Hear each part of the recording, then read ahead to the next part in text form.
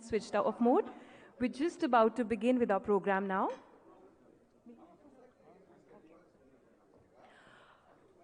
Good afternoon and a very hearty welcome to all of you here today on the occasion of the Accounting Standards Day. This day is being celebrated for the first time to mark the importance and significance of the accounting standards in the preparation of financial statements. Accounting standards are imperative for the success of any economy. They play a very effective role in the financial reporting and also form a basis for other relevant laws and regulations. Accounting Standards Day is celebrated on 21st April because 46 years ago, the Accounting Standards Board was constituted on this day in year 1977. Over these years, accounting standards have gained significant importance and met the expectations of various stakeholders. Now, before we begin with this program, I would request all of you to kindly take a moment and thank and pay tribute to Mother Saraswati, the goddess of knowledge. And with that, I would now be requesting all of you to kindly rise for the ICAI motto song.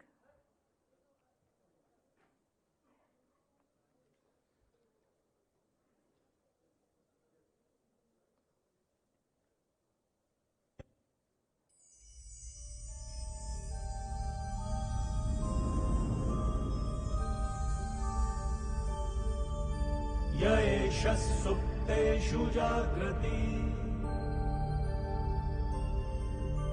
येष सुप्तेषु जाग्रति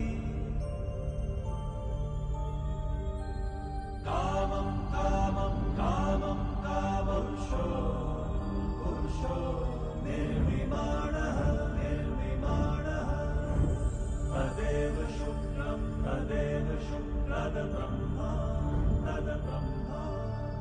तदेवामृतमुच्यते तस्मिन् लोकः शतः सर्वे तदूनात्यपि कश्चन एतद्वैता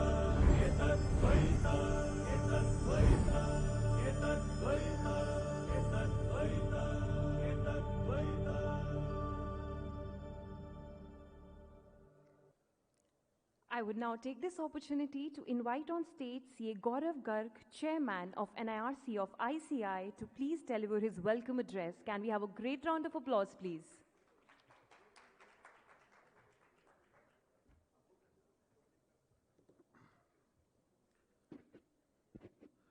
Very good afternoon to all of you. Very good afternoon to all of you. I think it's a wonderful day.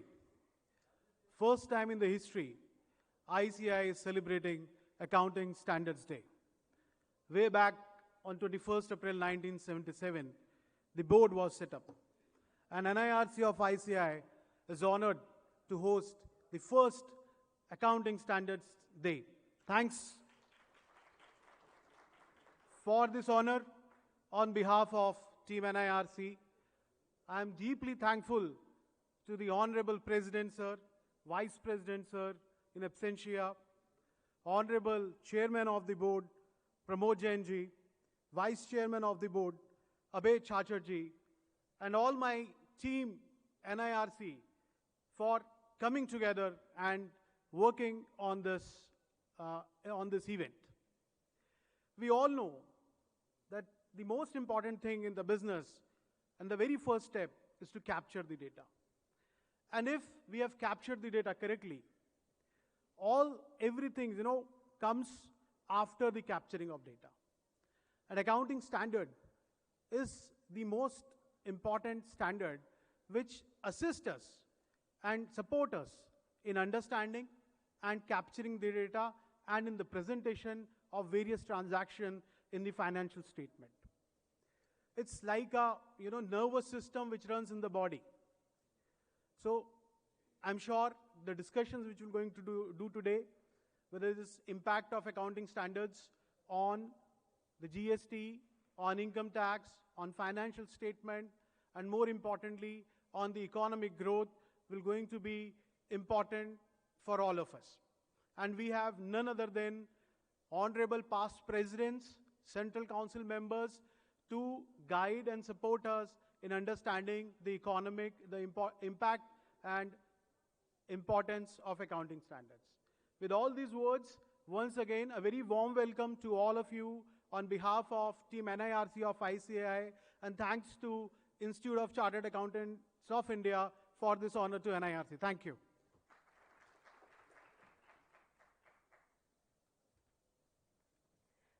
And with that, we would now commence our first session for the day on impact of accounting standards on GST. And we have with us our esteemed panelist. Can we have a great round of applause for CA Atul Kumar Gupta, sir? We also have with us CA Dr. Debashish Mitra, sir, and CA Sushil Goyal. And to moderate this session, we have with us CA Umesh Sharma. I would now also be inviting on stage CA Pramod Jain, Central Council member and also the chairman of the Accounting Standard Board of ICAI, to kindly present a planter as a token of appreciation and respect to CA Atul Kumar Gupta, sir. Can we have a great round of applause, please?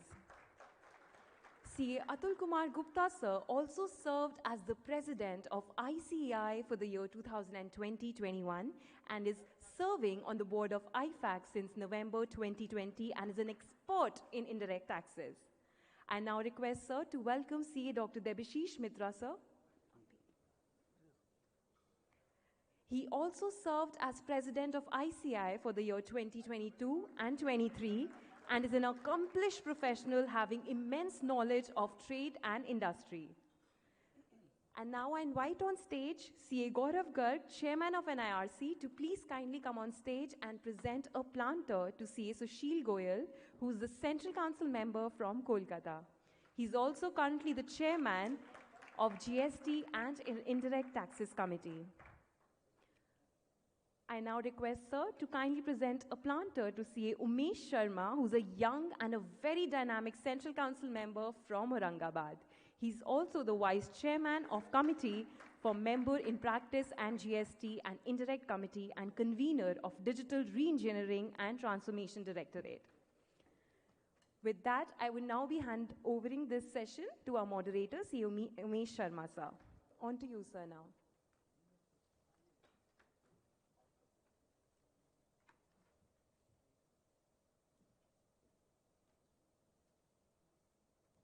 Good afternoon. Thanks to NIRC and thanks to ICAI for giving me chance to moderate this session. And this is a dream come true for me. Pramod Jain sir and Abhay sir, thanks for giving the chance. The session heading is the impact on accounting standards on GST. We know that GST is such a law which is evolving on day-to-day transactions, and there is a vast impact of GST and related disclosures because the technology has taken the more robust step in implementation of GST. Now the records are maintained by GSTN. Our books of accounts many times needs to be cross-checked with the GSTN records and with a brief background that today is a accounting standard day and we are here to discuss the subject. We have with our past president sir Debashish Mitra sir, who will be dealing with the accounting standard related queries and issues. Then we have Atul Kumar sir, who is a master in GST, and my chairman of GST committee Sushil Goyal sir is there. So let's enjoy the Brahma Vishnu Mahesh today. So I will start my deliberation with Debashish sir. Sir, the first question which arises is regarding to the revenue recognitions. In GST, there are two aspects. One is goods and one is services. So as regards goods, when is revenue for sale of goods recognized as per the accounting standards, and its impact of GST will be dealt by Atul sir. So over to you, sir. Thank you very much, Umesh, and my past president Atul Gupta ji, Sushil Goyal ji, and Chairman Accounting Standards Board Pramod Jain ji, Vice Chairman Abhay Chajer, the government nominee Vijay Jhalan ji, and everybody else who are present here, Chairman NIRC. A very, very good afternoon to all of you. The question that he has asked is relating to the revenue recognition, AS9 and Ind AS 115. Now, let me tell you, see, today, as the situation stands, we have two sets of accounting standards. One is the accounting standards and the Companies Accounting Standard Rules 2006. That is applicable to, small entities, for example, which are not public interest entities. I would not like to go very deeply into that. And then we have the Indian Accounting Standards under this in 2015, Indian Accounting Standard Rules 2015. Now, I will answer this question from both, whatever the question that he has asked. He is saying that revenue has come, how do I recognize it? Now, AS9 that talks about revenue recognition. Now, AS9 says that the risk and rewards must have got transferred. And there should be certainty in ultimate collection. And the revenue should be measurable. Risk and rewards should be transferred, revenue should be measurable, and there should be certainty in ultimate collection. Once these criteria are satisfied, according to AS9 revenue recognition, you treat that as revenue. So these are the criteria which needs to be satisfied. But Ind AS 115 talks about something else. It says that the control over the goods must be there with the customer. Once the control is there, then you recognize this as the revenue. So, these are the two viewpoints. But the basic point is the risk and rewards should have been transferred. And then, you see, you have a revenue recognition going. So that's how it is. Thank you, sir, for setting the tone right here. And as told by sir, risk and reward and the control of the goods. Now, when we come down to the GST, it's very different here. So, Atul sir, हम इसकी तुलना करेंगे. आप अतुलनीय है, but accounting standard की और GST की तुलना हम यहाँ कर रहे हैं, sir. So, first, the point comes from this question is GST to be charged only when revenue of goods is recognized, or there could be certain circumstances when, though it is recognized, but GST not chargeable, or vice versa? Thank you, Umesh ji. And at the outset, I am thankful to the Accounting Standard Board, the chairman, the vice chairman, and the entire council for organizing this day, or I will say the designated this day as a accounting standard day for all the years to come. As our foundation of our profession is something on the accounting standards and the related aspect, and giving me this opportunity to come. As far as the goods are concerned, you are aware that when we talk about the GST, it is supply of goods and supply of services. And even in the GST, I believe that what the Honorable immediate past President Devashish Mitra ji mentioned, that for the supply of goods under the GST also, the same principles is getting followed. As of AS9 we are talking about, that unless and until the risk and reward is not shifted, meaning thereby even if you have received the advance, that will not be recognized as a liability. Your liability to pay the GST will not accrue even if you have received the advances. It will be there only and only when you are raising the invoice on the occasion of the removing of the goods or disposal of the goods is there. Meaning thereby, when I am saying removal or the disposal means risk and reward is getting shifted.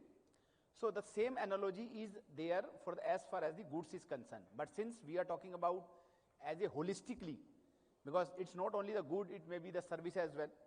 So if you allow me, I can just take you that it is not the case as far as the services are concerned. Because in case there is a supply of services, then the liability to pay the GST is there on the advance received. So, but ultimately the purpose of this session is to have a reconciliation between the, say for example, if the GST is the matter here, that the balance sheet, the financial statement prepared as per the standards, vis-a-vis the GST, whether any kind of a reconciliation is required. So, as far as the supply of services is there, I just wish to convey to my members that it is not unlike the goods that, okay, you will be liable to pay the GST only at on the occasion of a risk and reward, or I will say the invoice is being issued. For supply of services, even if you have received the advance, you are liable to charge and pay the GST even if the invoice is not issued or the services are not rendered. Maybe it will be a situation that the services are getting rendered after 2 months and the financial year will get changed. But the liability to pay the GST will be based on the advances received. Likewise, there will be, I will touch upon the 2-3 more occasions when the financial statement will require a reconciliation with the GST liability as far as the revenue recognition is there. One is the completion of this construction contracts. Correct. So in the case of a construction contracts, you are aware that the liability as per the completion of the contracts AS7 earlier will be different as compared to the GST, because in the GST you will call the same as a continuous supply. So there will be a situation that you will recognize something else in the as per the accounting standard and something differently as per the GST or the indirect tax purposes. The another aspect which will be there and that will relate to the goods as well is about the voucher sale. So just to share with you, section 13, section 12 of the CGST Act says that if you are selling the voucher for the goods, for example, I am selling a voucher of ₹1,000 to you for the goods that, okay, you can, this voucher I am selling for you 800 rupees, and you can, I will say that redeem this voucher for 1,000 rupees goods, anything you want to buy. Now what will happen that there are the two type of voucher as defined under section 12 of the CGST Act, that one voucher is there where the redemption is defined, that okay, you can buy only the pen. In that case, the liability to pay the GST will arise on the day when you are selling the voucher. But in case you will say that okay, anything you can buy, rather than this pen, you can buy this, you can buy this, you can buy anything. In that case, you are not aware about that which product you will buy, and the rate of the GST will be, what will be the rate of GST. In that case, even if you are selling the voucher today, you will recognize the revenue today as per your income, as per your accounting standard, but the liability to pay the GST will arise on the day when the voucher will get redeemed. Correct. So these are the few occasions. I can tell you many others. Yeah. I just jotted down that okay, wherever the reconciliation between these two, so I jotted down around 12-13 points where the reconciliation will be required, but in case the time will permit, I will explain, but this was. Yeah, sir, total 15 questions are there, and we will come down to your questions which you have noted down and we have also noted down. As rightly pointed out by Atul sir, Mitra sir, the accounting standard related to goods we have talked. Now, sir has touched the concept of services also and the taxability of services under GST. In that line, what is there regarding services, revenue recognition and accounting standard related issues? When I spoke earlier, I was speaking about goods. Now let me talk about services. Now regarding services, again the two accounting standards, they come into play, AS9 and Ind AS 115. And those of us who are again confused about the two A's that I'm talking about, I said that we have two different frameworks. One is the AS and one is the Ind AS. Ind AS is basically for public interest entities. If you have a listed entity client, then Ind AS will be applicable. 250 crores net worth, and if you have that kind of a big client, Ind AS will be applicable, right? So that's how it is. Now, we are talking about a completed contract method for recognition of revenue, or we are talking about a proportionate completion method. Now, when you have one act, then you see in that case, when and the service relates to one act. In that case, you take that as a revenue when that act is completed. That is the completed contract method. But then when you have more than one acts, and then you see the performance obligation relating to that may be, you see, not fully complete, but the performance obligation can be measured, that you see, this is the way this much completion is done. Then you go for this proportionate completion method. So you choose the method that you do, and both AS 9 and Ind AS 115 are very clear about how to go about it. In fact, let me tell you, Ind AS 115 also talks about 5 criteria, and let me read it out for you. They are saying, before you decide what to do in a service situation, 5 criteria you have to discuss. Number 1, they are saying identifying contract with the customer. So you identify the contract. Then they are saying identify performance obligations in a contract. What are the performance obligations in that contract? Third, determine the transaction price. What is the transaction price? Number 4, allocate the transaction price to performance obligations in the contract. So the transaction price and the performance obligations you allocate. And at the end, recognize revenue when the entity satisfies a performance obligation. So Ind AS 115 is very clear, 5 steps you have to do, right? So this is the way you have to do it. So as I said, you see, in this case, regarding services which Umesh has asked, you have 2 systems. You go for the completed services contract method or the proportionate completion. Yes, and this is the very important aspect for the builders, developers, government Certainly. contractors. In these clients, we have to refer this. Right. Now, let's move. Sir, we will take the queries once we finish the total discussions, because we have a 60-minute time frame. We have predetermined our discussion, and if that is unanswered, we will take up, sir. It's a request. Yeah. Now we move to the next area regarding to the provisioning. Mitra sir, like services. सुशील गोयल से कोई सवाल नहीं पूछा जा रहा है? आएगा sir. Oh. वो बारी-बारी से बराबर आएगा. As a protocol. Just to lighten the atmosphere. As a protocol, past precedents need to be satisfied first. Services are received. Yeah, tell me. And provisions are made in books of accounts in financial year. So, as regard to that, what will be the impact as per accounting standard? We have to. Which one? Provisions. Provisions that are made. Yeah. For example, you see audit fee. I think that was the example that was given to me. You see, you'll find that in almost all companies, for example, many of us, we have done the audit for 31/3/2023. The audit fee provision is done in the accounts, right? It's done in the accounts. And those of us, see, who would like to have the no GST reconciliation, we raise our bill on, many of the companies will tell you that raise your bill on 31st of March, 2023. So that is a GST provision is also, same in both the books.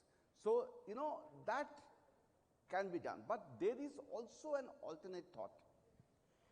That is the audit complete by 31st of March? If the audit is not complete, because you see that performance has to be completed. Is the performance complete by 31st of March? If the performance is not completed by 31st of March, mind you, I am talking from the point of view of the auditor, because these are all, whatever questions he is asking are all relating to the revenue that is being earned. Now, if the performance is not complete, then the auditor may say that I will not raise my bill because on 31st of March my performance is not complete. But the company might still like to say that, you see, look, I would like to provide for this in my accounts. So we might have a mismatch in that case, with the auditors going for a bill later on, because he says AS 9, although I have a certainty of collection, but my performance is not complete. So that's how it is. Yes. Now, Huh? Yeah. Now over to you, Sushil sir. Sir, whether GST is payable on such provisions, because many times the officers comes and he checks the books of accounts and say that you have booked this revenue, why you have not paid GST. So what is your view and what are the issues related to provisioning in the books and its GST impact, sir? Thank you, Umesh bhai. In GST, it is entirely different. It is not working on the accounting standards. It is basically time of supply. The provision is governed by the time of supply, and for goods it is different and services it is different. As Atul sir has mentioned about this, that in case of services, even advances, we have to pay taxes. So similarly, if you not provided the services, you have raised the invoice, then only it is become payable. Services are yet to be completed, as Devashish sir has mentioned. On 31st March, we are not completing the audit. But if you raise the invoice, then it become payable. Time of supply says, once the invoice is raised, GST become payable. So it is in case of services. So, but in case of goods, as Atul sir have discussed, advances are not liable to tax.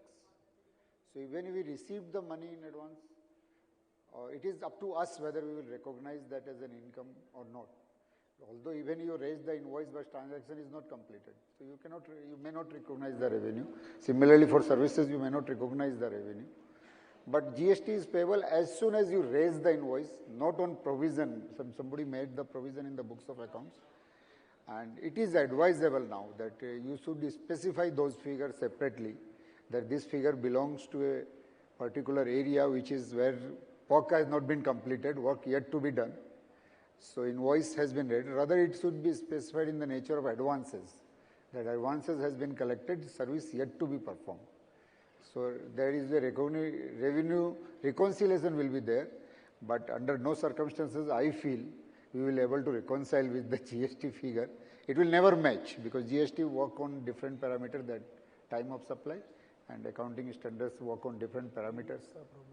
Correct. The TDS problem is another area. Tatul sir is saying income tax is another area that to be taken. So we have to prepare reconciliation ultimately. We can't help it.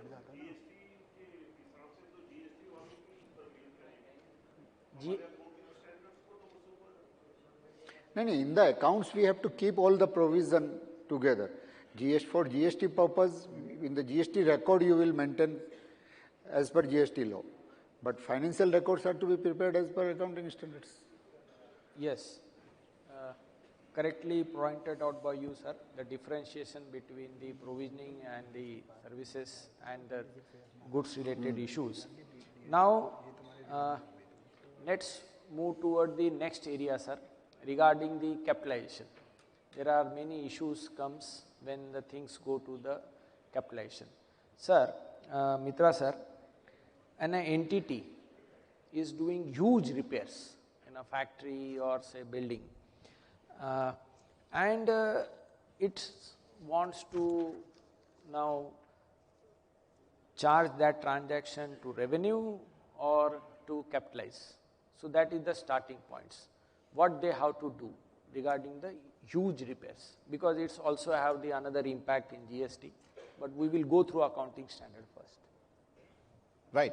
First of all, you see, earlier times, whatever question that he's asking, we used to talk about fixed assets. Nowadays, nobody talks about fixed assets, we talk about property, plant and equipment. The good news is, the AS10, that is the standard, you see, in the Indian Accounting Standard Rules 2006, and the Ind AS 16, that is a standard for PPE under the Ind AS system, the requirements are almost similar.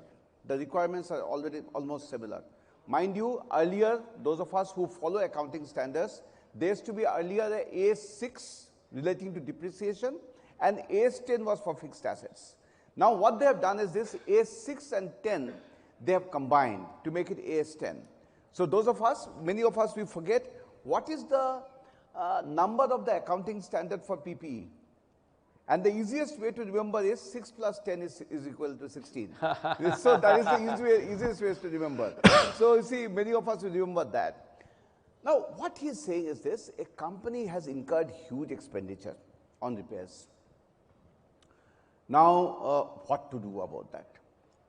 Now, in both Ind AS 16 and AS 10, since they're similar in nature, they say that if the repair gives you a benefit beyond 12 months, that is, it gives you a long-term benefit, used for the construction of an asset from where you get some economic value, right? And it encompasses beyond 1 year. Then you may, and its economic value can be determined, then you may consider treating it as a part of PPE, that is, capitalize it. If that expense is relating to 1 year only, then you may treat it as expense and not capitalize it. So basically, if it is long term in nature, the benefit out of that is long term in nature, you go for a PPE and capitalize it.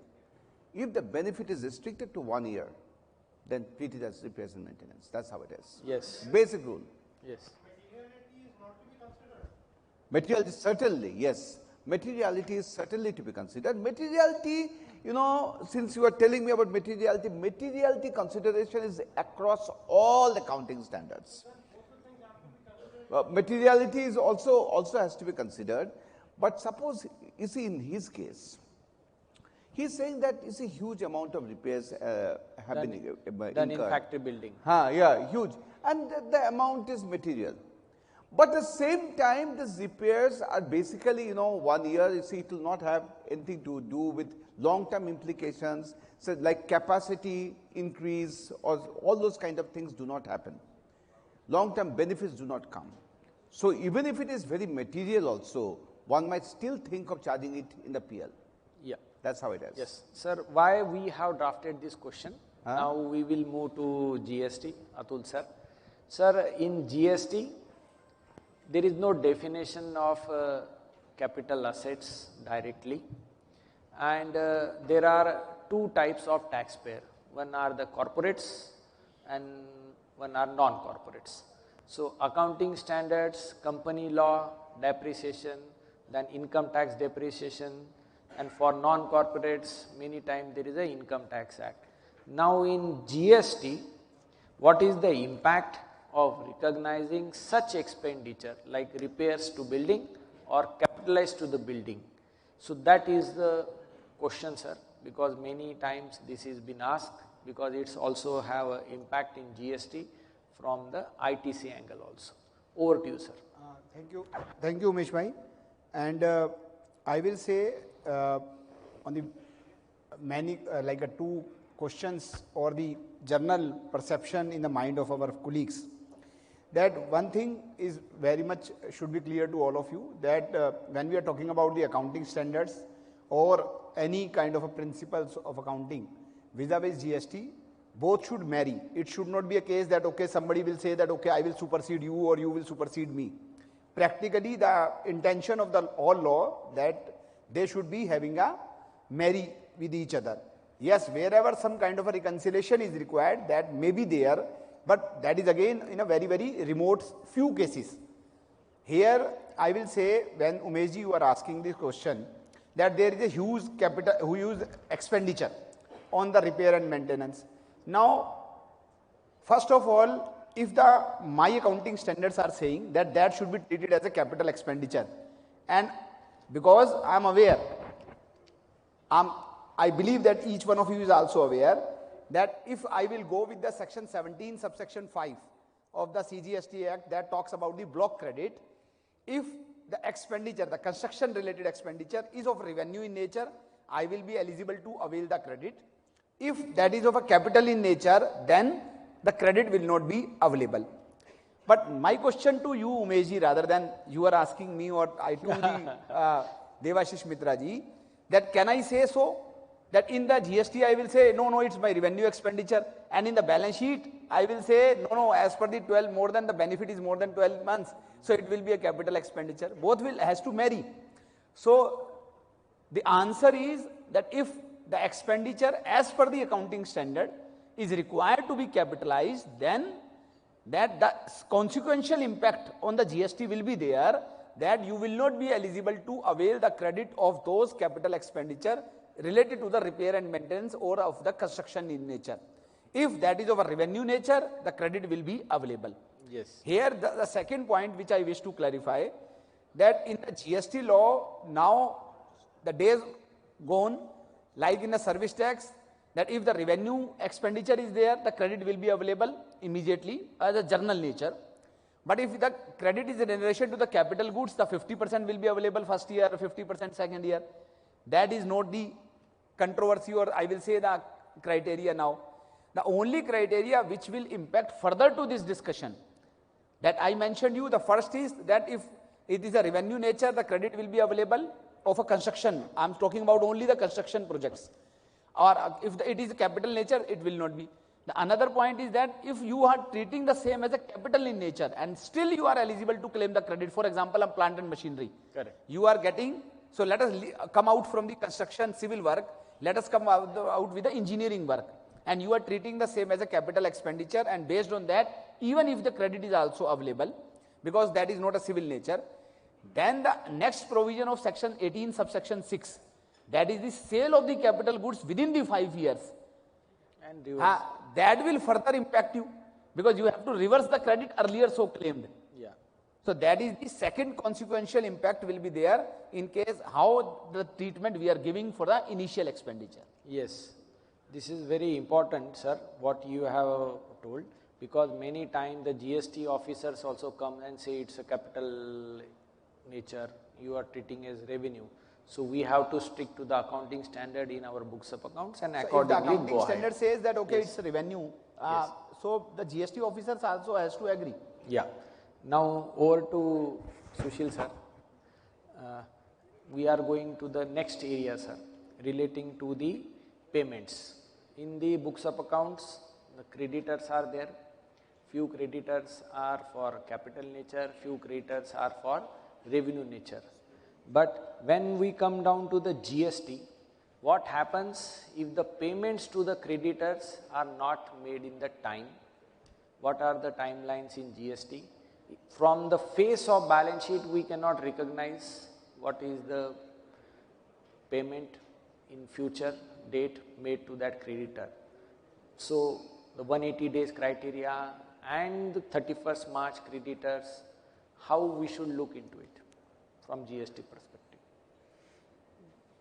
Umesh bhai, it is, if you are making provision, nothing is impacting you. Only if there is a creditor and you recognize that as supply, and within 180 days if payment is not made, then you have to reverse. On 31st March, if you are seeing the financial statement, you will not able to find out how much is due, because it might so happen that some transactions are more than 180 days or some are within 180 days. So we have to prepare a statement every time, every month, that whatever credit we are taking, payment must have been made within 180 days. And if its payment is not made within 180 days, then the consequences are very high. Then you have to reverse this credit along with interest. That interest requirement is also there. After 180 days you have to reverse. And it is not so that after financial year only you check it. Every month you should check, month to month basis, that whatever credit you are taking, payments are being made. And if it is not made, you reverse it. There is an option that some of people are what they are doing, they are taking credit only on payment.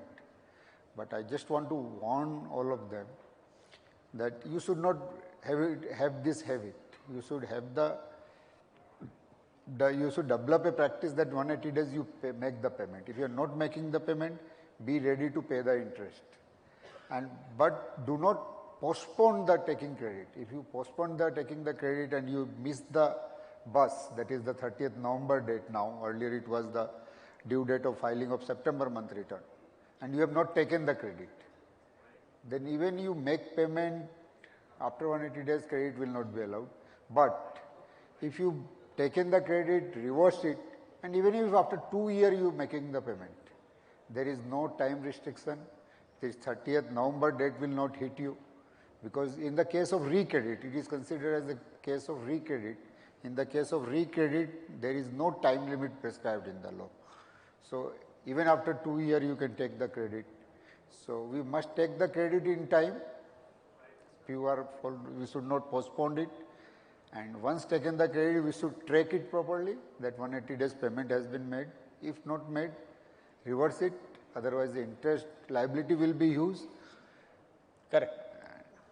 Now, I am asking questions to all these three. Now, I want to ask one question in general to all of you. Sir, we will take questions. We will take questions, sir. Yeah, please. I want to ask general questions to all of you. How many of you are in GST practice? Oh, fine. So, how many of you reversing ITC if your client doesn't pay within 180 days your audit fees? Good. 2, 3 have raised the hand. Even in our case, we must reverse it. So, the client will start paying us before 6 months. That is the case. The GST law we should use in our case also. Okay. Yes, now it is there. Now it is there. Yeah. Yes. Now we come down to our 10th question. This is very.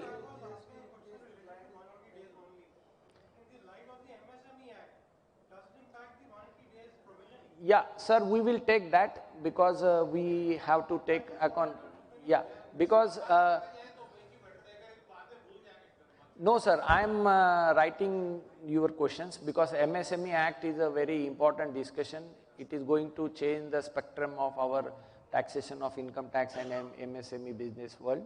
So, I will take your 5 minutes more and then we will move to questions. Okay. Now, sir, Mitra okay, sir, all right.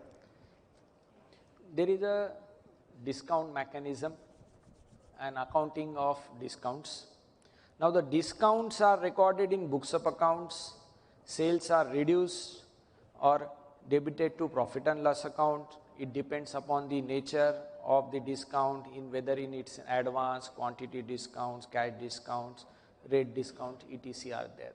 So, how you look from the accounting standard perspective, the accounting of discounts? Again, AS 9 and Ind AS 115, in fact, paragraph 51 of Ind AS 115 comes to play. Now, discount basically will be of two types. One will be the cash discount that we get because we make a prompt payment and that's why we get a cash discount. There could be a trade discount that we get because of the trading nature and it has nothing to do with prompt payment. Now, AS 9 is very clear on this. It says that if it is a cash discount, you don't adjust this against the revenue. Don't adjust that against the revenue. Charge it in the statement of PL. If it's a trade discount, then you adjust that against the revenue. Right? So, see, that is, that is a distinction that has been made. Cash discount, PL, trade discount, adjust that against the revenue. A similar position regarding adjustment of discount against the revenue is also there in 115. So, that is the position and this position is very clear cut in the standards. Yes, sir. Now, when we take this matter of discount to the court of Atul sir, discounts, financial credit notes, debit notes and its related issues in GST. Please elaborate, sir.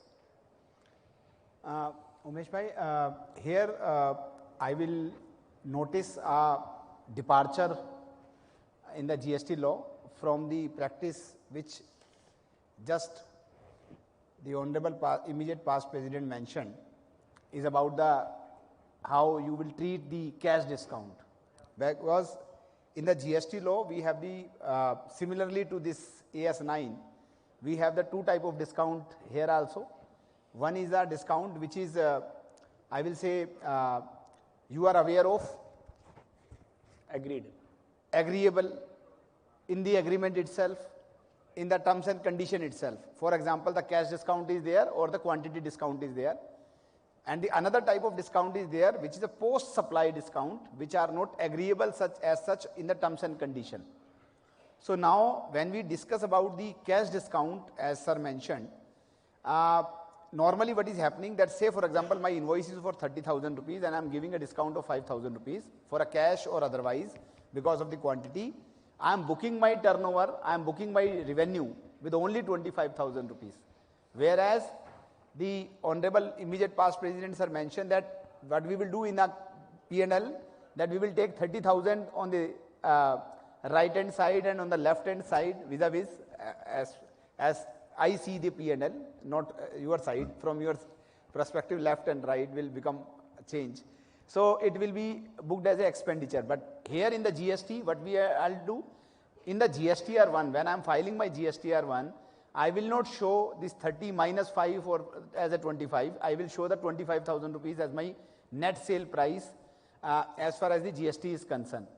But when we talk about the, as you rightly mentioned, about the credit note and debit note, meaning thereby that in case I am doing a post-supply discount, then I have the only option available that I will issue a credit note to my buyer, that okay, I am giving you this much of a special discount, and through which only the discount can be passed on or can be given to the buyer. But again, there will be the two type of credit note. One will be with the GST, the another will be without GST, and all these things will be there which need to be reconciled. Yes, a very big area, because in the FMCG cases, when the discounts are passed through financial credit notes, the officers comes that you are paying less GST, why not ITC reversal? Many issues are coming. So we have to be very careful when we cannot discount the discount matter in GST. So now we are moving towards a very big area of debate now. A corporate is there, one PAN number is there, one balance sheet is there. But in GST, there are multiple registrations state-wise. So over to Sushil sir, when branches are there across India of some companies, they transfer from one branch to another branch. So impact is there in GST. Now, how you see the issues relating to GST and the books of accounts?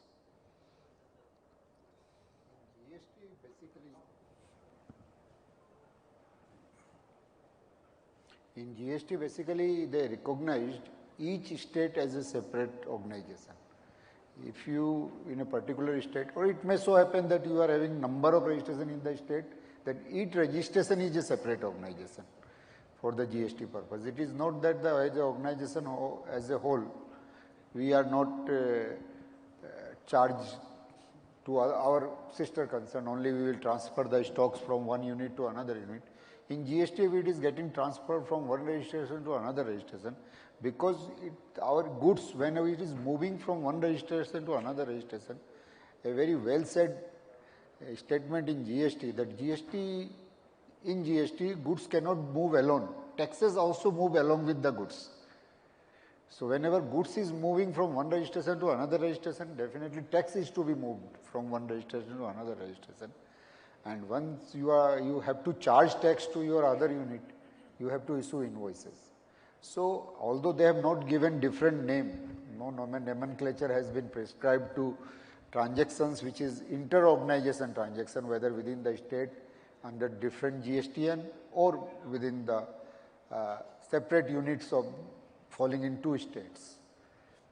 That is not separately kept. But you have to charge GST, you have to pay GST, normal procedure. As a somebody else, third party, you have to recognize these transactions. One thing is there that this type of transaction can take place without consideration. In GST, they have recognized even there is no consideration charged to these transactions, because you are transferring stock from one unit to another unit, definitely you are not charging. So even that it is recognized as a supply and you have to pay taxes. But the problem area is not the goods. You can identify that X quantity of goods moved from Umesh go down to Umesh Y go down, Umesh 2 go down. When services are moving from one unit to another unit, that we call it cross charge. Very difficult to recognize, very difficult to measure that one unit worked for another unit and how much they have done and how much you have to build and collect tax. So for services, cross charge is applicable and we have to follow it and we have to pay it. Yeah. So that is a big challenge in the finance. Yes. Yes. So this is all about the cross charge. Yeah. Atul sir, sir has referred the matter of cross charge. What is your Yes. take, sir? So, I will take maybe 2-3 minutes to, because there are the different perspective of this discussion. Though some of them are related to our financial statements clearly with the accounting standard and some are not. But yes, when we are discussing, we have to discuss the subject in a totality. Number one, that as you raise the question that I have a head office, I have the additional place of business within the state and outside the state.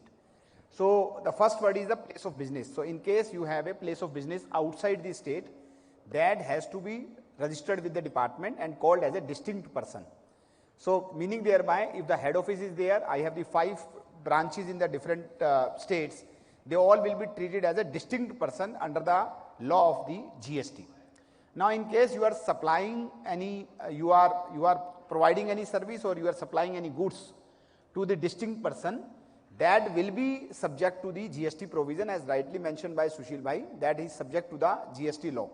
But at the same time, there is a privilege available that in case your branch is eligible to claim the 100% of the credit. So say for example, normally I am selling those goods to Abhay as a not a related person for rupees 1 lakh. I can transfer the same goods to my branch even for 20,000 rupees or 30,000 rupees without any restriction from the law. That is given under Rule 28 of the valuation rules. Only with the rider that the branch is fully empowered to take the 100% of the credit whichever will come. Meaning thereby the branch is not dealing with any exempted supply. So in that case, the valuation rule says that okay, you can go with any kind of a valuation which will be there, again which will be required a reconciliation. The next one is that the last point which I just wish to share with you, that as the ultimately now we come to the balance sheet, because the financial statement we are preparing, and one side I have a turnover of X, whereas when I am doing a stock transfer, because earlier the stock transfer was required the forms, but now the stock transfer is something called as supply. Now maybe my turnover in the financial statement, if I will say X rupees is there, but in the GST my turnover may be X plus X 4X because of the transfer of stock from one place to another place many times. So that is something reconciliation required, and when you are finalizing your financial statement, that you have to nullify all the contra transaction, that the wherever there is a stock transfer or the branch transfer is there between the distinct person, that transaction you have to nullify so that you will be able to achieve the net turnover you are going to report in the financial statement. Correct. So we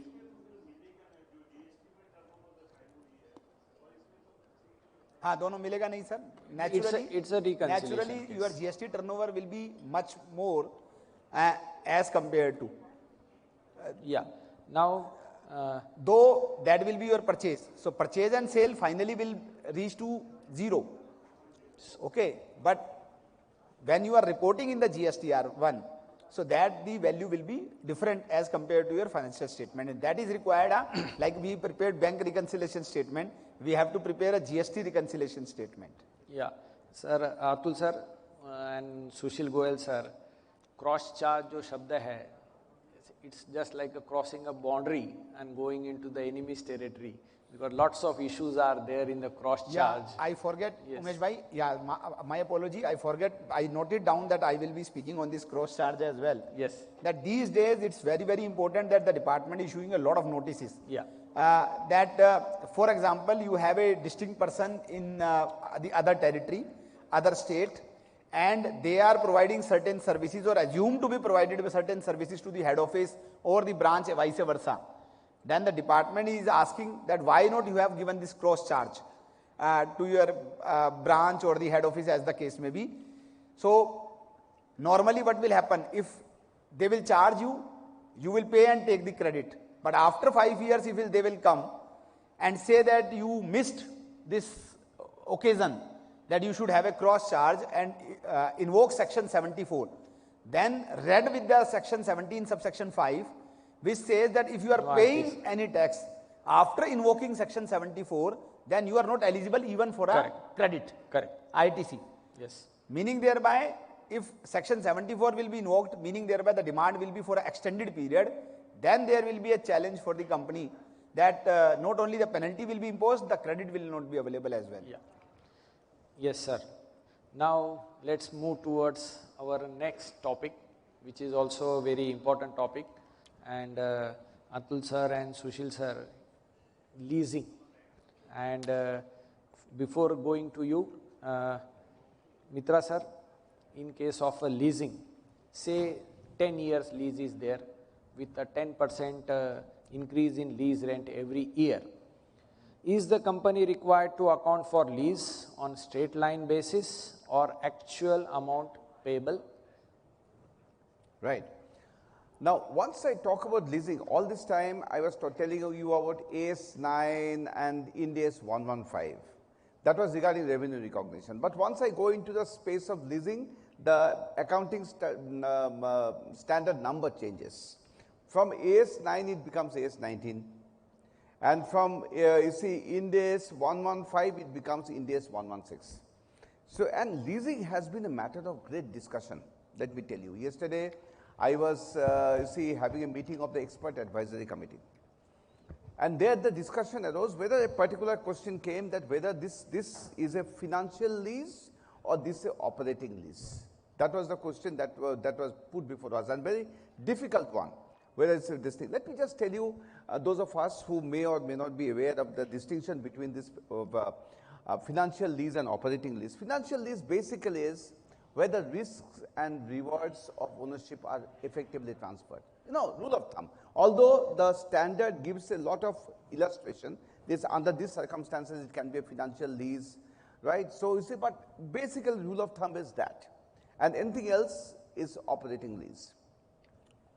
Mind you, the definition of lease as given in AS 19 and as given in Ind AS 116 are similar, except the fact that Ind AS 116 talks more about control area. What used, because they are very, very careful about whether a particular transaction is a lease transaction or not a lease transaction. Now coming to, I just wanted to, just tell the audience about the background of this lease. And Ind AS 116 has been, see, it has, created a lot of controversies in the past. Now what he's saying is this, that I have a 10-year lease, right? And I presume the risk and rewards have not been transferred. So it's basically a 10 years lease. And he's saying that, you see, in this 10 years lease, there is an increase about 10% in the lease rent every year in this 10 years period. That's the question, correct, right? In that case, let us presume it is an operating lease and not a financial lease. Once it's an operating lease, then what they say is, you do it in a straight line basis. That the whole lease amount over a period of 10 years, you do it on a straight line basis. So that's what the standard says. And then if there is an increase, you find out the increase. The increase does not extend, the 10% increase every year does not extend your lease term. It still remains 10. There is still no transfer of risk and rewards. So that 10% increase that you have got, even that you do it on a straight line basis. So that's the way it is. So quite simple. So first of all, you have to decide whether it's a financial lease or operating lease. Once you decide on the operating lease, go for a straight line. That's how it is. Yes. Now, from you to Sushil Goyal sir. Sir, the accounting standard has given the judgment that it's operating lease. Now, when we come down to the GST regarding to the leasing transaction, what is your say? What is the impact? And what are the issues? Because provisioning of lease is there, and then I will come down to Atul sir at the end regarding the taxation of lease of industrial lands, and many issues are there. Before that, Sushil sir. In GST, whatever we are charging as a lease rent in a particular month, that is subject to GST. Whether you follow straight line method or not follow straight line method, it is not impacting us. What will be the lease rent billed for a particular month, that lease rent liable for GST, you have to pay. This is the simple, plain and simple vanilla case for GST. But something is coming to my mind. I think yesterday or day before yesterday, Supreme Court formed a special bench of 9 members, whether lease is at all liable for GST. So that is a question pending before Supreme Court. Let's see what will be the fate, because the Constitution says GST can be levied on goods or services. And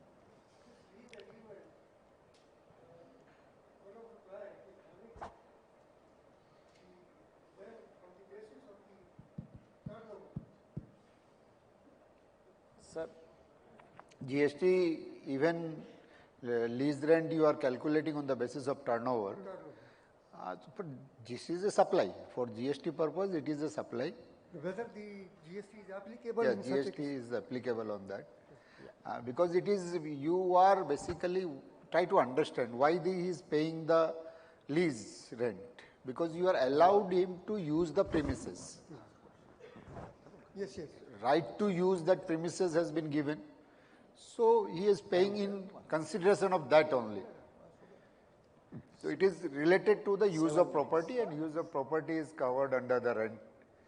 So you are rent or lease, which is pending before Supreme Court, as I was mentioning. So Atul sir, yeah. Sushil sir has pointed out the matter.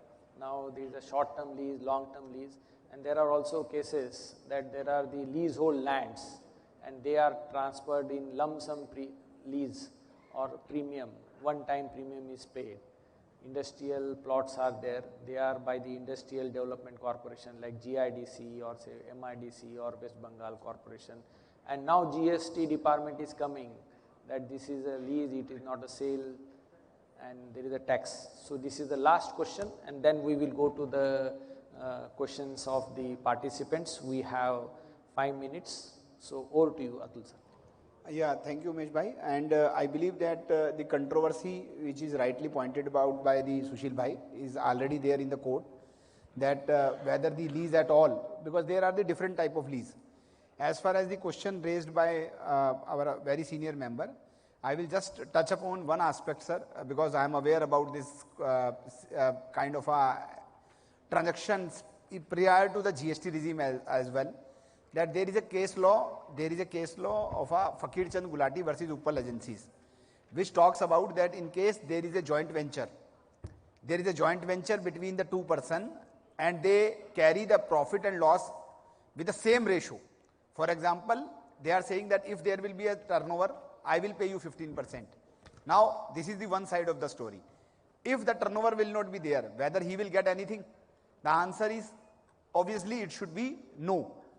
So then only it will be that okay, I'm your part as a, not only in the profit but also in the loss. In that case, it will be more of a joint venture rather than the supply of service as given in the schedule 2. So this is the answer to your question, sir. As far as the long term and short term lease, you are aware, as I mentioned you, that in the earlier regime of the service tax, there was a complete embargo that okay, if the lease is of more than 30 years, that will not be subject to the tax, and if the lease is less than. But unfortunately in the GST law, that embargo or that kind of a prescription is not there, which is creating a confusion. Not only here, but I will tell you in many other occasions. For example, when you are talking about the lease only, and we are talking about the rent as a lease, then the short-term accommodation earlier was defined as a less than 3 months, and if the accommodation is for less than 3 months, it will be treated as short-term accommodation. But now that particular period is missing in the law. So that's why there is getting a confusion whether if you are giving a property on rent, whether that will be treated as a guest house or that will be treated as a renting of a residential property for the use as residence, because otherwise many of the conditions are same. So that's why there are the kind of a litigation, but I believe that this is not the right forum to discuss about the GST litigation, because we are discussing financial statement vis-a-vis the GST. So I just noted down, if you allow me, I noted down few points which will be useful for our members. I will not take more than 35 seconds to read out. So I will say the points which will require the reconciliation. Number one is the advance received for goods versus service. Assets disposed of prior to 5 years. Depreciation will say something else, I will say something else. I will say you have to reverse the GST as well. The GST paid on advance bill GST paid on advance and billing is in the next financial year. So the change in the financial year for these two events. The credit reversal due to mismatch, the contingent liability, which something will require Parmodji's deliberation maybe in the next sessions, that you have, whether you have to create a contingent liability. Then the schedule 1 transaction, meaning thereby, say for example, I have a laptop, I am giving a laptop to my employees free of cost. So in GST that will be treated as supply, in the accounting treatment that will have a different altogether the treatment. The rate of tax on the mixed supply, so you will say my sale, but I will say no. The rate will change because the 5% will become 18% or 28% because of the mixed supply nature. The payment note made in 180 days, very well covered by Sushil Bhai, that you have to prepare ITC register and see.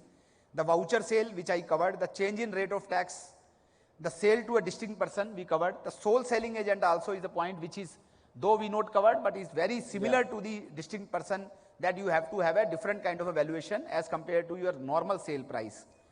And then I will say the no relationship with the business, the certain expenditure which have no relationship with the business as per the GST law. ISD invoice, if you are transferring your credit from your head office to your branches, then again you required a reconciliation of financial statement. And last one, the overseas branch services provided. Overseas branch rendering service in India is something that will require a special attention of the accounting standard integration. Yes, and I will add only 2 points, sir, with reference to accounting standard. Yes. One is reference of going concern for some slum sale taxability. It is there in Schedule 2. And business verticals, separate registration and segment reporting, accounting standard. There is a difference. Yes. So now over to you participants for your queries. Can you circulate mic? Yeah. We have just 2 minutes, so we will finish. Yeah. We are in time, sir. Yeah, in case the paying authority, in case the paying authority raises question or concerns on the invoice raised with GST, and then the matter is further escalated with the court also, adjudicating authority for adjudication, then whether the person is liable for GST depositing. Paying authority? Sir, which paying authority? Paying authority is the bank. Meaning thereby you have to receive certain compensation. Yeah, it is against services rendered. And later on court is saying no, this value will be not this, value will be this. No, sir, the matter is referred to the court for adjudication now. For the arbitration, for the amount of fees, amount of fee. Yeah, amount of fees. So if the additional fees will be received, it will be subject to GST. No, whether the GST is payable within the time frame or not, or it should be paid after the amount is received. Sir, I will request, sir, we will take his query in personal note. I can answer in 10 seconds. Yeah. Sir, it will be like a continuous supply of service. You raised the invoice of rupees 1 lakh, 20,000 approved, 80,000 litigative. So the 80,000 whenever approved by the court, then the time of supply will be on that particular, based on that particular day or order, date of the order. Okay. Sir, as a resolution professional, I have raised the invoice. Sir, now I answered your question. I can answer your question over a cup of tea. Thank you. Yeah. After the, once the session ends, we will answer your queries. Sir, Yes, it's sir. a last query.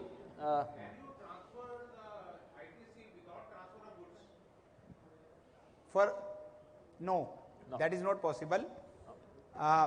Only the credit ledger, credit available in the cash ledger can be transferred. The credit available in the credit ledger cannot be transferred without transfer of goods.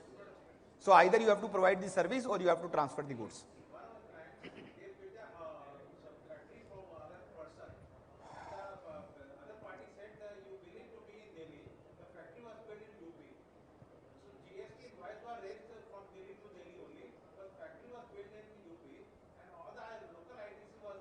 Sir.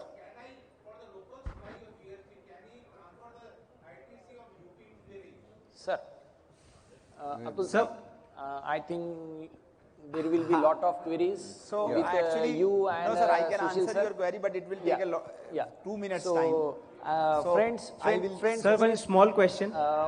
past president, our Nihar Jambusaria sir, Ved Jain sir, already are there. Sir, we will take your queries. Atul sir is here only to answer your queries. Don't worry, we will satisfy everybody. 2-3 minute लगा देते हैं, बहुत लोग हो जाएंगे.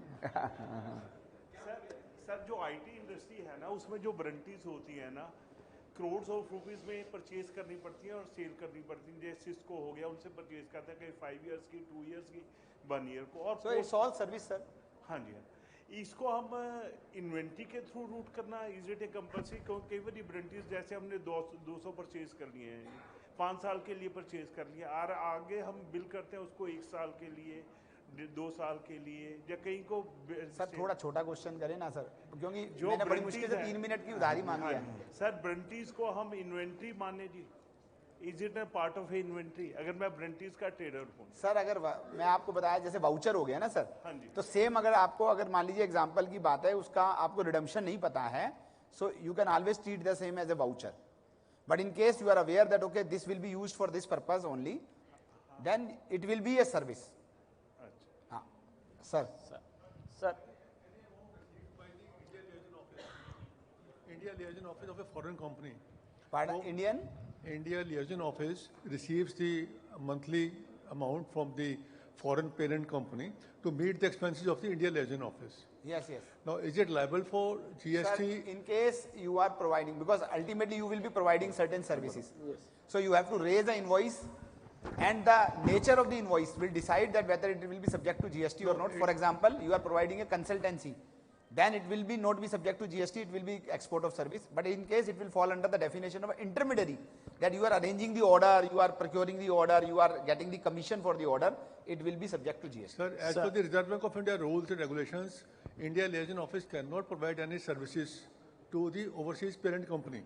Okay. It is only to meet the expenses in India, like staff salaries. So that like will be, sir, transport that the expenses. money will be coming as a capital in nature rather than the revenue. Now, in the same thing was in service tax, same thing is in GST. The matters are going on and on for last 7-8 years. Sir, that is different aspects, sir, because the litigation will be there in for many situations. No, because the services but that are not I rendered. given you the hint that how you have to fight your case. Sir. Can I send sir, a quick sir, question to you? I mean, that email to Anytime, you? sir, I am always available. All right, thank you very much, sir. Sir, Atul sir, I think you can spend more time with the participants once we end this session, because there are a lot of issues, and we are extremely sorry that we cannot cover answer of every participant, but समय की धारा को देखते हुए कहीं ना कहीं रुकना पड़ता है. और एक कहावत है, जो भी काम सही समय पे है वही अच्छा है. तो अभी अगला समय और अच्छा आने वाला है. हमारे पार्टिसिपेंट्स यहाँ, हमारे स्पीकर्स यहाँ पर है मौजूद. So we will end the session here. और मैं तहे दिल से धन्यवाद देना चाहूँगा हमारे Debashish Mitra sir, past president, and frankly tell you this is my first occasion to share dais with sir. हमने काउंसिल में सर को प्रेसिडेंट के रूप में देखा है, जहाँ पर वो काउंसिल के एजेंडाज के ऊपर, पॉलिसीज़ के ऊपर बहुत चर्चा करते हैं. बट सर, आज आप में का real chartered accountant, teacher, accounting standard का जाग उठा, और आपको देख के यही लगता है कि a person is known by his knowledge. And thanks sir, you are enriching we all by your knowledge. Atul Gupta sir, आपके बारे में तो क्या कहे, आप अतुलनीय है. गुप्ता जी तो बहुत होंगे, बट आप अतुलनीय हैं, और जीएसटी के अंदर आपकी मास्टरी है, and people are ready to listen to you more. Sushil sir, thanks for your guidance being a chairman of GST committee, and you all will receive his guidance for the complete year by way of chairmanship of this committee. Thank you sir for giving your precious times. Thanks to all of you, and thanks to organizers, and over to you. Thank you so much, sir. To all our audience, any unanswered questions, you can mail us your queries on asb.icai.in. I'm sure our panelists will revert back to you. And once again, I would thank our panelists and our moderator for this successful session. And I would now be inviting on stage CA Abhay Chajar, Vice Chairman of the Accounting Standard Board of ICAI, to please present a memento to our panelist, CA Atul Kumar Gupta. Can we have a great round of applause, please?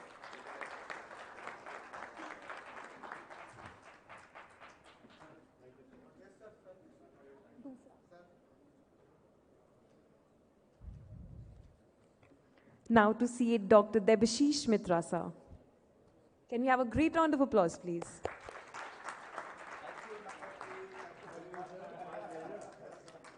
I would now invite on stage CA Abhinav Agarwal, Secretary of NIRC, to please present a memento to our panelist, CA Sushil Goyal. Can we have a great round of applause, please?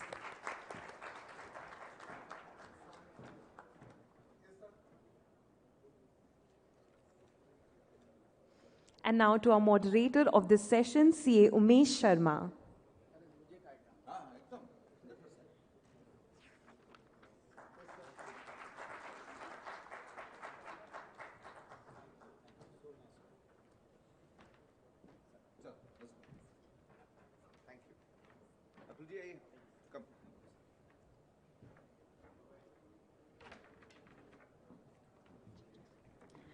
Now, ladies and gentlemen, we move on to our second session for the day, which is the impact of accounting standards on income tax, for which we have with us our esteemed panelists, CA Ved Jain, CA Nihar and Jambusaria, CA Dr. Sanjeev Kumar Singhal, and the moderator for our session, CA Piyush Chajar sir. I request our panelist and our moderator to join us on stage, and can we have a great round of applause, please?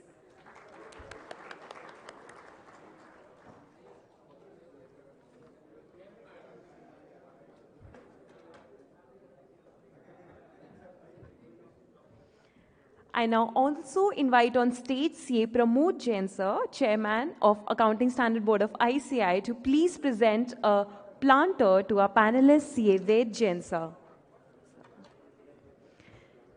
CA Ved Jain sir is a CA who also served as the President of ICAI for the year 2008 and 9, and is also a fellow member of ICAI for more than 3 decades of standing.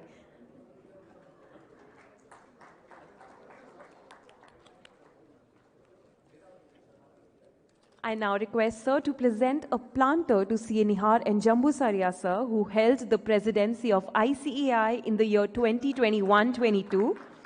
He's been a prolific speaker at national and international forum and has addressed more than 900 seminars. Now I would be inviting on stage CA Sangam Agarwal, who's the member of NIRC, to kindly present a planter to CA Dr. Sanjeev Kumar Singhal, who is the Central Council member of ICAI from Delhi and has over 20 years of experience. He's also currently the chairman of the Auditing and Assurance Board and Public Relations Committee of ICAI.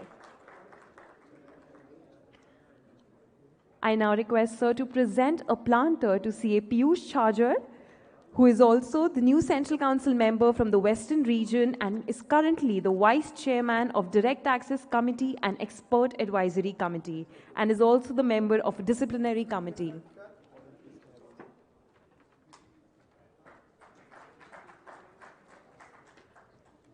With that, I now hand over this session to our moderator, CA Piyush Chajar. Good evening. Thank you very much, Nidhi. Good evening, everyone. Heartiest welcome to the panelists for the day, the learned panelists. Of course, you have already listened, and we have within us the Honorable Past President of our institute, Shri Ved Jain ji, who is a well-known direct tax expert and who we have been seeing his judgments coming from High Court, which are being quoted everywhere, and tribunal also. Another panelist is CA Nihar Jambusaria ji from Mumbai, again a past president, a tax expert, advisor to a very large corporate where nothing moves in that corporate without his advice. I welcome Nihar Jambusaria ji. Third panelist is CA Dr. Sanjeev Singhal ji, who is our Central Council member, Senior Central Council member, Chairman of AASB, who is an expert in the standard setting. I welcome all of them, and I would once again request everyone to please welcome all of them with a large... It's a very auspicious day for a chartered accountant been an accounting standard day. I think so. A chartered accountant should live in accounting standards, sleep accounting standards. That's the time of the hour. Without accounting standards, obviously, we cannot do our attestation function. Religiously, we cannot perform well, and it becomes very important. And I congratulate the team of ASB, the chairman and the vice chairman and the other team, Pramod ji, Abhay Chajet, for arranging such a wonderful program. Going on to the topic, as you all know, the session is on impact of accounting standards on income tax. Largely, even today, the majority of 80% of our professionals are either into an audit practice or the direct tax practice, moreover. And therefore, it becomes very important to understand what is the impact of accounting standard on income tax. And we have a super panelist today, and I'm sure it would be a very wonderful session, and the members would be satisfied at the end of the session. So my first question to the senior most panelist, CA Ved Jain ji, when it comes to an accounting standard and when it comes to an income tax, the question arises during the income tax assessment, because the financials which are attached to the tax audit report and which are filed with the income tax department are drawn on accounting standards. So is there any legal backing available under the Income Tax Act to support the assertions made in those financial statements as far as accounting standards are concerned? So is there any legal acceptability, I would say, of these accounting standards under the Income Tax Act? Thank you, Pesh. It's my pleasure to be here and to participate in a program which is, I believe, a very important program from the perspective of accountant. Accounting standard means accounting, and that means accountants. Just to visualize a situation, what would have been the taxation without accounts? Just pause here, think that there is no accounts. When I joined Chartered Accountancy course, I believe 50% of the income tax returns were being filed without accounts.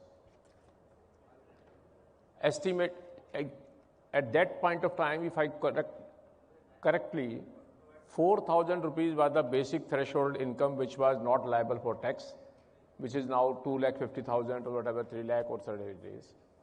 And then the slab starting from 10%, 15%, 20%. And normal way of a businessman filing the return was income 4,200 rupees, 10%, 20 rupees tax paid, that's all. And if the case comes up in scrutiny, the person is engaged in so-and-so business, filed a return of 4,200 rupees, does not maintain accounts of it, but he is doing a sale and estimated profit is 4,500 rupees, agreed 4,500 rupees in assessment completed. That was the scenario. And then over a period, accounting were developed and the people started maintaining accounts. And then the challenge came, how to measure the account income correctly. And the simple question which can come to your mind and which can also be, if I value the closing stock at cost and other person values the closing stock at the sale value. Some companies listed in stock exchange, profit is low, purchase good at 10 rupees, selling price 12 rupees, why can't he book the income, saying the inventory is at a closing stock value? Then if you book a same, you have bought 10 pieces of goods at 100 rupees, cost is 1,000 rupees. One has sold 8 pieces at say 2,000 rupees and 2 pieces are in stock. So value will be 200 rupees and profit will be on that basis. Here another person say no, 2 pieces to be valued at the cost, at the selling price, the profit will be different. And there the institute pitched in, no, there has to be an accounting standard. You have to value the closing stock at cost or net realizable value, whichever is lower. This is the accounting standard which developed. Now this accounting standard having developed made compulsion for income tax people to accept it. It is the other way around which you guys pose a question. Now what option the income tax people have? They want, yes, people should not be able to manipulate or adjust and should have option to, I think, fluctuate out. And that's why the answer to your question, I believe the example which I gave is very simple, is that income tax itself says that you have to compute your income in accordance with the method of accounting being regularly applied by you. So only requirement of income tax is that whatever the choice you make, it should be regularly used And then we, over a period, courts have added two things, later on two conditions. One, the method of accounting being followed, it should be one of the accepted method of accounting. And secondly, in case you want to make a change, the change should be a bona fide change.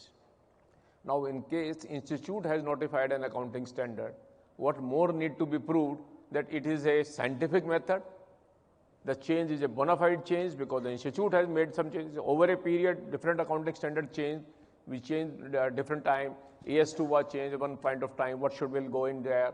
Then we change another method of accrual of income, we change it. Then the income tax people accepted it, yes, this is the method. And there are large number of judgments from the Supreme Court, wherever the courts have held, the assessee has followed that particular method of accounting, which is one of the accounting standard notified by the institute, that's acceptable. So there is no second thought on this aspect that the accounts prepared in accordance with the accounting standard notified by the institute is accepted accounting method, subject to one condition, that these standards should not be in conflict with the law. Now 43B says that you will be allowed a deduction only when you make the payment, and whatever the accounting method says, that will override it. That's a settled method. But accounting standard will overrule the judgment. Three things. One, law will prevail, number one. Number two, accounting standard. And number three, interpretation by the court. That's a issue. That's an answer by you. Thank you very much, Vejin. So basically, there is a legal backing available to the accounting standards. So if my accounting standards are drawn correctly, if my accounts are drawn based on the accounting standards, generally income tax officer should accept generally, that. Invariably, it has to be accepted, right, except where the law provides something different. That's right. Right. I'll just take it this forward. So if it is to be accepted, then obviously, Niharji, the income tax officer cannot reject my books if they are prepared based on the accounting standards followed by the chartered accountant and certified by a chartered accountant. Can he do that? What would be his role? Yeah. Again, let me thank the Accounting Standard Board for inviting us on a subject which is so dear to us and which is the core subject for any chartered accountant, and that too on a day which you are celebrating as Accounting Standards Day. Your question is very relevant. See, the law is so clear that if accounts are maintained as per the accounting standards notified by the ICAI and income is computed according to these accounts which are maintained accordingly, then as Jain Saab said, there can be adjustments only on account of some very specific provision of law which is otherwise than what is provided in the accounting standard. So if a person has maintained accounts as per the accounting standards notified by ICAI, AO cannot reject the books of account. Now, I think if you correlate this with a provision in ICDS, the Income Computation and Disclosure Standards, which are notified under the Income Tax Act, and it is given sanctity by making specific provision in the Income Tax Act. So does this ICDS require an SSC to maintain accounts as per ICDS? ICDS makes it very clear that these ICDSs, all 10 ICDSs, are only for the purpose of computation of income and certain disclosures which are required. Now, normally these disclosures as per ICDS are required in tax audit report if tax audit is done. If you are not liable for tax audit, but you have income from profits and gains of business or income from other sources, and you have to follow ICDS, disclosure would be required in the return of income. Now, as such, in the return of income, there is no specific space provided for disclosures. So it is provided in the initial part where notes are to be given. I don't remember the exact clause, but where you can give your notes, there you can make the disclosures. So once you have computed income as per ICDS and made the disclosures which are required, and accounts are maintained as per accounting standards notified by ICAI, assessing officer cannot reject your books of account. He cannot do best judgment assessment. just taking it forward, Niyaji, once again, just a clarification. Let's take an example. A certain accounting standard is not followed and I qualify the report. Does this gives a license to assessing officer to now reject?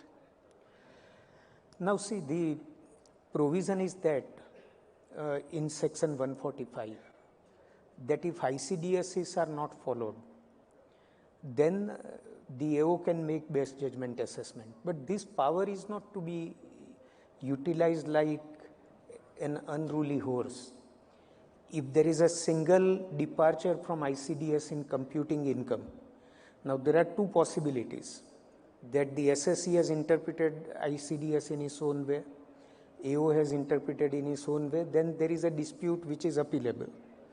But if suppose it was a wrong treatment given by the SSE, he has not computed income on a particular point only as per ICDS, I don't think he can reject books of account. If he rejects, if you go in appeal, it would not be upheld, because for a single departure, it does not give power to simply reject books of account or reject the income that you have declared altogether. But if the ICDS is not followed at all, majority of the ICDSs are not followed and income is computed in the way the SSE wanted to, then only AO can reject the books of account or compute income under section 144. Thank you very much, Niyaji. Coming to other aspect of Sanjeev ji, my next question would be to you. Under the Income Tax Act, which I believe Vedji and Niyaji will agree, there is a concept of real income. Really, whether this financial statements drawn in accordance with accounting standards actually can be considered as a real income for the purpose of taxation. I will take your views on that, and I'd also like to take a view of Ved Jain ji on this. Thank you, Piyush bhai. Thank you. First of all, thanks for giving me this opportunity. Thanks to the ASP Chairman and Vice Chairman, Pramod bhai and Abhay Chajar ji. Really a momentous day for the Chartered Accountants to celebrate the first ever Accounting Standard Day in the Institute, a remarkable step. As far as your question is concerned, see, for the purpose of computing the normal income, accounting standards cannot be, wherever there is a specific provision in the Income Tax Act, that specific provision will prevail.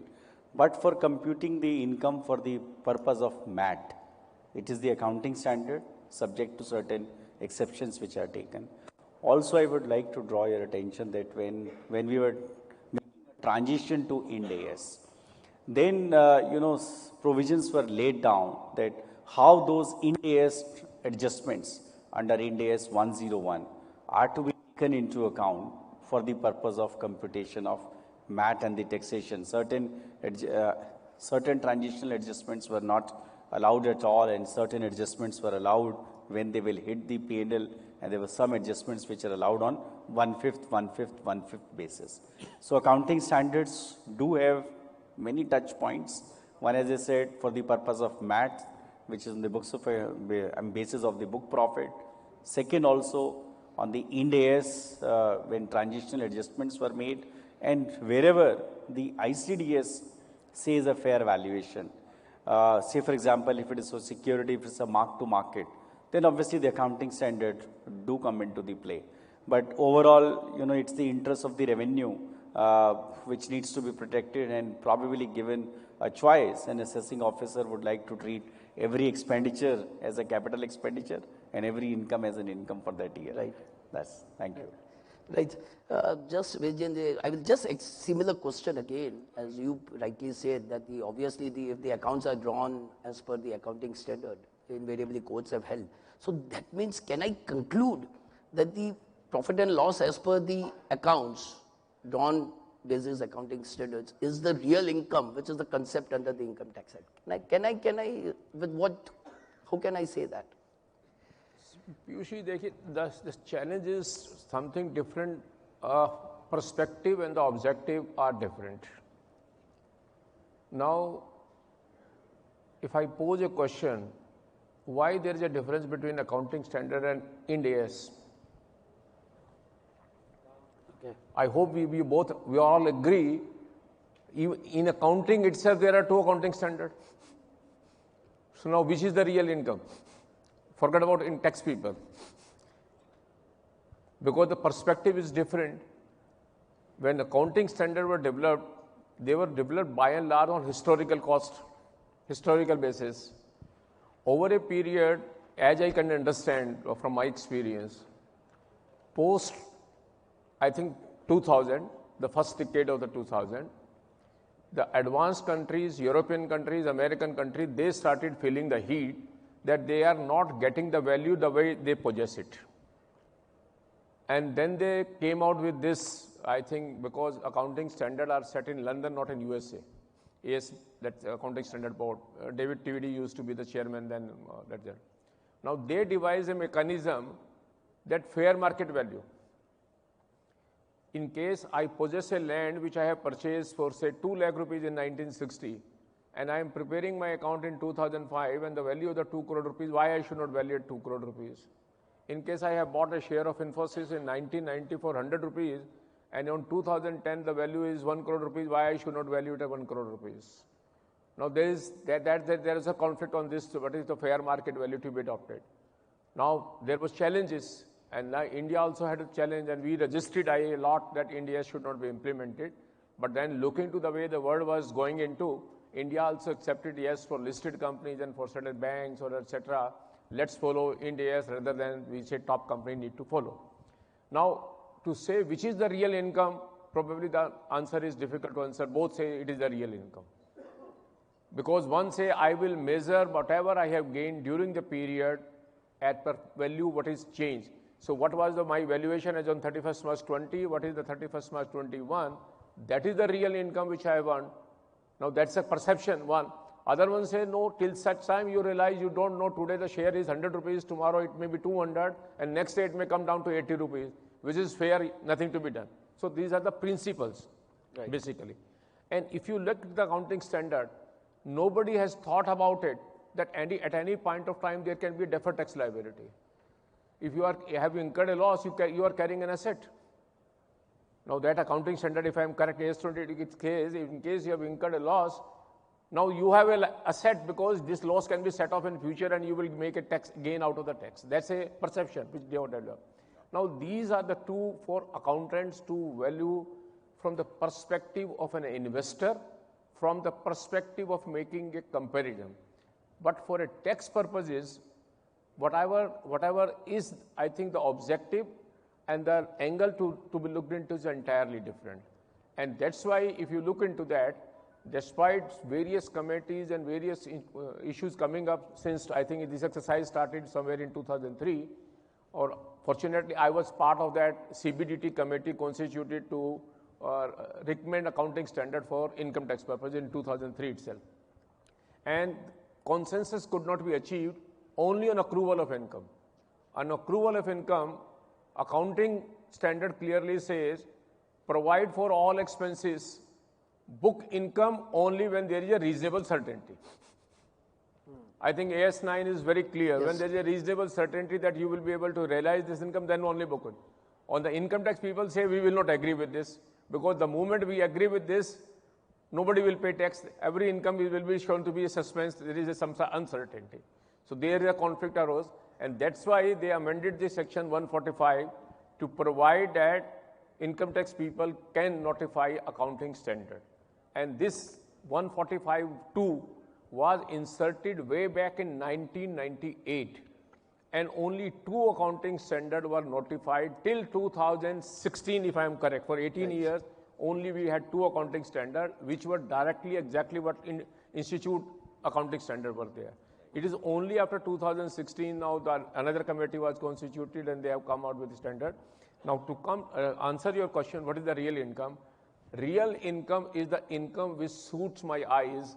According to me, you have earned, that is the real income. Income tax people say, this is my way of looking into the real income. I believe this is your real income. If you are within the family, you may be earning whatever the salary you may be earning and whatever. Your wife will say or your spouse will say, I consider you are not paying me, it is not your income. I don't know whether you have earned it. Right. Same people say, accounting standard people say, you have not realized it, I will not consider. There is uncertainty. Income tax people say, nothing. Your right has accrued, your income has accrued. That's the way I believe that's a real income theory in income So tax. very well covered. In fact, you have opened our real eyes. Just taking it forward to this real income because it's very dear to me, Niharji.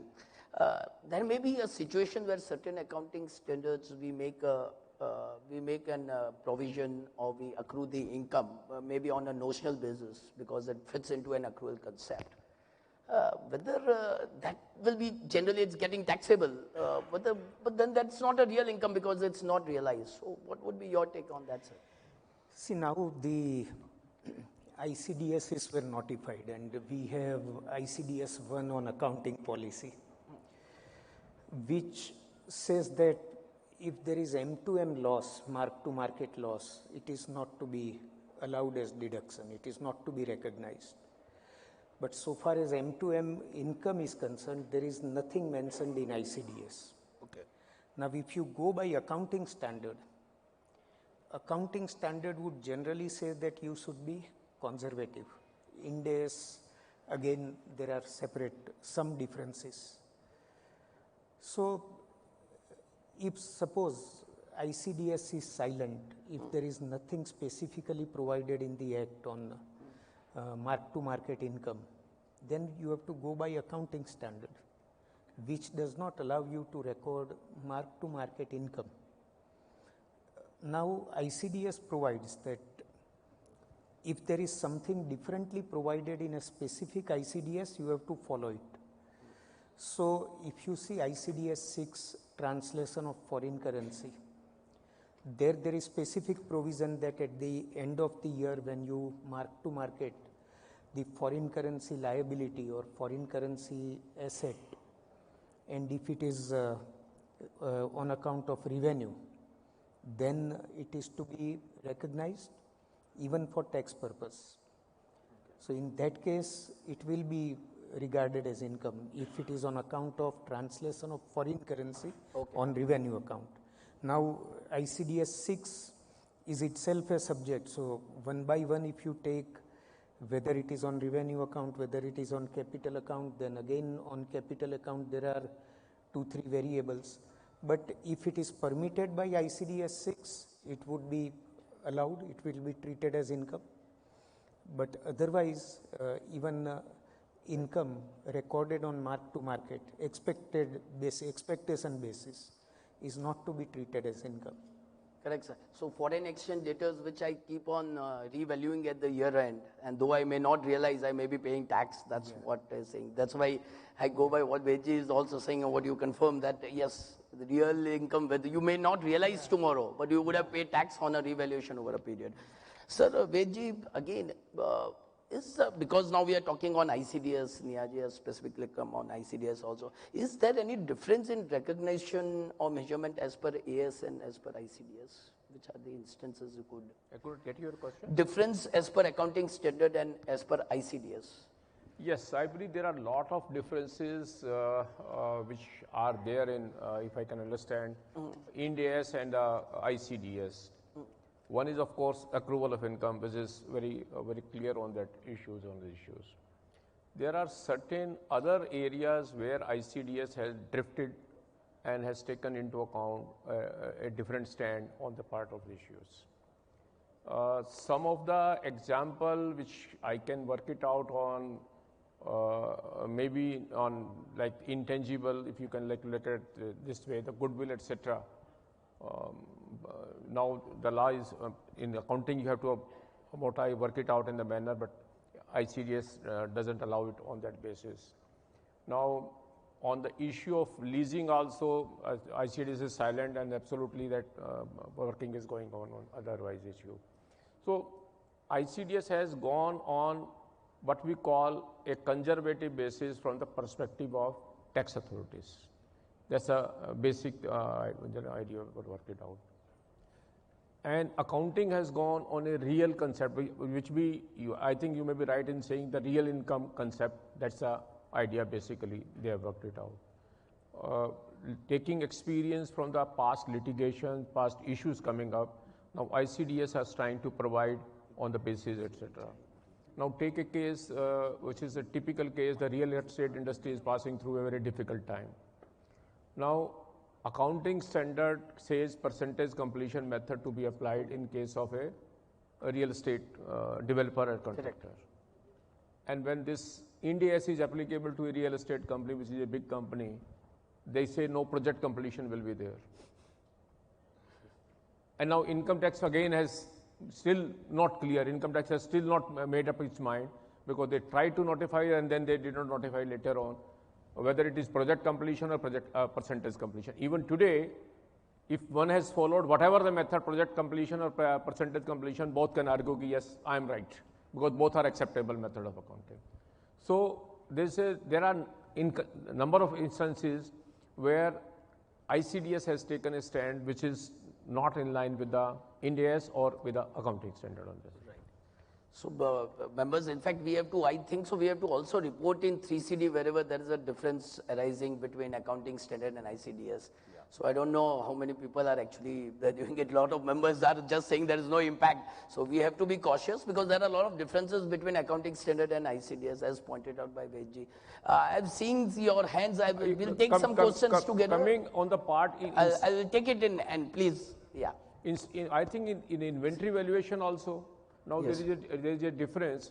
Now, so far accounting standard is concerned, AS2 I believe clearly says it has to be cost or net realizable value, whichever is lower. Right. But now income tax people know that a firm or something can get dissolved. And if dissolution take place, why it should be cost or less of cost or net realizable value? Say no, nothing doing. If the value is net realizable is whatever is net realizable value, that will be the income. Because correct, they say now the asset is passing through and going to a different person, why don't we tax it? That's a basic idea basically. Right, sir. Thank you, Vedji. Thank you very much, Nihaji. Moving it forward to the next aspect, Sanjeev ji, income tax has a provision, section 35D, which says the preliminary expenses would be allowed over a 5 years period. Can I do this in my balance sheet as a receivable? Yeah, I'll answer or that. Or your accounting standard will bash me. And before that, on the ICDS, apart from that borrowing cost, there is a huge difference in which you capitalize borrowing cost under AS 16 or Ind AS 23. You are referring to difference between as well. Yeah. Now, on the preliminary expenses, see, in 2003, we brought accounting standard 26, and that is laid down very clearly that preliminary expenses are to be charged off to the revenue in the same year. And the same position is there in the Ind AS also. In Ind AS 38 also, the preliminary expenses are to be charged to revenue, which means the P&L in the same year. So whereas income tax allows that 5-year period of write-off, such a provision is not there in the accounting. So that's where your accounting standard deferred tax asset and liability comes in. Absolutely. This so is you have also tried to cover that said. also through Yes. accounting So basically deferred tax asset means that you have paid higher tax now, and then you will be allowed a deduction later. And so when you have a loss, basically you will be able to set it off in future. So our accounting standards are forward-looking. Wherever there is a gap between Income Tax Act and accounting standard, you have made an accounting standard for that. So deferred tax, etc. Basically, there was because a lot of volatility in the financial statements. So that's why we compute the effective tax rate. Correct. So based on the deferred tax, you arrive at that effective tax rate, which is normally the tax rate applicable to the company. But still, since there are a lot of exemptions and a lot of deductions, some sort of variations also remain. And between AS and Ind AS on deferred taxation also there are vast differences. Very well, sir. Very well, sir. Very well, sir. It is an accepted principle that accounting standards and income tax don't coincide. Do not coincide. They may run parallel or they may run in opposite direction also. So that is we are referring to after India is coming in, basically. Even before, there was, there is a specific provision in the Act. You will not go by accounting standard. Even the Supreme Court has said if there is a specific provision in the Act, it will prevail. So not necessary that Income Tax Act will always recognize what we do in accounting standard. India is pushed by right, the differences have increased. Increased to a very significant extent.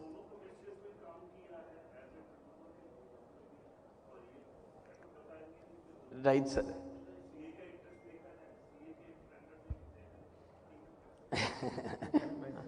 No, he is saying Jain Sahab has worked on the both sides. He has been a president of the issue is very simple to understand is, At the end of the day, income will be same, aggregate income will be same.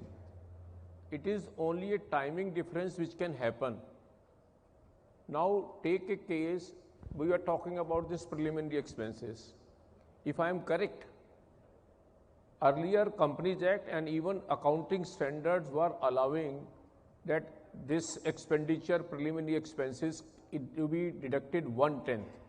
If you happen to look at the balance sheets of the companies prior to year 2000, if I am correct, maybe somewhere 2000 earlier, you will find that 1/10 of the preliminary expenses of incorporation used to be charged and balance need to be carried out. And look at 1956 Companies Act, not 2013. The last heading under the asset side used to be miscellaneous expenditure, and the bottom was used to be preliminary expenses to the extent not written off. Now what happened over a period post 2000, accounting standard became little bit more conservative. They said when you are not having any value of that preliminary expenses, they should be charged immediately. So they stopped two things. The concept of deferred revenue expenditure was gone for accounting standard also. Income tax people earlier had differed on that issue, but income tax, deferred revenue expenditure concept is not acceptable under the accounting standard also. Even if you incur a heavy expenditure or advertisement or something, this is nothing doing. This is not realizable now. It's gone. You should charge it too. And similarly, preliminary expenses were there. As against this, income tax people continued with 35D with certain conditions that you will be allowed 1/10, and later on they amended, now it is 1/5, I believe, if I'm correct, 35D, 20% is allowed. The reason being is, the difference is timing. Accounting standard says, take a hit in the very first year you incur, you write it off, and you claim it as a revenue. Income tax people say, nothing doing, amortize it over a period of 5 years. That's our basic. That's the advantage they are giving. Right, sir. So just taking it forward, what sir has already, on deferred revenue, because he has just taken up a deferred revenue expenses nearby. This deferred revenue expenses are, there was a concept in accounting standard which is not there, I believe, right now, such as heavy advertisement expenses or brand expenses, product launch expenses. How would technically that be recognized, and what would be their allowability under the Income Tax Act? Now, deferred revenue expenditure, according to the old concept, if you look at it as deferred revenue expenditure, you have to classify it in revenue field or capital field. See, if it is in capital field, it will never be allowed.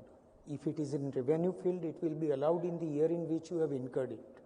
But earlier, like advertisement expenditure, we used to write off over 5 years in books on the basis of an expectation that its benefit will be available to business, say, over 5 years or over 3 years. Then we used to write off over 3 years. That is not the concept in income tax.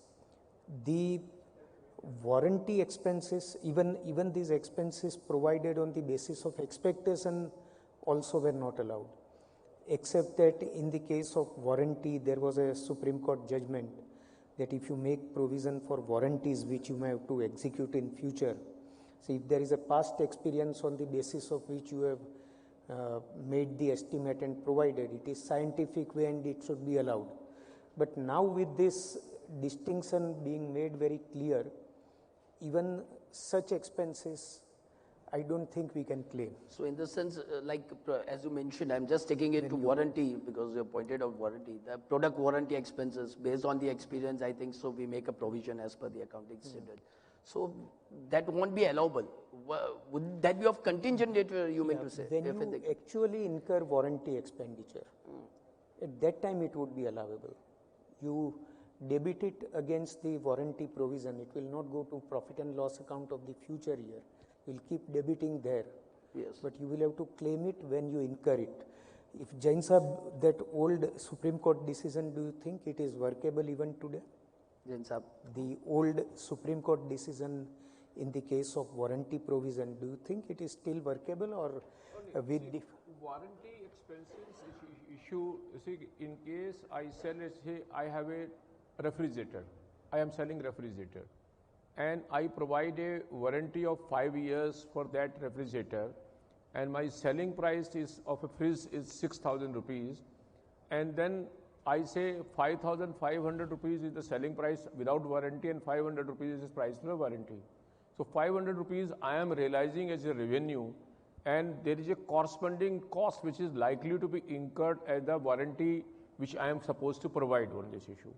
Now the court judgment which Nihar Bhai is referring to is that says that in case this 6,000 rupees include 500 rupees on account of the warranty, and over the past experiences you have been incurring warranty expenses against that, and on a scientific basis if you are making a provision, that will be allowable expenditure only. And then you need to justify it with the figures of the past years at whatever the expenses incurred.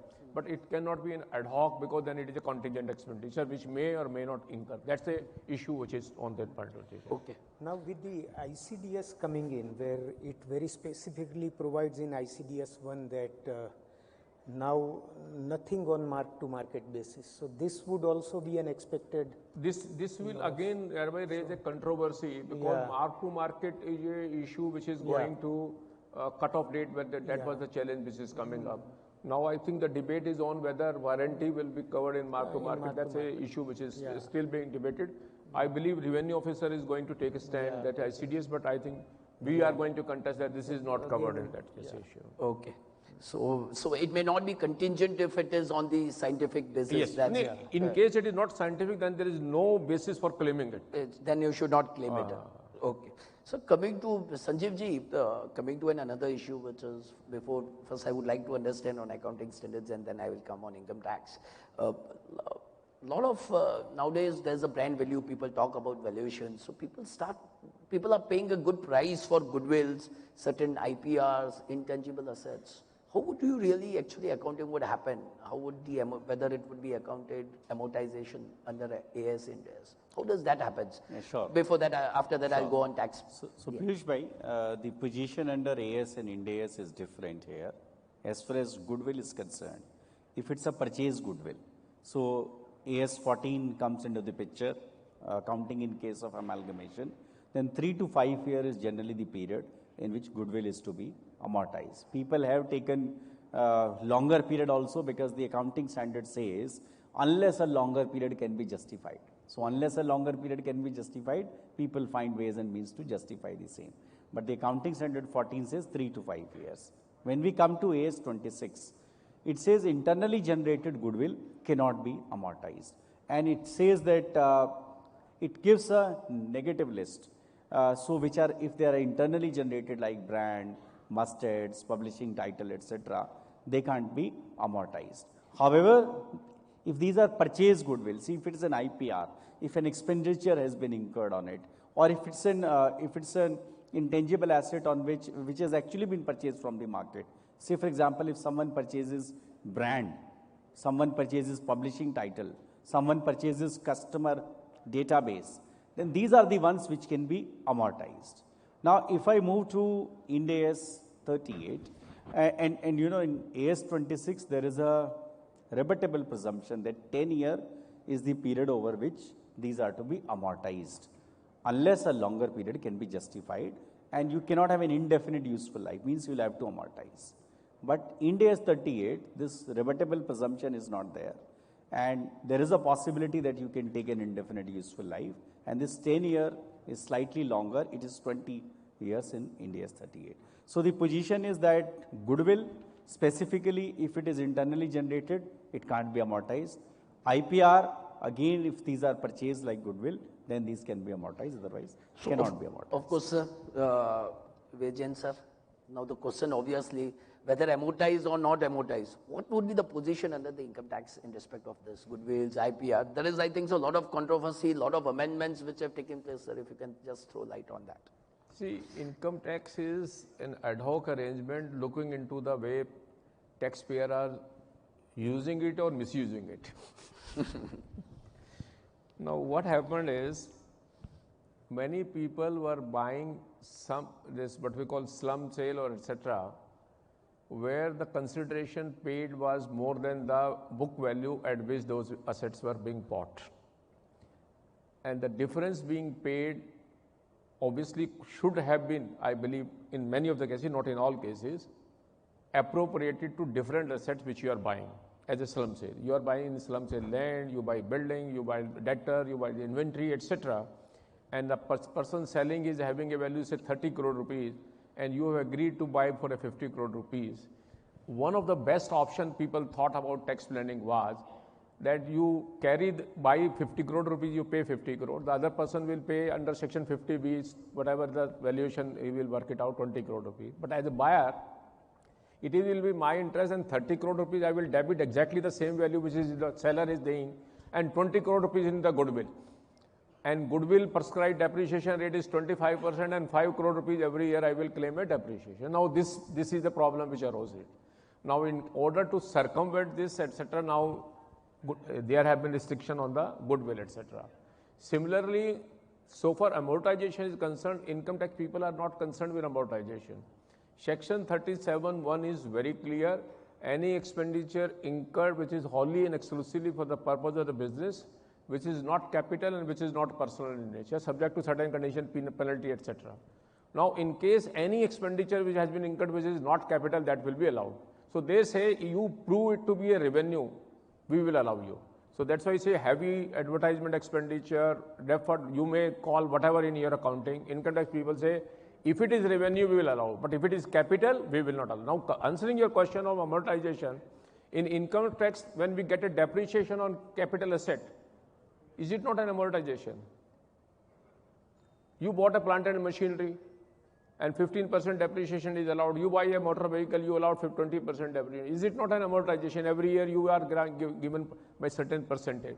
Then in income tax, if I look at section 35D, preliminary expenses, for 20% is amortization. 35DD, expenditure incurred for amalgamation and mergers. They say spread it over 5 years, we will not allow in 1 year. Expenditure incurred on voluntary retirement. In case a company announces voluntary retirement scheme and whatever the expenditure it is paid to the employees, now section 35 DDA says we will not allow in the 1 year, we will allow it in 5. Though it is a revenue, everything is gone. Accounting will not now permit. Accounting will say charge in the very first year. But in income tax, it will get spread it over, etc.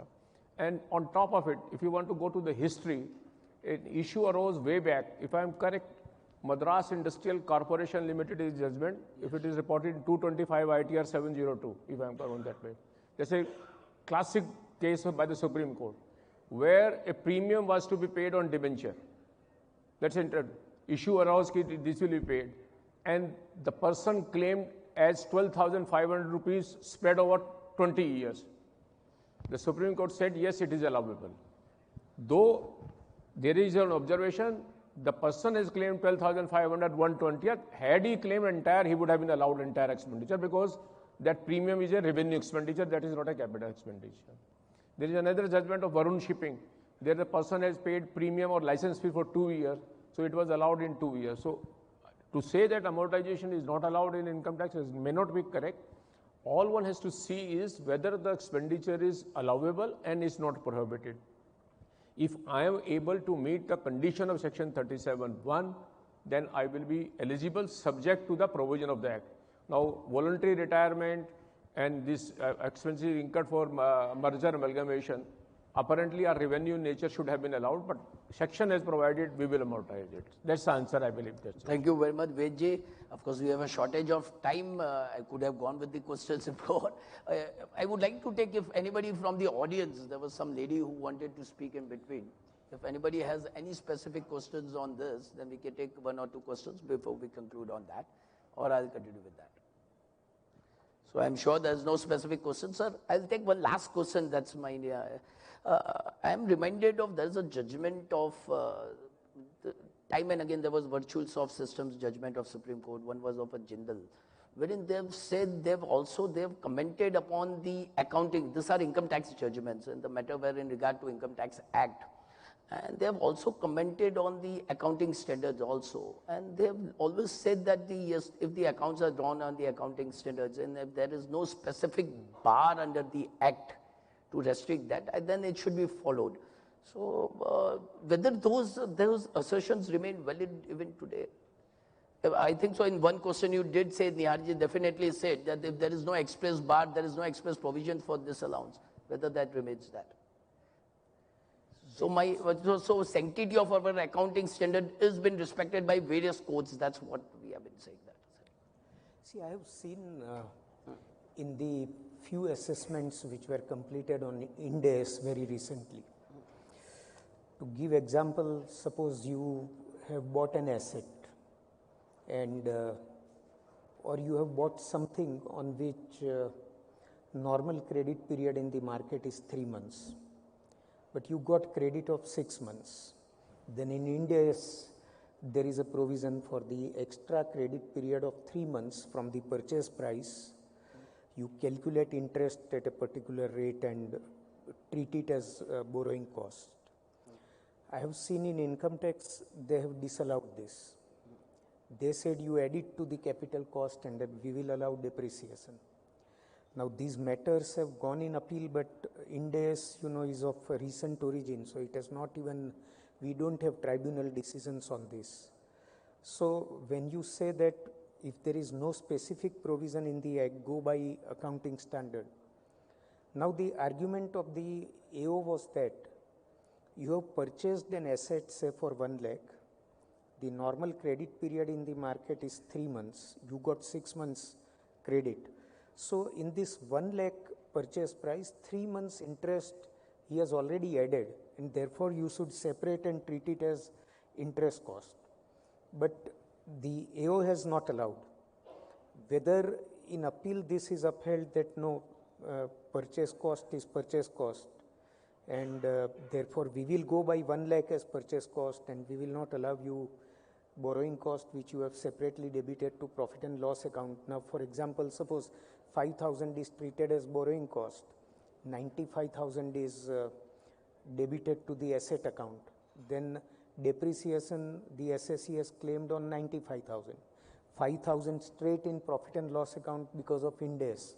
So he has claimed deduction, but AO says this 5,000 I will add back.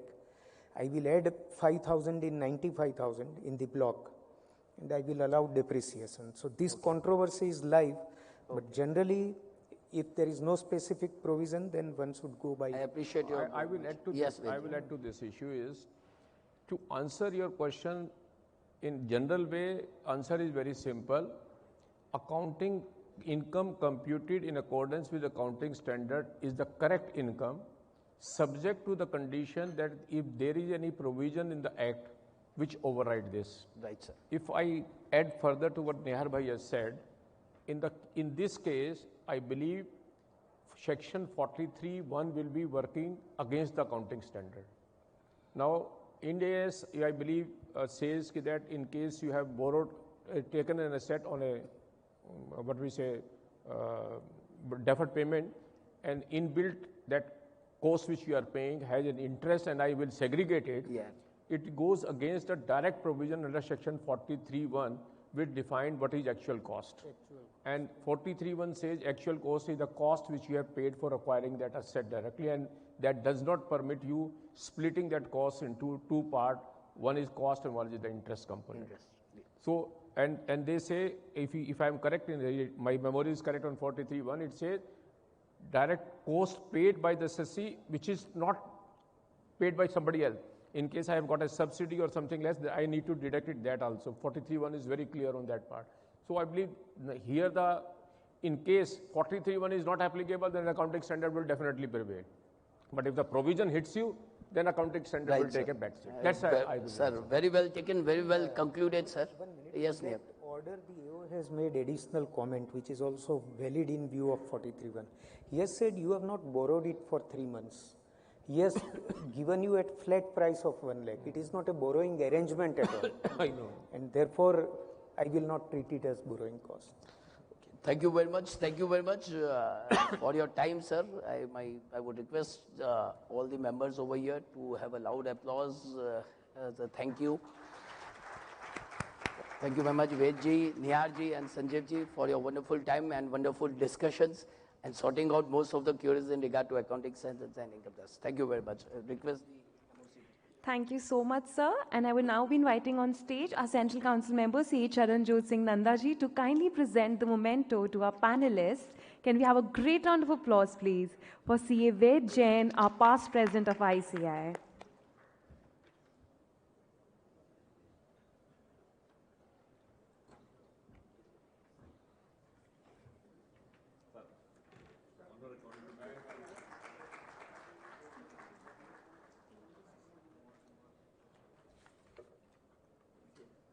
And now I request him to also present it to CA Nihar and Jambu Saryat, also our past president of ICAI.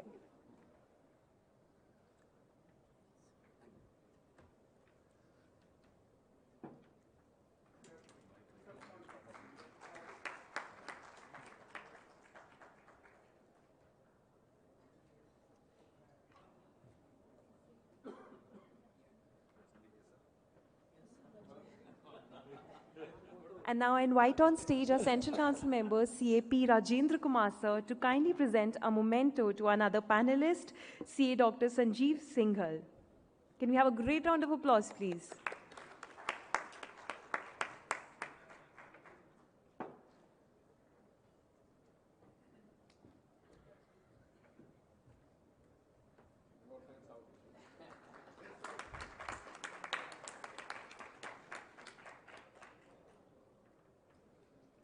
And now I request him to present it to our moderator of this session, CA Piyush Chhajar.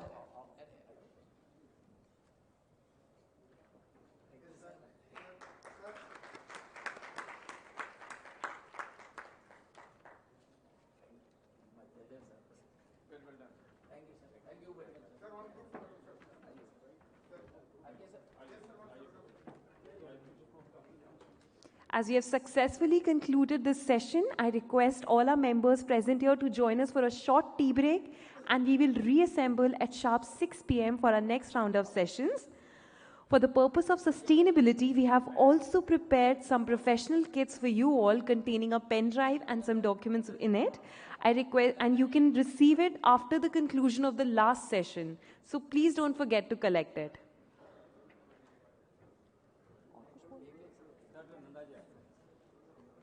I once again remind you all to kindly reassemble at sharp 6 p.m. so that we can start our next session timely. Thank you so much.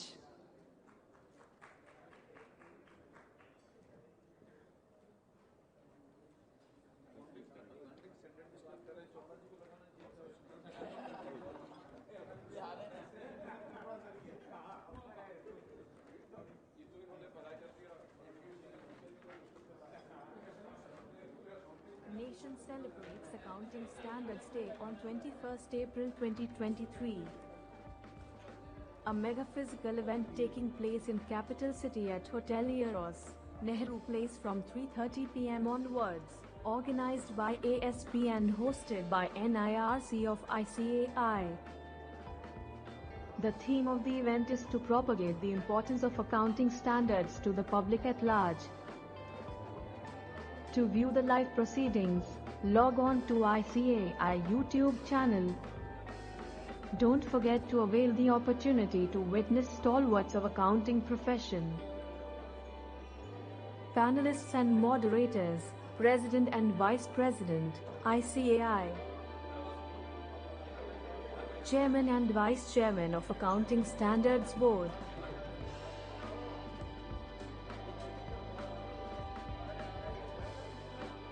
Past Presidents.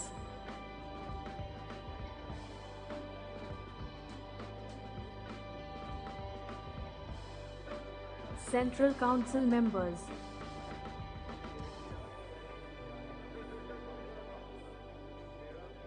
Save the date 21st of April 2023. Thank you.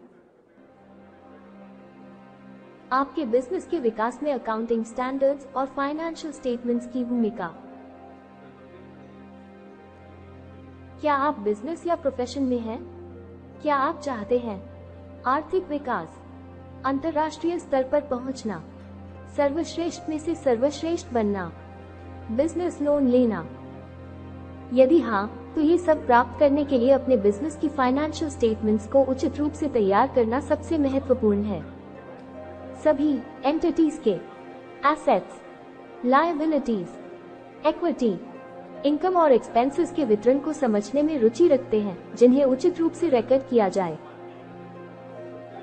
Financial statements क्या है? वे entities के लिए balance sheet, statement of profit and loss, notes to accounts और other explanatory statements.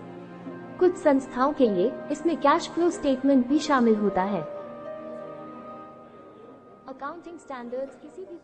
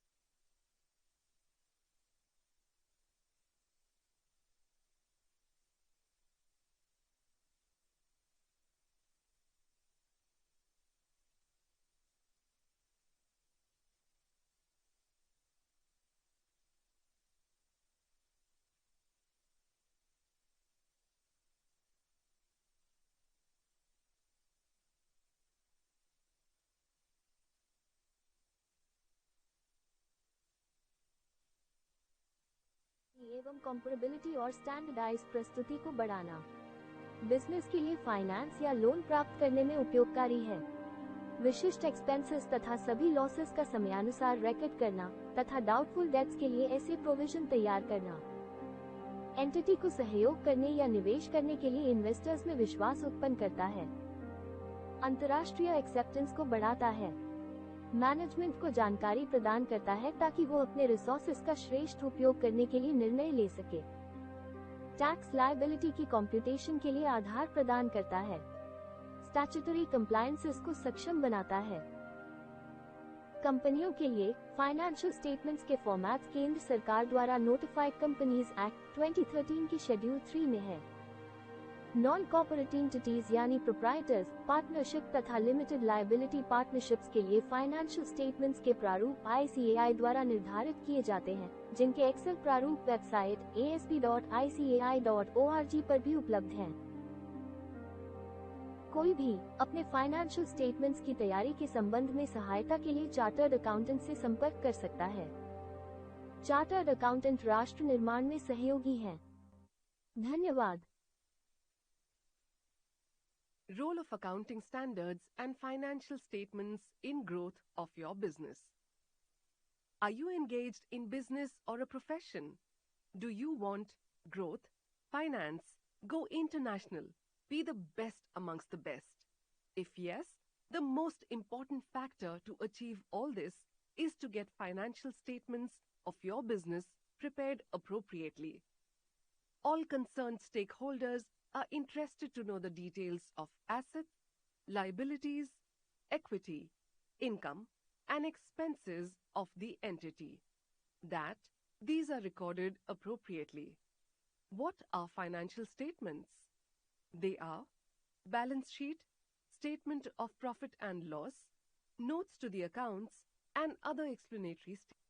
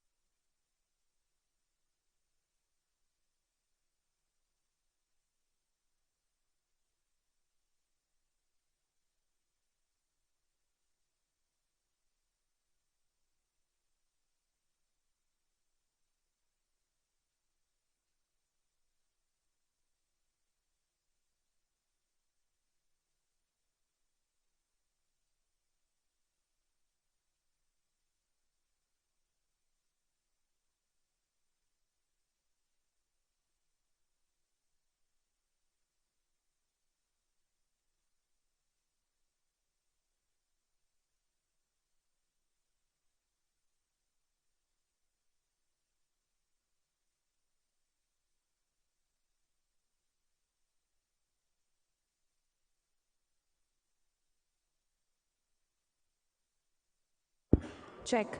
I request all members to kindly please reassemble so that we can begin with our next session.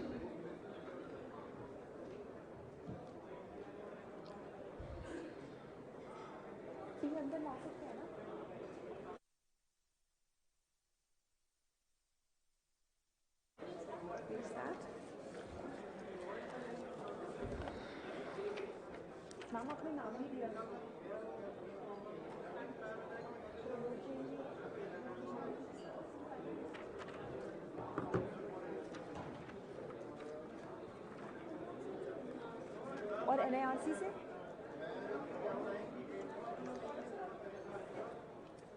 कहाँ है गौरव sir?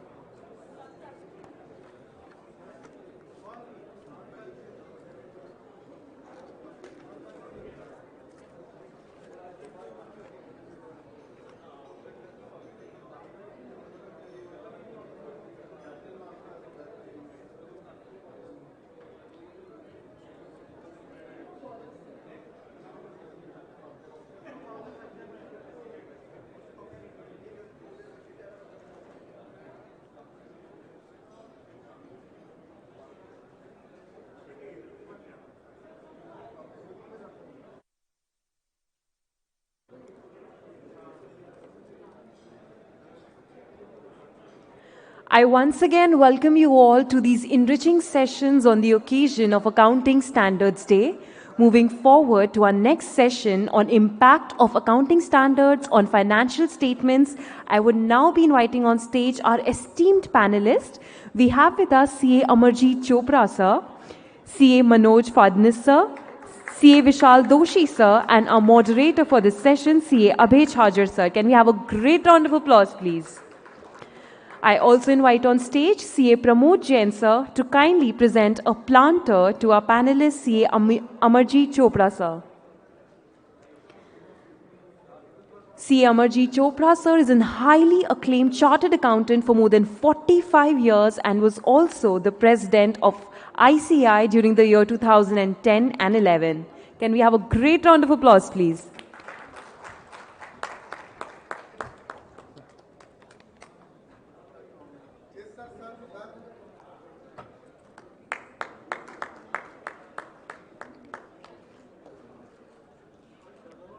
I now request sir to present a planter to CA Manoj Fadnis sir, who was also the president of ICAI for the year 2015-16, and he's a qualified information systems auditor, and his areas of competency is AS and Ind AS, direct taxes, corporate laws, and management consultancy.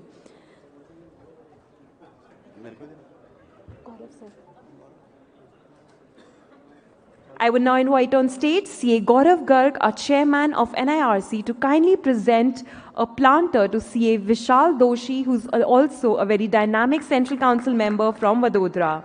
He's also the chairman of Board of Studies Academic of Non-Standing Committee and vice chairman of Audit and Assurance Standards Board of Non-Standing Committee. I now request sir to present a planter to our moderator for this session, CA Abhay Chhajar. He's a very young and visionary Central Council member from Bhopal and is the chairman of the Committee on Commercial Laws, Economic Advisory and NPO Cooperative, and is also the deputy convener of Tender Monitoring Directorate. Once again, a great round of applause for our panelist and moderator. And now I hand over this session to our moderator. Yeah, thank you. Thank you. Thank you very much. Audible? Thank you very much, MOC, and truly an honor and privilege that we have with us our honorable past presidents, CA Amarjeet Chopra sir, CA Manoj Fadnis, and of course my Central Council colleague, CA Vishal Doshi. So, sir, thank you so much for making yourself present here today for this very important session, the impact of accounting standards on financial statements.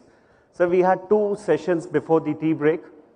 We've covered a session on GST, the impact of accounting standards on GST. Then we took over on the income tax, where again the past presidents were there. But I think the real important session, I would say, when I talk about the financial statements, so I think none other than you and Fadnis sir, who has been actually involved, because I know you've been speaking as an authority on accounting standards, standards on auditing for last so many years. common issues, irregularities in preparing the financial statements. Furnace sir has been involved in the Ind AS convergence. I think, sir, it's truly an honor that we have you for this very important session. So, and Vishal Doshi being the chairman of the Center of Audit Quality, the vice chairman of the Auditing Assurance Standard Board, and the chairman of the Board of Studies Academic, of course, coming up very soon with the new proposed schemes getting implemented for the students who will be appearing after May 2023. So, thank you so much for your presence, sir. So, and of course, as you know, the impact of accounting standards, financial statements, we all know what is the role of accounting standards as a standard setter. We have been doing for last 46 years. So I congratulate the chairman, Pramod Jain, and of course, under him as vice chairman of the Accounting Standard Board, that we are celebrating this Accounting Standards Day for the first time.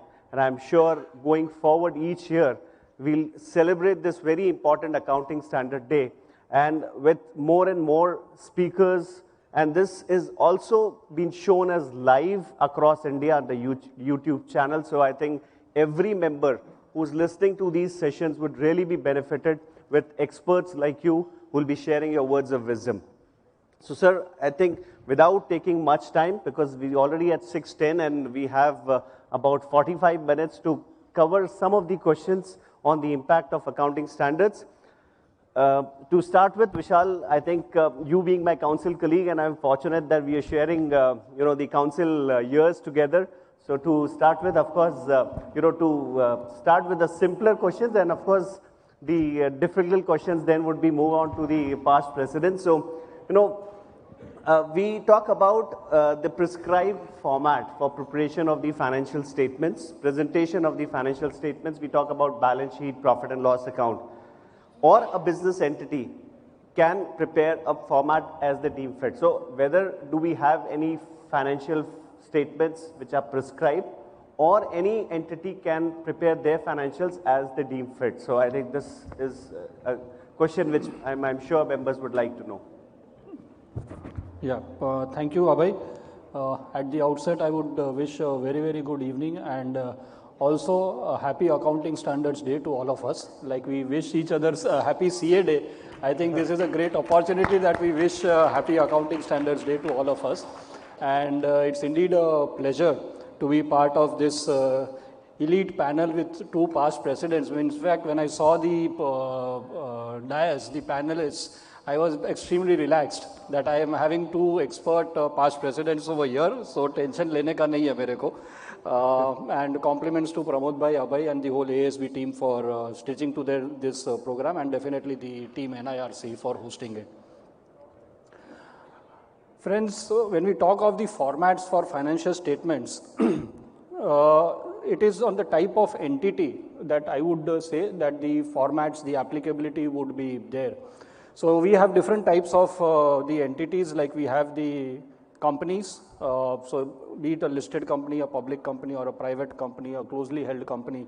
So typically all get covered under the Companies Act. Then we have the non-corporate forms of the entities, like we have the limited liability partnerships, we have the partnerships, proprietorships, individuals, HUFs, then we have the non-profit organizations.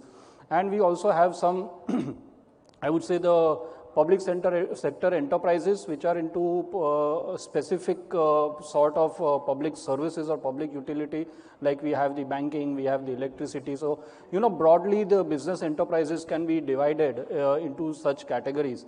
And therefore the formats of the financial statements would also depend on the type of the entity that is there. So when we talk of companies, we have the Schedule 3 to the Companies Act.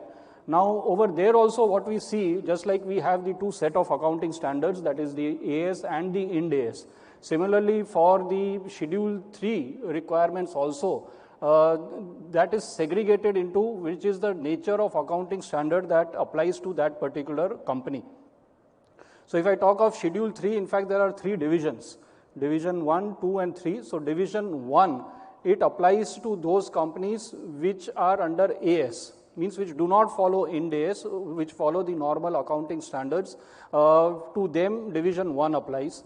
Division 2, it applies to companies other than NBFCs which are under Ind AS. Right, so all companies, the listed entities and the entities having the net worth about the threshold and all those which have Ind AS as their accounting standards, they have to follow Division 2 to the Schedule 3, and Division 3 is for the NBFCs which are under Ind AS. Right, so these are the three formats. So when we talk of NBFCs which are not under Ind AS, they have to follow Division 1. So it's extremely important that we first assess the nature of company also. Within entity, yes, a company, and within a company, which is the accounting standards that they follow, and whether it is NBFC or not an NBFC, and based on that, you have the division. So many times in my office also, to the students I say that just don't flip over the Schedule 3 and start following it. You just see which division also you are referring to, because that becomes extremely important as far as the formats and the presentation requirements are concerned. So that is as far as companies are concerned. For the non-companies, like we have the limited liability partnerships, the partnerships, individuals, HUF and all, which are not the NPOs or which do not have formats prescribed. Last year, the ASB has come out with a technical guide on the formats of the financial statements for the non-corporate entities. So there are two technical guides. One is for the LLPs, the formats which have been prescribed under that technical guide, and second are for the non-corporates other than, so LLP typically being a corporate, the others would get covered under the second technical guide. So these are the technical guides which have been issued by the ASB.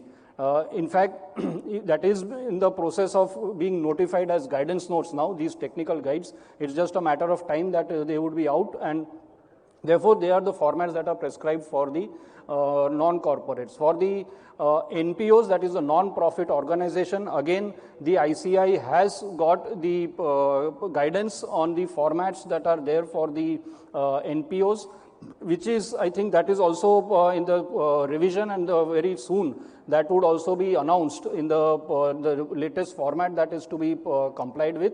And when we talk of other entities where specific laws apply, like the electricity companies or the banking companies and all, there are prescribed formats under the respective laws which are there for the presentation and the disclosure with respect to financial statements. So it would go with the nature of entity and the type, when we talk of companies, the type of the accounting standard it follows, and then there are the formats of financial statements that are accordingly. Yeah, absolutely. I think, and you mentioned about, the non-corporate entity, because Schedule 3, of course, Companies Act is there, and non-corporate entity, under you've been very instrumental. The study group was formed, just to add, for members, where Vishal Doshi was the convener of the study group, and we had come up with a technical guide in June 2022, which now is being proposed to come as a guidance note. So very soon it will become a guidance note. Under the ASB website, asb.icai.org, we have the financial statements format in Excel. So whether it is a non-corporate entity or it is an LLP, these financial statements the formats have already placed on the website. So I would also request what Vishal has mentioned, that members can download these formats, which will be very important, useful, and start asking the preparer of the financial statements to use these formats effective 22-23. So I think this would be very important what you have mentioned. Thank you, Vishal. So, sir, there has been an issue with respect to mentioning the previous year figures in the financial statements. Now, Schedule 3, we know there is a financial statements which is prepared as per the Companies Act. We have a previous year figures. There are non-corporate entities, they prepare vertical formats, they prepare horizontal also. So, members would like to know in terms of the previous year figures, whether they are mandatory, how important they are, whether we should mandatorily mention the previous year figure in the financial statements which are prepared. Thank you, Abhay, and thanks to Vishalji, and of course thanks to Pramodji for that matter for this invite today. And of course with me is the doyen who has been responsible for the Ind AS for that matter, and of course to all the members. This is one area, Abhay, which I think is being breached now and then by each one of us. Membership at large has been breaching this particular point. And we must try to understand Why comparative figures? If these are given for the purposes of the companies, if these are given for the purposes of the banks, why these should not be given for the purposes of the non-corporate entities as well? After all, every previous year figure serves a purpose, and the purpose is that you come to know of it, whether the revenue has increased or decreased, expenses under a particular head have increased or decreased. You can calculate the ratios. Even I still remember when I used to go to the income tax till 82. After that, I stopped going to the income tax department altogether. The income tax officer will calculate the GP ratios of the 2 years and then try to find out whether something has gone wrong with the financial statements or not. I think we must understand the purpose, and if we understand the purpose, we'll give it. That's the way I look at it. Even from the angle of the management decisions, it's important that we should be able to give the previous year figures. When you talk of mandatory, yes, these are mandatory. That's why I said these are being breached every now and then. Correct. If you look at the framework, I think paragraph 42 is very, very clear that you have to give the comparative figures, irrespective of the fact which kind of entity you are auditing or whichever entity is there. Unfortunately, non-corporate entities, to us, the audit is not an audit, very frankly. Somewhere or the other, we have not been treating it as a sort of an audit, whereas it is a full audit, very frankly. If I look at 3CB under the tax audit, what does it say? It's very clearly asked for the true and fair view. And when it asks for the true and fair view, everything falls in place, basically, whether, and to me, even the previous year figures will reflect whether it's a true and fair view or not. May not be for the current year, but at least it gives you a particular insight into the entire thing, what kind of financial statement you have audited. And if there are major variations somewhere, I think as an auditor, I'm supposed to look at it. The user of the financial statement is supposed to look at it. He will ask you 10 different questions, and why not? So, to me, if I understand the basic purpose, the basic objective of the previous year figures, I will definitely give it. And in any case, these are mandatory to be given. That's what I'm very clear about it. We may or may not be giving it, that's a different matter. So, through this platform or through this forum, I can request or I can appeal to everyone, even in the case of the non-corporate entities, the framework says that it is mandatory. So we must give the previous year figures. So far, there are no complaints, it's fine. But if there are complaints, and if it comes before the disciplinary committee, how it will be decided, I leave it to the judgment of the disciplinary authorities. I will not say anything beyond that.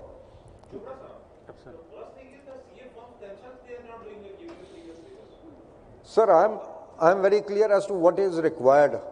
I'm not saying what we are doing. I have already said that people are breaching it. I have said it very, very clearly. And I think questions can wait till the end, yes. Because otherwise the entire session gets disrupted from that angle. Amanji, I can only tell you one thing very, very clearly, that it is mandated to be given. People not giving it are doing it at their own peril. Nothing, we can't do anything about it. Absolutely. Yeah. Absolutely, I think, and very important. And like you mentioned, sir, these are very important.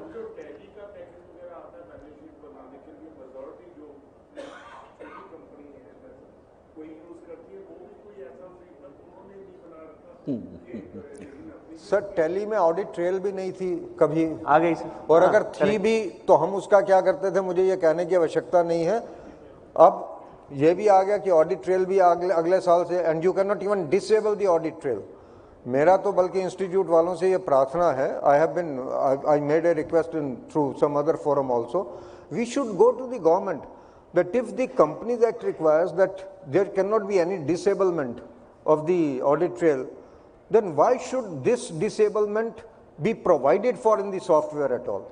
It should not be provided. I think the preparer, I think Pramodji was there in that particular seminar.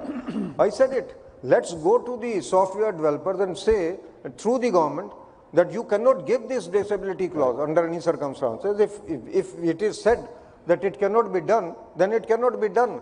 Why the responsibility should come on auditor to find it out whether it has been disabled at any point of time or not?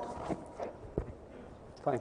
Thank you. No, absolutely right, sir. I think if you go back to the question which was asked, is more that, if as a regulator also, we, only guide that it is a mandated requirement that previous year figures have to be given. And in fact, if you see the formats also which are there for LLP and non-corporate entities which we have prescribed, and now we are coming up with the guidance note, also specifically give a format which is vertical having a previous year figure. So going forward, you don't have a choice but to ask the preparer to prepare it. Furniture, there is, there's been a classification in terms of the financial statements which talks about non-current assets, talks about current assets. So, there have been, a format which has been followed for last so many years. There have been changes in definition. So, as a member, as a user, I would like to understand what is the difference between a non-current asset, non-current liabilities, or a non-current assets, or a current assets, or a current liability. So, thank you, Abhayji, and great pleasure to be part of this panel discussion. Thanks to the Chairman ASB, and greetings for starting this ASB Day on 21st April. So, it's great pleasure to participate along with the real doyen of the profession, Chopra ji, under whose presidentship I had the privilege of working and being also the chairman of ASB exactly 10 to 12 years ago. So, that was the time when the Ind AS were for the first time formulated. And going back to your question on current assets and current liabilities, this is, friends, as you would appreciate, is a concept which is explained under Ind AS 1, IAS 1, which deals with current assets and current liabilities. But as friends, you would recall, when we had Companies Act 1956, we had Schedule 6 to the Companies Act, and which gave that horizontal and vertical formats of the balance sheet. So, it was in 2011 that this Schedule 6 was revised substantially for the first time after a long gap of several decades. And in 2011, when the Schedule 6 was revised, was the first time when this concept of current assets and current liabilities was brought in.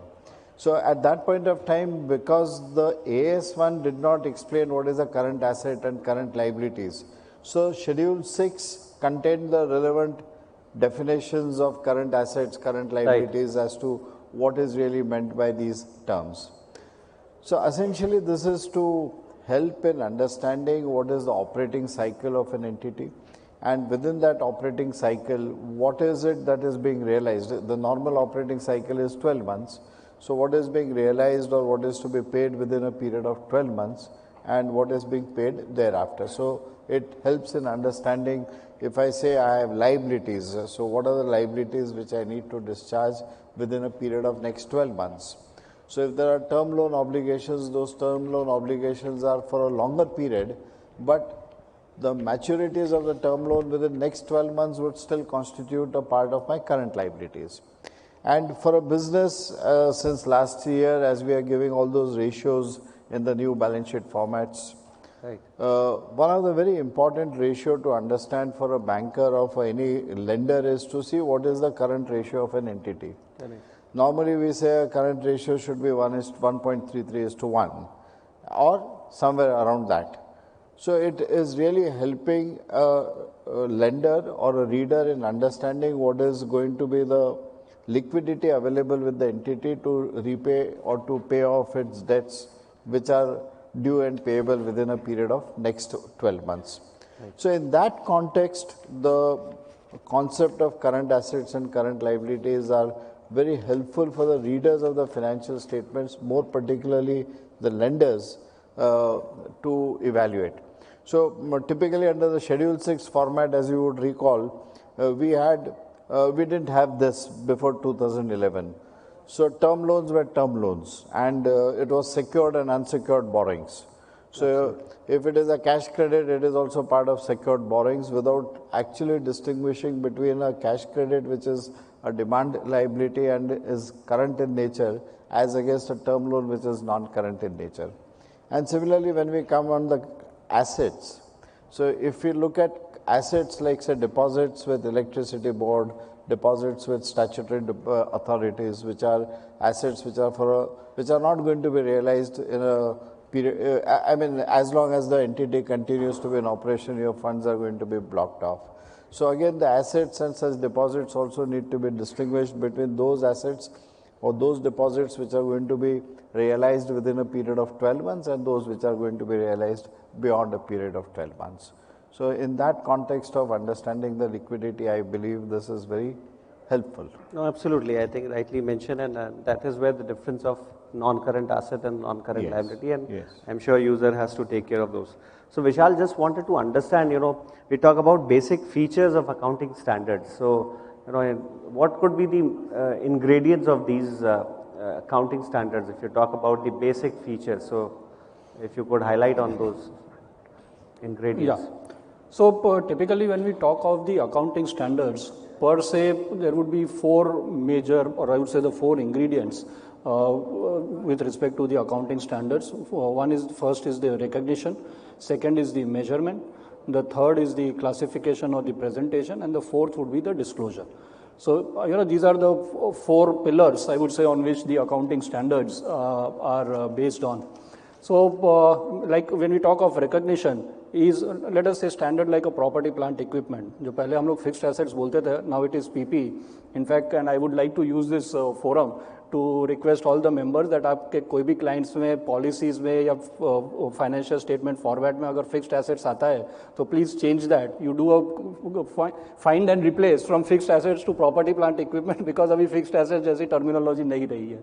So when we talk of the fixed assets, then there are the conditions which are attached that when a transaction or would get recognized, be eligible to be classified as a property plant equipment, right? So that is what we say is the recognition. Similarly, we talk of inventory.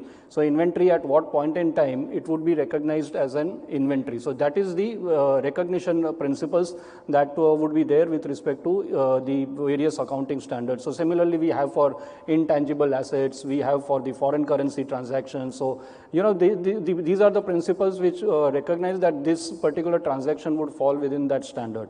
So once that gets triggered, the next step would be with respect to the measurement.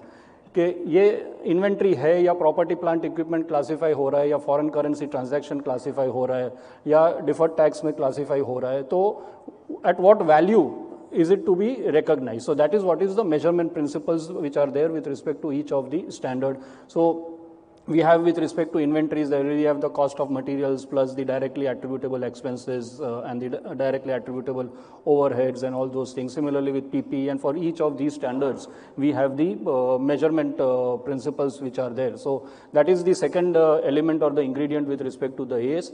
Once the number has been quantified or the amount has been quantified, the third is with respect to the classification and the presentation. के financial statements में उसको कहाँ पे दिखाना है, कैसे classify करना है, जैसे फडनीस सर ने अभी बताया with respect to current, non-current classification, how is it to be done. So that is the third ingredient or the third element of the accounting standard, and the fourth is with respect to the disclosures. So many of the standards, they cover additional disclosure requirements where inventories are measured at net realizable value, then that has to be disclosed separately by way of notes. Similarly, some requirements are there with respect to the property plant equipment or the deferred tax and all those. So typically these are the four, and some of the standards if we see, and especially the later ones, sir, I remember I qualified in 96 और तब हमारे 15 ही standard थे, and I honestly I remember, and sir का ही session एक जब बड़ौदा में सुन रहा था, where sir had said that the 15 standards that are there, typically 1 to 15, अभी तो एक दो number कम हो गए उसमें, typically are the recognition measurement standards, and many of the standards 16 onwards are more of the disclosure standards like the segment, the EPS and the consolidated related. So this is how I used to remember at that point in time during my student days, and that still applies. So I'm not on the Ind AS, I'm on the AS because that is what would be applicable to the majority, and so these are the four principles on which the AS would lie. Yeah, absolutely. Thank you so much, Vishal. And we'll give some more rest to Chopra sir and Furnace sir. Just one, basic question. Of course, members may know about it, but there are issues with respect to fundamental accounting exemptions which we talk about. We talk about accrual, we talk about going concern, we talk about consistency. Now, what happens if an entity doesn't follow those? So I think if you could highlight on this issue. Okay. So, again, going back to the discussion which we had earlier with respect to the previous period disclosures more for the non-corporate entities, where it's a more of a practice not to show the prior period, the previous period, is essentially, I believe, because that practice developed because there was no mandatory requirement that it should be given like that. And that was the reason why most of the non-corporate entities did not show the previous period results. Now, similarly, accrual method of accounting, which we say under the AS1 as the fundamental accounting assumption. So, the accounts are assumed to be on accrual basis. Now, if the accounts are not on accrual basis, or you have a situation where accounting policies are not being consistently followed. So, if the accounting policies are not going to be consistently followed and you are going to cherry pick your policies as you wish in different accounting periods, so obviously your financial statements will not be what Chopra ji very rightly mentioned as true and fair view. Now, therefore, the disclosures would be required, and this is then as a responsibility as an auditor, which falls on the auditor to give a disclosure if he is attesting any financial statements and they are not following these fundamental accounting assumptions. So, if you recall, Abhayji, prior to, I guess, 1988 or 89, was the time when Companies Act was amended. Companies Act 1956 was amended to make accrual method of accounting mandatory for companies. So, from 1956 or maybe from 1913 to 1988, even companies could follow cash method of accounting. So, that was the law. And the accounting standards not being mandatory at that point of time, so the companies could follow a cash method of accounting. And from 88, 89 onwards, for companies, it became mandatory to follow the mercantile method or the accrual method of accounting. Now, in case we are dealing with a corporate entity, which today under Companies Act 2013 or a LLP for that matter is mandatorily required to follow a mercantile method or accrual method of accounting, which is one of the fundamental accounting assumptions. And if it is not being followed, then the disclosure in the audit report is to be by way of a qualification of the financial statements that they are not showing true and fair view. As against that, in case of a proprietor, a partnership firm, not a LLP, but a 1932 Act partnership firm or a HUF for that matter, is following a cash method of accounting, then there is no law which mandates it to follow accrual method of accounting. And if as an auditor I go and attest or certify the true and fair view for the purposes of say Form 3CB, the tax audit report, then the institute guidance is to give an emphasis of matter. So, the idea of giving an emphasis of matter is to draw attention of the readers that the financial statements are not prepared on accrual basis, but are prepared on a cash basis or maybe a hybrid method of accounting. So, I guess it would, the disclosures which are required in that context are in the auditor's report, and basis the fact whether it is mandatory or not under the law, the auditor would decide to give a suitable disclosure. However, true and fair view is something which overrides all accounting standards. So, true and fair view, even for the purposes of giving a true and fair view, if you believe that there is an override on the standards, so that is also in a very extreme and exceptional case is possible. And therefore, depending on the situation, even if a cash method of accounting is followed, though not mandatory, an auditor is still free to qualify the financial statements if he believes that it is so fundamental and, as we say, so pervasive to the financial statements understanding. There is nothing which could stop an auditor even from qualifying the financial statements. No, absolutely right, sir. I think. And I mean, if you look at some of the recent happenings, I mean, if you look at this and compare with what is happening globally, just to give you an example, if you look into the case of the Silicon Valley Bank, which collapsed recently, 31st December 2022 financial statements, audit opinion issued towards end of February, and 10th of March the bank collapses. So, the auditors there, and I'm sure the auditors would have done a good job, they would have done all the risk assessments, they would have carried out everything, But the question which comes up and which the auditors are being, the question which is being raised to the auditors in the US is, did they really test the going concern concept adequately or not? Did they ask all the questions adequately or not? Because you have a situation in that bank where typically, as we say for Caro, that short-term funds borrowed and used for long-term purposes. It was more about their business model which went bad. But so that is the importance of going concern. Normally, you would say going concern is where you expect the cash flows to be adequate to meet next 12 months business obligations. So the entity would remain in business for next 12 months. And here is a case which is a robust bank, a strong bank with all strong fundamentals, nothing pointed out towards any malpractices on financial reporting, but this going concern concept went wrong. And within a period of 2 weeks after issue of the audit opinion, so the bank collapses. Correct. So I guess there is going to be more and more emphasis in the real sense on this concept of going concern and it being tested adequately by the auditors and not just relying on the assertions given by the entity. No, absolutely. And you mentioned about the going concern. Now,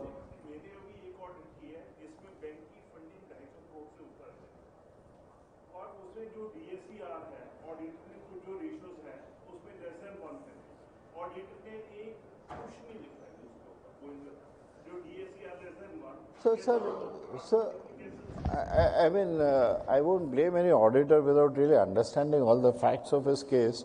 But there are multiple things which will have to be considered when you test the going concern concept. So, very rightly, I appreciate the debt equity would be one very important concept, whether what is the extent of debts to the extent of cash being generated in the business, would still not be sufficient to say that the going concern is adversely affected if the promoters have the ability to bring in more cash as and when required. And if you see some of the financial statements, and sir, if you would recall, we had seen an entity which today is not a very, is insolvent in that sense, but Kingfisher's financial statements, and the auditors had given very appropriate qualifications. I remember reading those audit reports long ago where they said that the going concern is based on the ability of the promoters to bring in funds in the future. So something in future I as an auditor cannot really forecast. So what I mean to say is the concept of going concern being tested adequately by the auditors is going to become something very important given this Silicon Valley Bank case. And the way it is now being coming up in the media in the US, where the auditors have been questioned, did you ask all the questions and did you ask the questions, adequate questions, and did you make proper assessments? So it's a...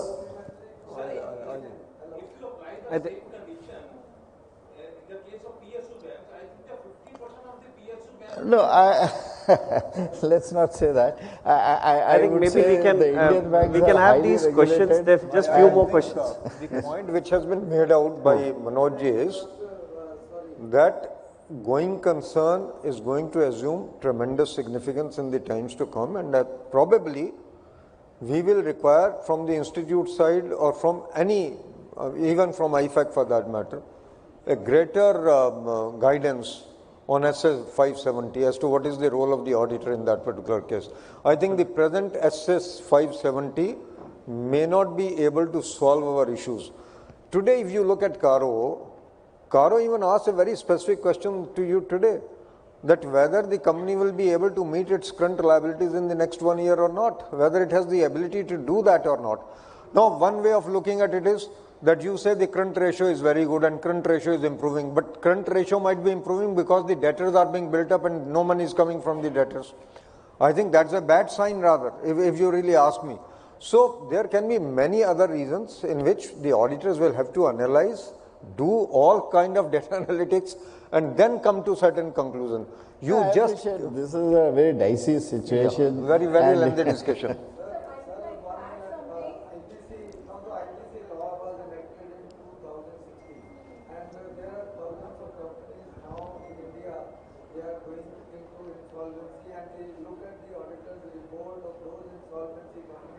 And invariably, you will find majority of the companies the auditors report are failing to report even fair. No, sir, because the businesses have gone bad, companies have gone to insolvency. Let's not say the auditors reports, auditors did not make any disclosures.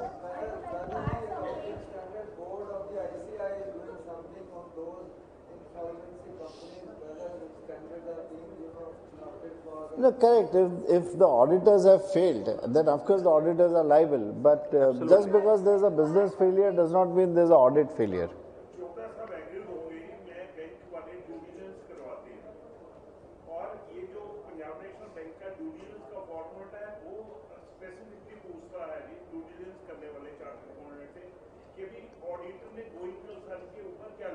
Okay.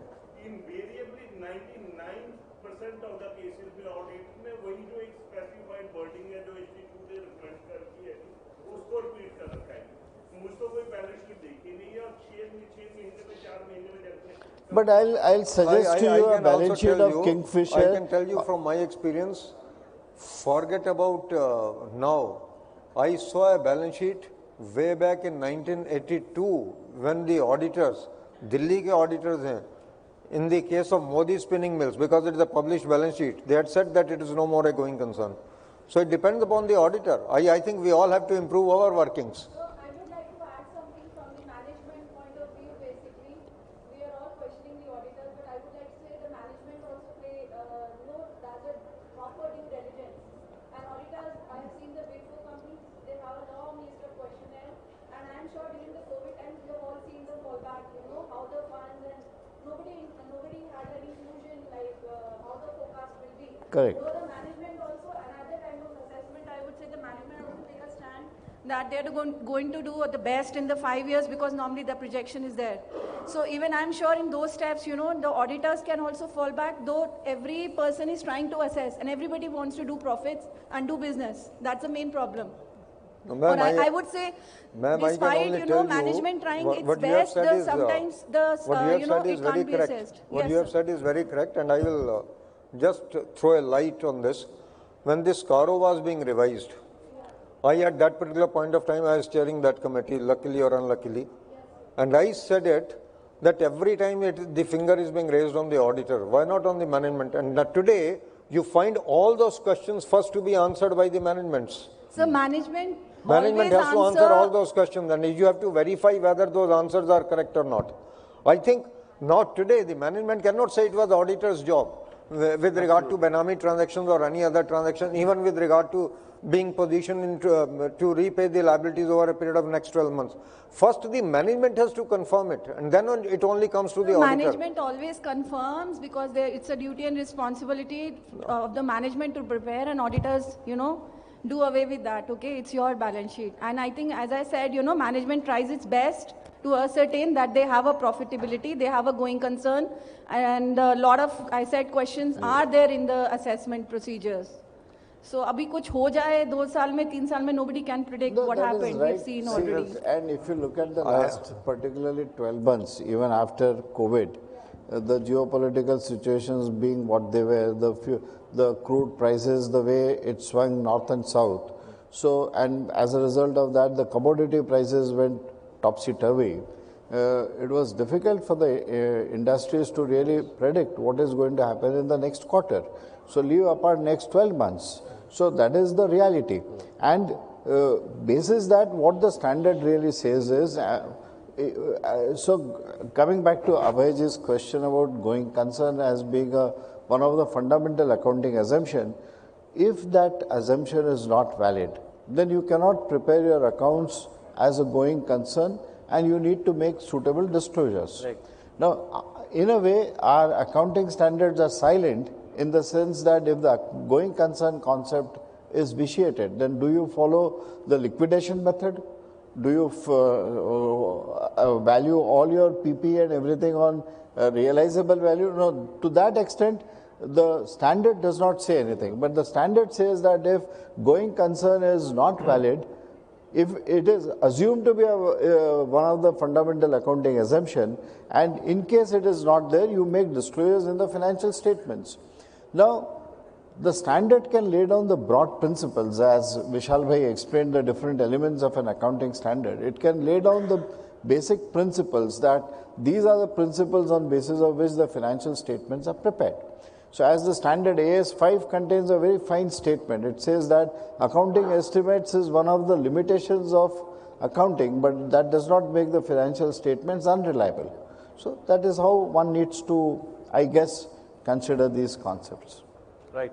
Thank you, sir. So, of course, we not running out of time. So, just few more questions. Chopra sir, Furnace sir mentioned about the accounting policies. You know, we've been seeing accounting policies disclosed, appropriately disclosed. As an auditor, we have also seen there are issues with respect to the audit being done and accounting policies not being properly, disclosed in the financial statements. And there have been issues with respect to, through the FRRB also, we have taken up these issues and we have reported. Now, if we talk about the non-corporate entities, partnership firm, proprietorship firms, now even at point of time, the auditors don't see the accounting policies being there in the financial statements of such entities. So how do you look at it if you talk about accounting policies being to be followed, irrespective whether it's a company, it's a listed company, or even a proprietorship or a partnership?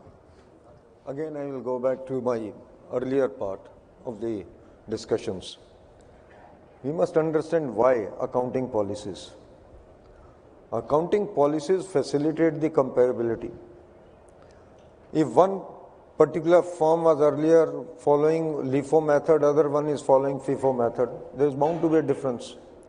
One is actually valuing the stocks absolutely near to the economic reality, and one is valuing the stocks absolutely remote to the economic reality. So these accounts could not have been comparable, and that is why in 99, 1st April, we said even so far as the inventory valuation is concerned, it has to be only on FIFO basis, has to be the basis for measurement, and you can only follow the absorption costing method. Earlier what was happening, why I am saying so is, we must understand the purpose of it, the objective of it. Earlier, some of the, even forget the firms, the companies, when they used to come out with the issue, they will, if they were to come up with the public issue, they will follow the absorption costing, and if they were to follow the MAT, they will come up to the direct costing, very frankly. But the policy disclosed will be cost or market price, whichever is lower. Today, there is nothing like market value, it is the realizable value. Right. Because the cost was never defined by them in the accounting policy. Today, you are required to define the way you have actually defined the cost. That's very important. If you do not disclose the accounting policy with regard to the inventory, you do not disclose the policy with regard to the accrual or cash basis, how do you compare the accounts? How do you prepare the accounts? I think that's really tough on anybody. So I always see in the various non-corporate entities, I don't see any of the firms disclosing the borrowing cost policy at all. After all, borrowing cost policy is there, and it's a very significant disclosure. I have said it in many forums. If you have qualifying assets, and if at all the borrowing costs have to be capitalized on that, and this is one of the simplest possible accounting standards if you ask me. There are two simple accounting standards, number 1 and number 16, if you ask me. Now in 16 there are only two requirements. What is the requirement? Whether you are following the borrowing cost policy, whether there are any qualifying assets, if yes, whether you have capitalized any of the borrowing cost, and if yes, to what extent. That's all. What is the problem in disclosing it? I can't understand it. We have got the cases before the disciplinary committee where the person says inventories are certified and valued by the management. How you can say this? And how can even the management say this? After all, the inventories have to be valued on a particular basis. The accounting standard lays down that particular basis. So you can't come up with this kind of a statement. And FRRB has got number of cases wherein somebody has said the finished goods are being valued at the market value. Can you do that? There is no way that you can do that, basically. There is a accounting policy to be followed with respect there too. So what I am trying to say is accounting policies are to be disclosed because these facilitate comparison. And then the basic assumption which was talked of, consistency.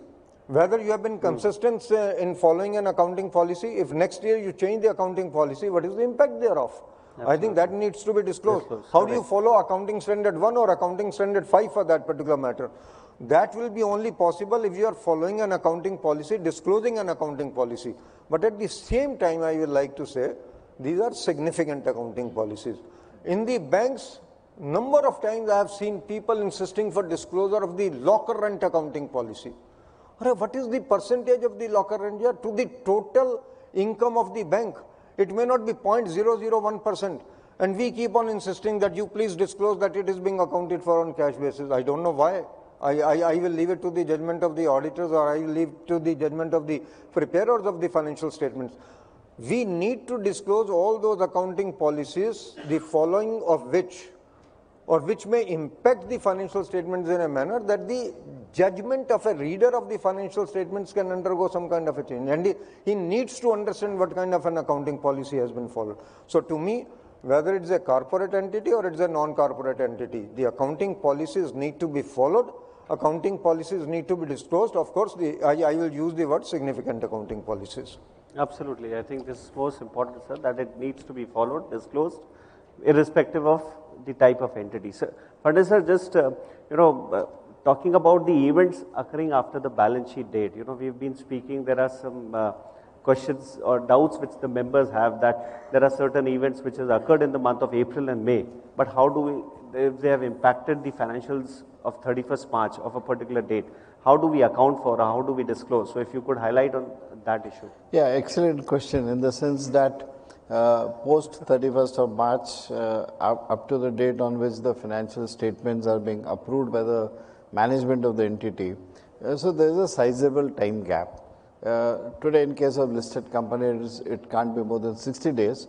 But in case of, typically in case of unlisted companies, it is up to 6 months or 5.5 months, because you have 6 months to close the, hold the AGM. Now, in that period, if there are events which are happening, which are crucial in terms of understanding those financial statements, so the standard events occurring after the balance sheet date becomes important.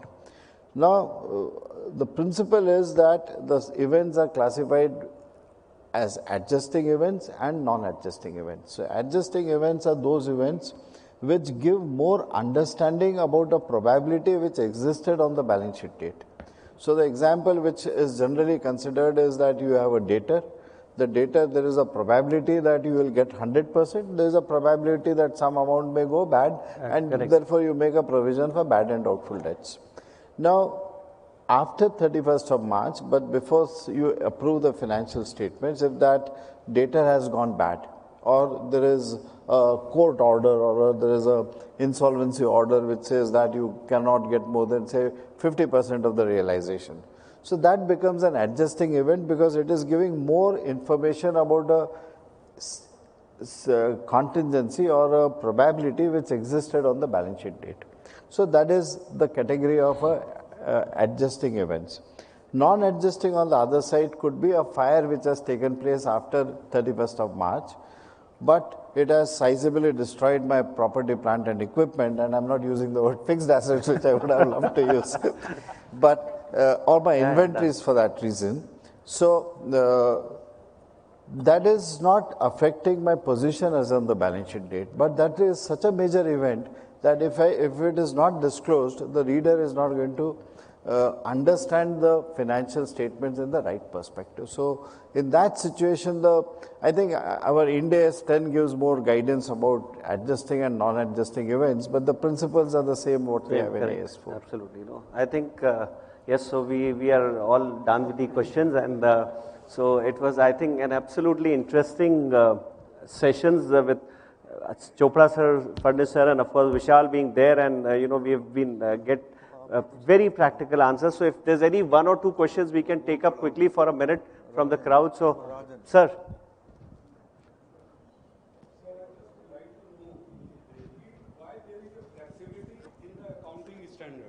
Why the people has to choose the different models, whether you are giving the stock on the first come first out or market price, or it should be a standardized one method for all the financial accounting. So there should be always be a comparable for every person. Secondly, recently I have done one of the branch audit there was a LFR along with that, carrying the 107 questions.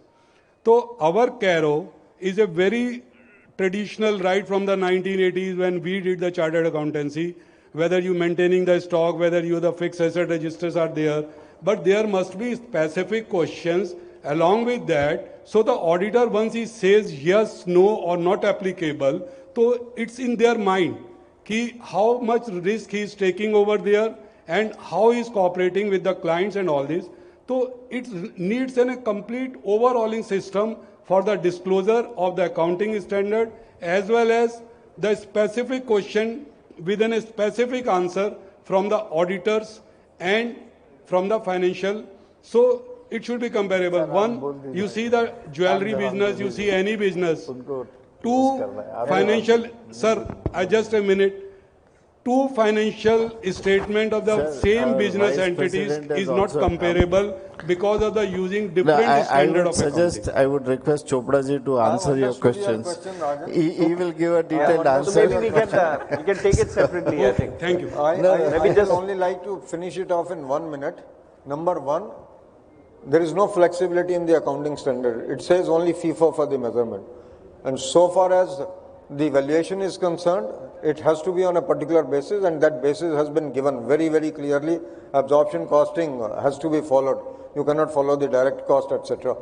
So far as your yes or no is concerned, I think the answer is whether the accounting standards have been complied or not complied. That's as simple as that.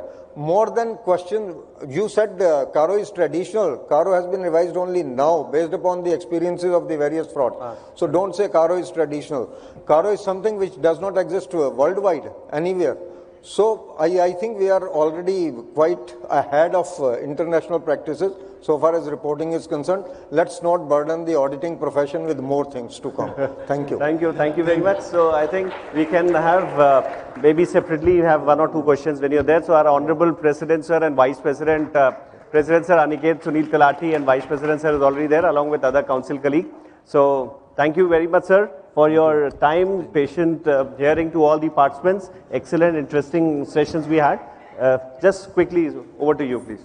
I will now be inviting on stage CA Purushottam Khandelwal, sir, our Central Council member, to please come on stage and present a memento to our panelist, CA Amarjeet Chopra, sir. Can we have a great round of applause, please?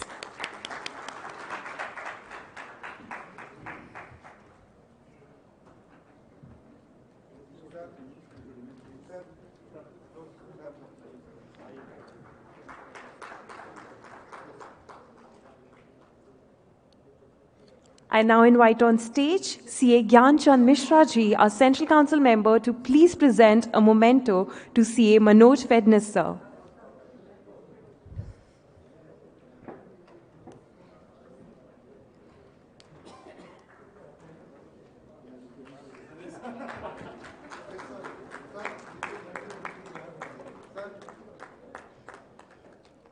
I would now invite on stage CA Abhinav Agarwal, Secretary of NIRC, to please come on stage and present the memento to our panelist, CA Vishal Doshi. Can we have a great round of applause, please?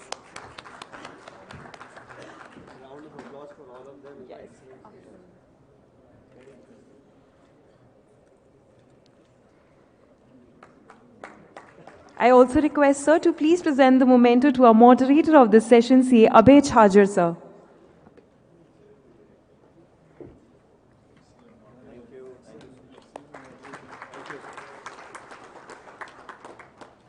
And with that, we have successfully concluded this session. I would like to thank our esteemed panelist and moderator. Thank you so much.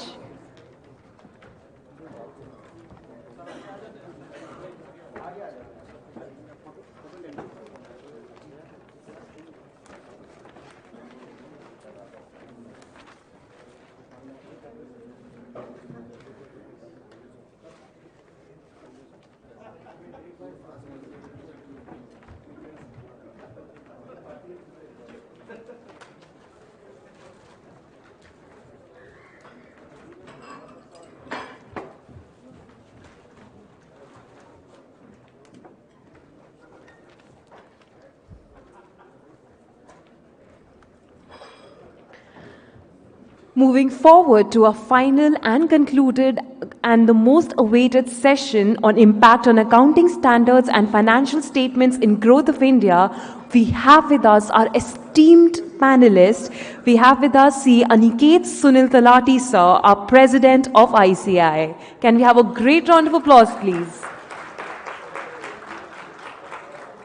I would also like to invite on stage our second panelist, C. Ranjit Kumar Agarwal, sir, our current Vice President of ICAI, to please come on stage. And also to moderate this session, we have with us C.A. Pramod Jain, sir. I would also like to invite on stage our Central Council member, C.A. Abhay Chhachar, sir, to please present a planter to our panelists.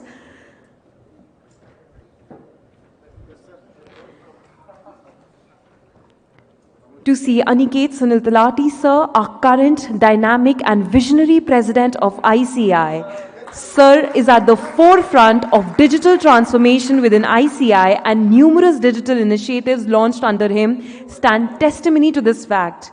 He is the technical advisor to the ICAI's nominee on the PAIB advisory group of IFAC and technical advisor to the IFAC board member. Can we once again have a great round of applause, please? I would now invite on stage our Central Council member, C.A. Dr. Raj Chawla ji, to please come on stage and present our planter to our second panelist, C.A. Ranjit Kumar Agarwal, sir, our Vice President of ICAI, who's also a very passionate leader and firmly believes in the inclusive development of society. Can we have a great round of applause, please?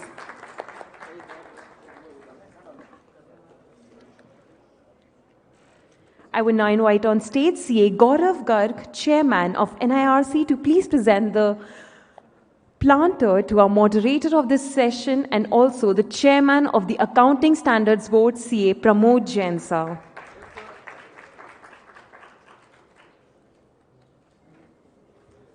And with that, I now hand over the session to our moderator. Thank you very much, Nidhi. Honorable President of ICAI, C.A. Aniket Sunil Talati ji, the tallest leader of our profession, and the second tallest leader, C.A. Ranjit Kumar Agarwal ji, the Vice President of ICAI. And sir, just to inform all the members that normally whenever a president or vice president is there, you know what happens is that they are more engrossed into so many of administrative and meeting the ministries and regulators that they tend to forget something about, not forget, but miss about something on the technical side. So this time we thought that why not hear from the horse's mouth, from the tallest leader and the second tallest leader, something on the technical subject itself. So, sorry for that said, but we wanted it that way. And yes, when the president says, vice president says, it shows the importance, the emphasis. In the whole session today which we were having, the three sessions about the accounting standard, which is the foundation for, I would say, any growth, any balance sheet, anything which has to be done to arrive at the GDP, whatever it may be. So we had discussed the impact of the accounting standard on the GST, the income tax, the financial statements per se. So let me ask my first question to our Honorable Vice President, sir. We have talked about income tax, GST and the financial statement formats. So basically we are talking about accounting standards. And I thank President and Vice President for assenting to celebrate the accounting standard day so that it can be emphasized throughout the nation, I would say. So sir, when we are talking about accounting standard day, so how many type of accounting standards are there actually in India? First of all, let me congratulate Pramod ji and Abhay Chhachar for having this first time. We are celebrating the accounting standard day on this particular day under this accounting standard board, under his leadership. I think we should have done long ago. We are late, but sooner or later we have come. If the question you have asked, if the chartered accountant, you have to ask this question, so something is lacking. something is lacking in the sense that if we sit in the disciplinary committee and when we go through the various reports submitted by the chartered accountant, it's most of the occasion the non-compliance happen on the accounting and auditing standard. Sometimes cut paste, sometimes they forget the year, sometimes they don't know how this reporting has to be drafted. So basic accounting standards which they are expected to know, they should know. And the kind of regulatory aspects, regulatory measures are taken by the ROC. They have the specialized team which go through all the balance sheet financial statements uploaded on the MCA site, and they scrutinize and then make a report, and then they are sending the notices to the auditors. Okay, what kind of reporting you have done. So now in this era, the way we are performing, we cannot have the liberty to not to know the accounting standard. Although it's a fundamental principle of accounting that the chartered accountant who is qualified as a member of this profession has to go through the accounting and auditing standard.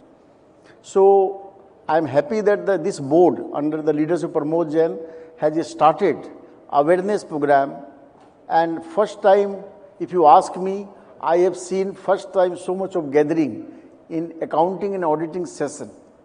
Normally we go through the GST, income tax and all these issues, but thank you very much to all of you for taking time out and sitting and listening and interacting on the nitty-gritty of the accounting standard.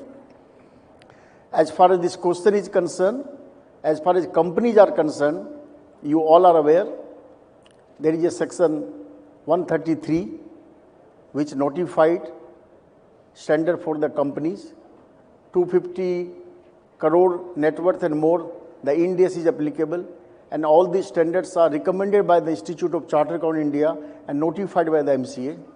And for other company, there are rules, accounting rules 2021, also MCA notified for rest of the company, the standards.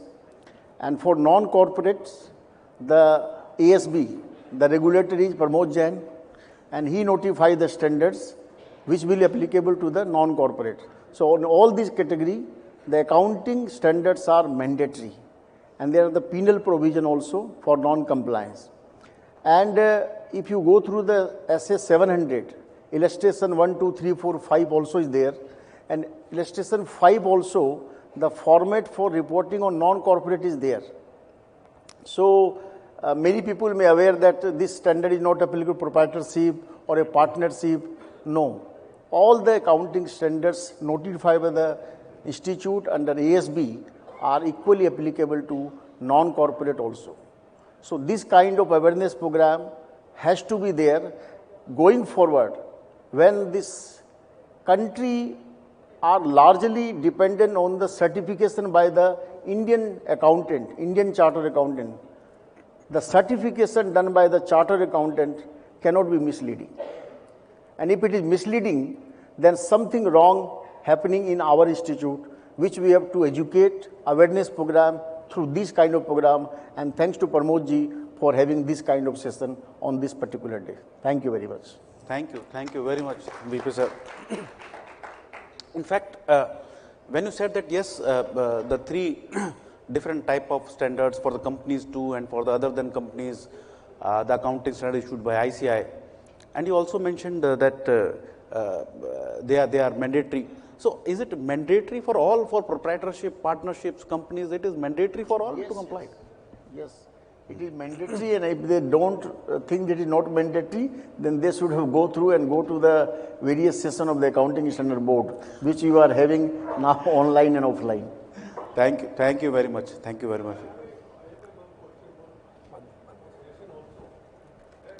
We can have it later. Later.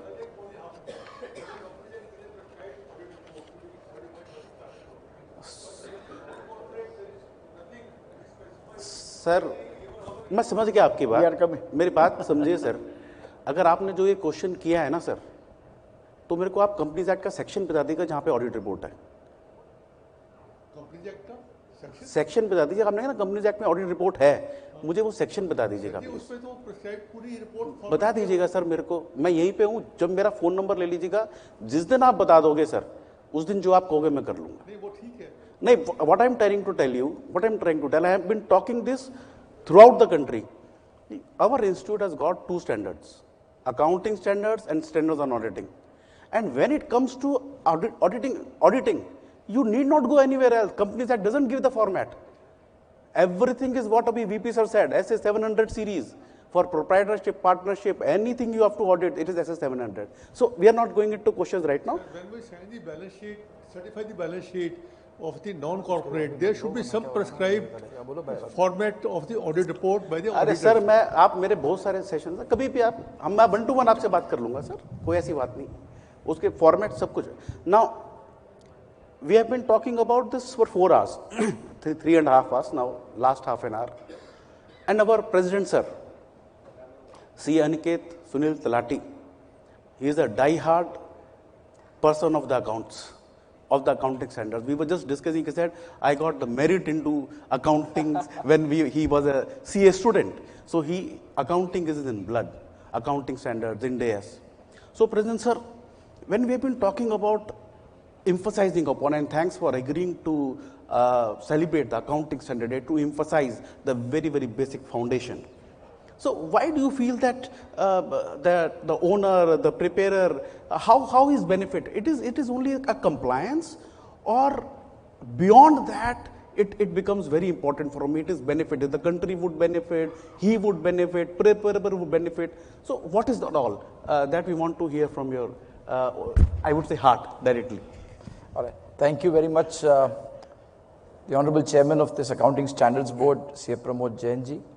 आपने गुजरात के आदमी से फ़ायदे की बात की है तो थोड़ा लंबा जवाब मिलेगा आपको, but first of all my compliments to him and the vice chairman of the accounting standards board Abhay Chhajer ji for coming out with this idea to celebrate accounting standards day.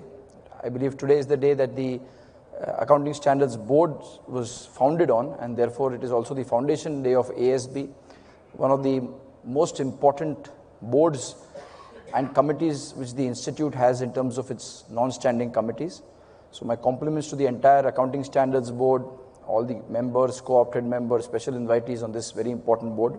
To the Honorable Vice President of the Institute, Ranjit Agarwal ji, who also very rightly pointed out that standards not just in companies but for non-corporate entities also are mandatory, because as chartered accountants all pronouncements of the institutes are made mandatory to us, and therefore the standards is pronounced and prescribed by the institute are mandatory for every chartered accountant.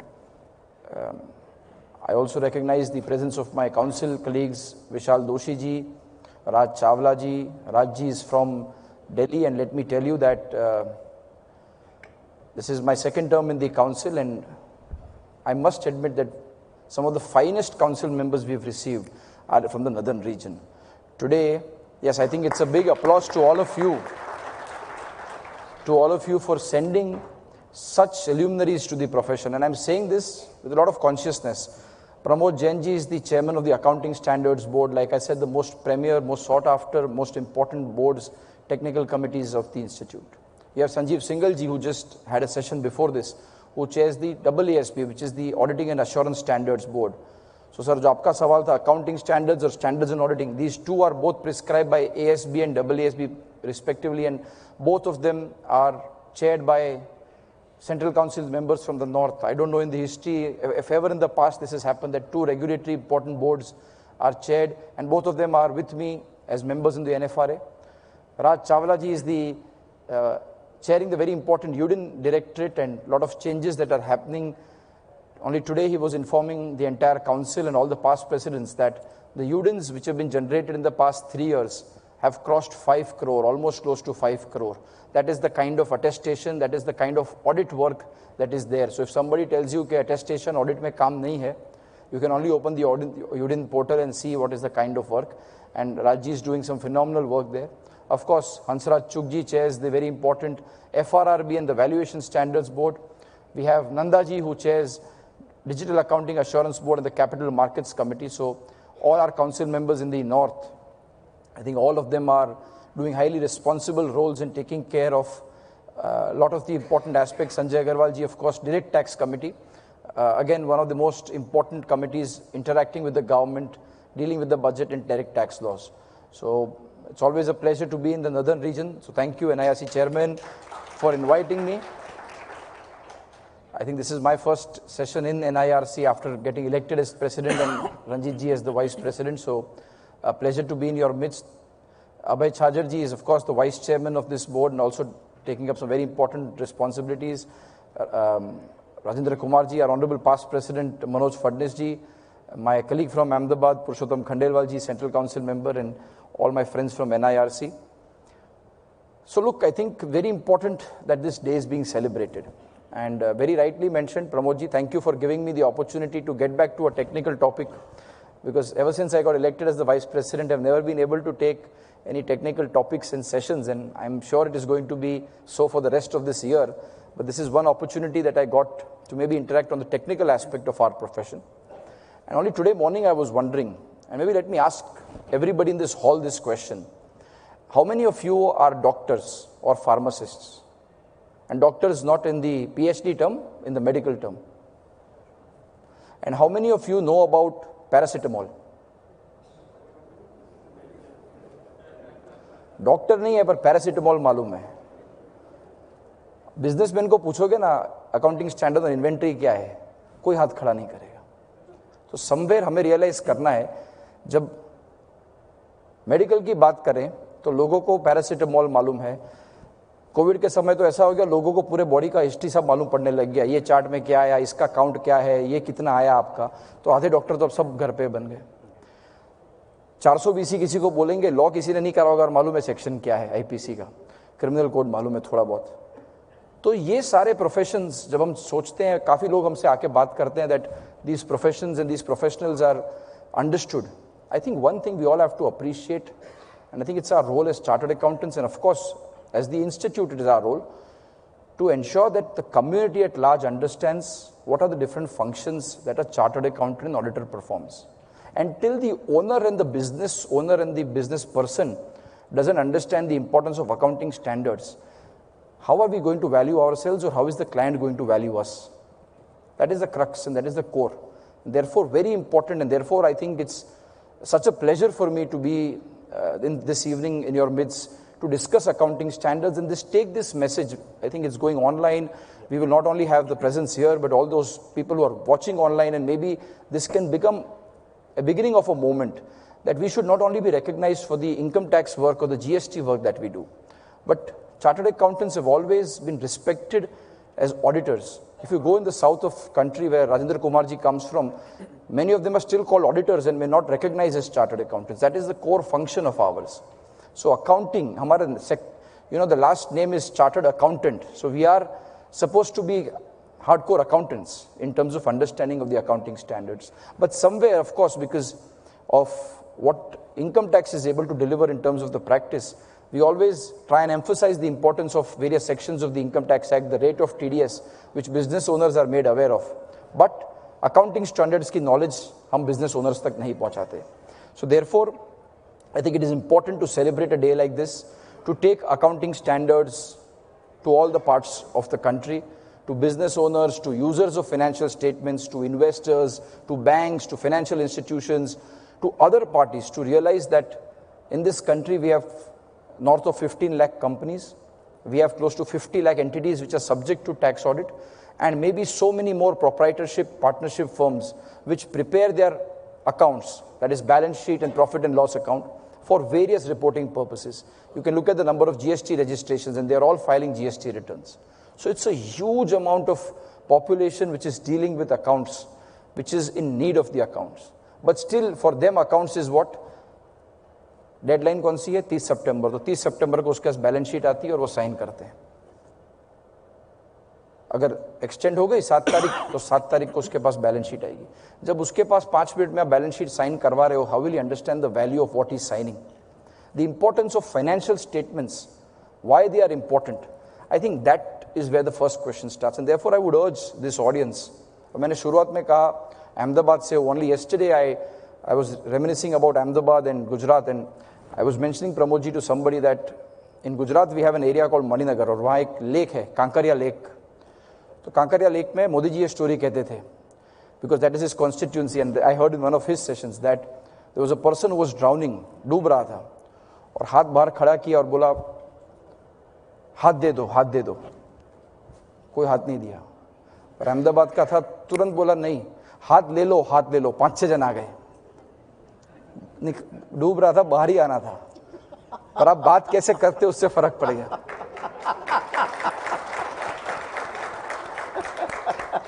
तो हाथ देना है या हाथ लेना है, आपको तो बाहर आना है पानी के.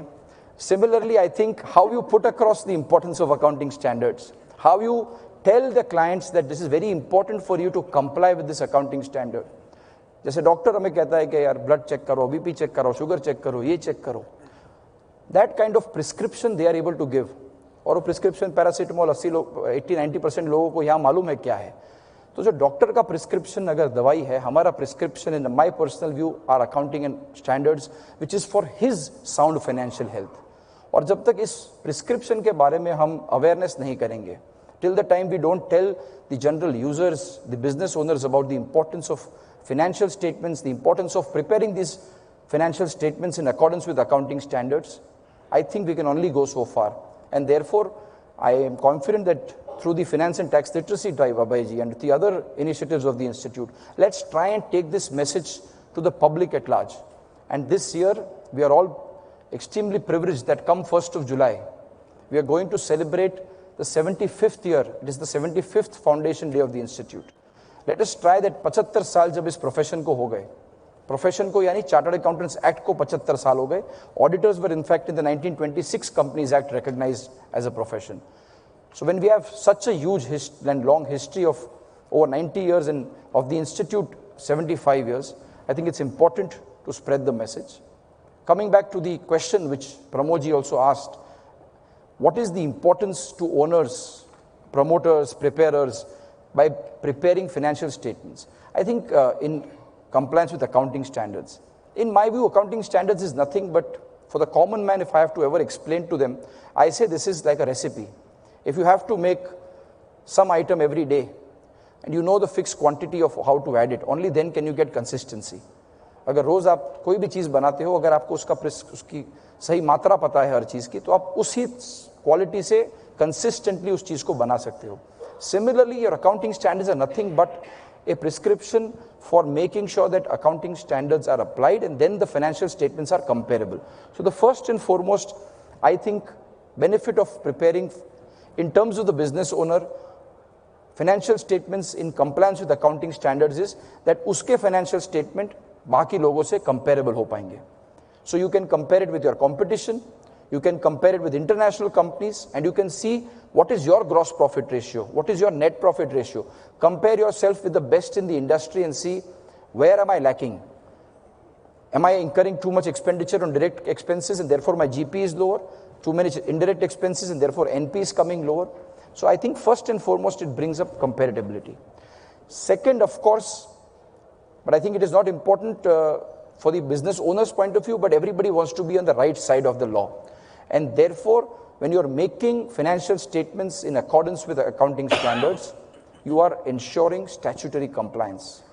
Compliance by chartered accountants of the requirements of the institute, and compliance by the business owner if it's an LLP company or other forms, then of the necessary statutory requirements for them to provide these financial statements. Second, I think very importantly, once these financial statements are made using accounting standards year on year, only then can you get comparability. इस साल में कितना किया, पिछले साल में कितना किया. The ratios which help you make management decisions. I don't think you can take sound and effective management decisions if you don't have sound accounting practice. अगर आपको business में जीतना है, आपको accounts में जीतना, my grandfather used to tell me this and he tells every client, and I try and tell every client of mine, that if you want to succeed in business, you have to succeed in accounts. No business in this world, no businessman in this world can succeed if his accounts are not proper. And look at the history of failed businesses. In majority cases, you will find promoters who don't understand accounts and have outsourced the entire accounting function to somebody else. I think they are not able to last longer. and never from generation to the other. Therefore, accounting is very important for them to make management decisions, to have comparability, to have statutory compliances, to take management decisions. Of course, very importantly, what it also does is for you to compute your tax liability, and what is most important for any business in the long term is finance, because money and finance is the bloodline for any organization. And for a business owner, it will not be possible for you to approach a bank, a financial institution, and say, ये financial statements है, कैसे बनाए? अपने मन से बनाए. नहीं होता ना भैया, आप आपके मन से financials बनाओगे तो पैसा भी अपने मन से देगा. उसका मन नहीं हुआ तो शायद पैसा भी नहीं मिलेगा. But अगर आपने standards से बनाए हैं, you can say that the framework of this, for example, it's a cash basis, it's accrual basis. If it's accrual basis, what is the basis on which you've done it? You will say it's prepared as per accounting standards prescribed and issued by the Institute of Chartered Accountants of India. इस standard के basis पे आज के देश में आप 7,000 listed company निकाल दो, and maybe in those also you have banks and others which do not follow Ind AS. Maybe barring those 7, 8, 10,000 companies, because there are other limits for Ind AS, 250 crores net worth, etc. So if you remove maybe some 10, 20,000 odd companies which follow Ind AS, rest of the mass, which is the MSMEs, which is the biggest a lot of the companies where the number may be close to 14, 15 lakh companies, all of them are preparing as per accounting standards. And therefore, though the business owner may not have a corporate entity, he may be a partnership, he may be a LLP, he may be a proprietorship, उसके financial statements जब accounting standard के हिसाब से बने हैं, then his financial statements are comparable with even private limited companies which are prepared on accounting standards. So it gives him a huge market to compare his financials, and more importantly, opens up his access to finance, to bank funding. And finally, of course, in today's globalized world, when you want to raise funds internationally, a lot of the startups, a lot of the other companies are raising private equity, other forms of capital. I think it is impossible for one to imagine कि accounting standards के compliance के बिना अगर आपने accounts बनाए हैं, for you to then expect to get any kind of foreign collaboration, any foreign funding or any equity that you can raise. So to summarize, Pramod ji, I think it brings comparability in terms of financial statements. It definitely is a statutory compliance that one can fulfill.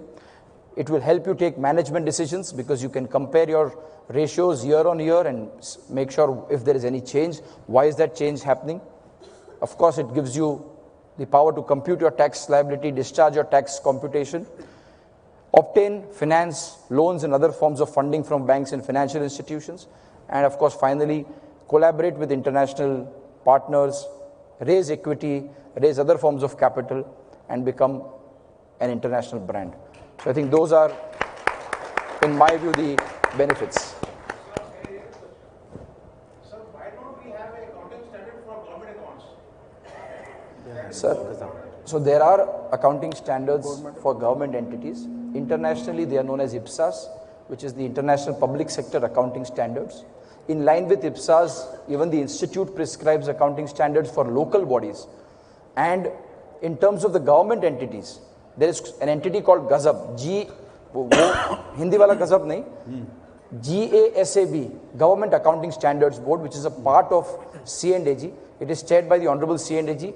As the President of the Institute, I am a board member, and the Honorable Vice President is also there as a technical advisor on the board of GAZAB. And this GAZAB prescribes these accounting standards. Sir, the thing is that most of the state government and even the central government, they are virtually bankrupt. Even the central government, they are able to pay the pensions even to the people. So the accounting of the governments and accounting of entities of the government are very different. The governments account for themselves on cash basis and not necessarily on accrual basis, and therefore it's not correct because for them they do not accrue, they do not have their accounts. But I think a separate question today when we are talking about accounting standards, maybe we should restrict to business owners, businesses जो हमारे साथ हैं, जो हमारे client है, उसकी ज़्यादा बात करें तो बेहतर रहेगा sir.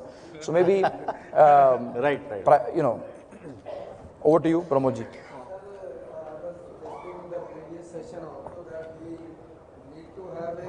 Standards for the insolvency companies. The IBC was enacted in 2016 and still I don't think we have... You are not audible, sir. You are not audible. Mic में बोलना पड़ेगा sir. IBC was enacted.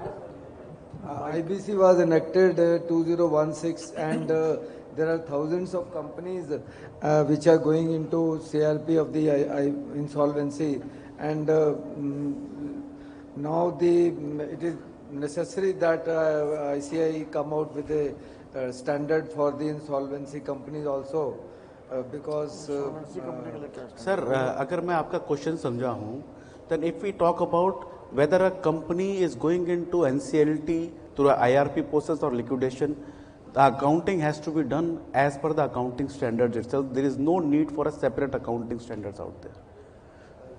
Sir, वो accounting के लिए होता है और IBC के लिए laws IBBI is creating. We cannot create those laws. IBC has prescribed the transaction audit, and IBC also, CRP cost has to be, sir वो IBBI के रूल्स हैं, वो IBBI के रूल्स हैं, बट अकाउंटिंग की बात करें, accounting standards still prevail if they are a going concern or not a going concern. Accordingly, the accounting has to be done.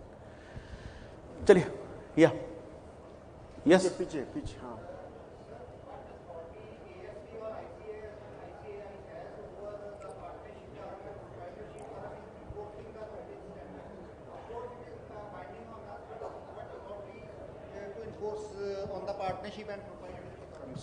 बड़ा अच्छा क्वेश्चन है वैसे आपका.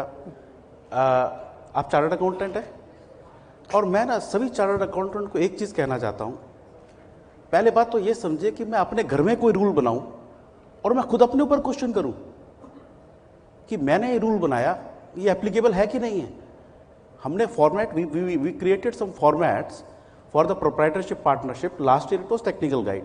So we started questioning ourselves. Others are always asking a question, but we always question ourselves that should we follow that or not. So what? Sir, I'm answering, sir. I'm answering, sir. I'm answering that. So what I'm trying to say, other stakeholders or other persons always want that they question ICI, and some of our members also want that we should question ourselves. Now, as regarding AS applicability, anything which comes from the ICI is mandatory for their members. So, at the time, if you remember, when the accounting standards were first pronounced by the institute through ASB, the government did not notify that. It was made mandatory by the institute on their members that whenever they audit, they have to ensure that they are accounting standard compliant. So today also it is the same way. So proprietorship partnership, to them it is not mandatory, but the auditor who is auditing, for them it is mandatory from the institute that you have to ensure that the financial statement when they are prepared, they has to be AS compliant. So if they are not preparing as per the AS compliance, the auditor should appropriately qualify their report, disclose that. Sir, how? Sir, एक minute. I'll just answer it. So first and foremost, again I go back to the example that I gave. And again, I'm sorry I'm using crude examples, but sometimes crude examples are required to make sure that the point is driven home. Blood test mandatory तो नहीं होता, कोई कायदे में नहीं लिखा है. तो भी डॉक्टर के पास जाओगे और कुछ भी लगेगा ना, बुखार डिटेक्ट नहीं होता, क्या बोलते हैं, पहले ब्लड टेस्ट करवा के आइए. I am giving you an example why. It's a prescription that he's giving you that go and get your blood test. I will get a report and I will know whether there are any deficiencies, any deviations, anything which is running out. Similarly, when a client is coming to you to audit the accounts, and we know how good the bookkeepers in the accounting community in this country is, they come to you to issue a report. That report, if it's a company, it will be under the Companies Act and audit report, and rightly mentioned by the Honorable Vice President, SS 700, you have the illustration for the audit report. Companies Act में कोई audit report का format नहीं है, but आप SS 700 पे आते हो, if you are giving an unqualified or a clean report. If there are modifications in the report, you go to 705 and you may have modifications in terms of, a qualification, Edwards report, disclaimer. Or if you may have a EOM, then you will also suitably modify your report. When he comes to you as a partnership or a proprietorship, let's try and understand the gambit. Why does he come to you? For tax audit purposes. Maybe because he's falling under 44AB or because 8% नहीं हो रहा है और AD में आपसे audit करवा रहा है. जब वो आपसे audit करवा रहा है, you have to give an audit report.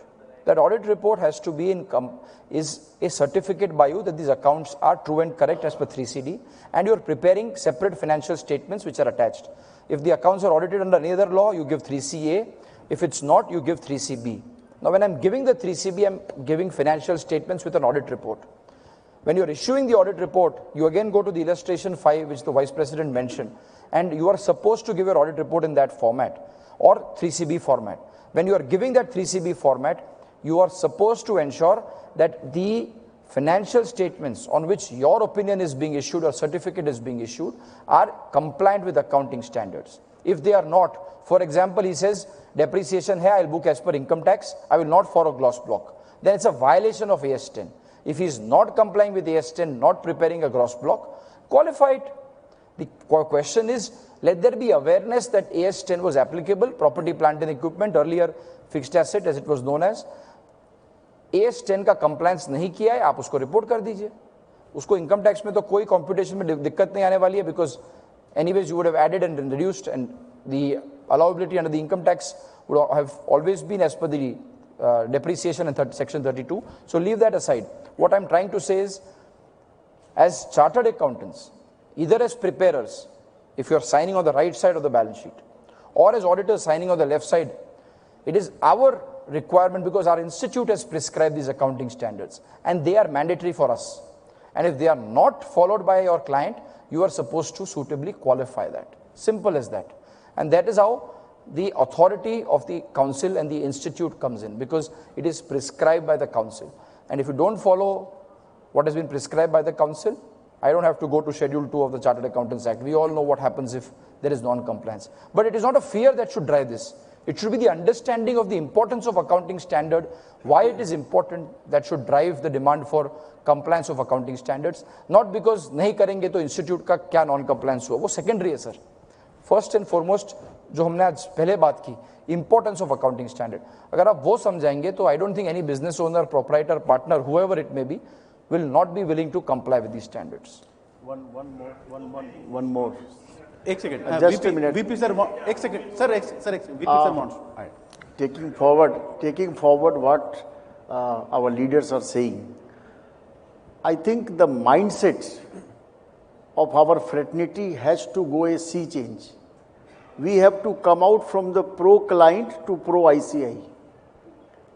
If we taking the pains of the client at ourselves, then the things will be different. We have to take the pains of ICI. What is expectation from the ICI? The client is not coming to protect you when you are violating any standard. We have the DC report in our disciplinary committee. The client says, I don't know anything. Whatever advised by CA, he knows everything. That is the declaration on the oath. And what we are doing. So, if India is a country where $3.5 trillion economy we have, and only 1.5 lakh practicing chartered accountant, there is no dearth of work.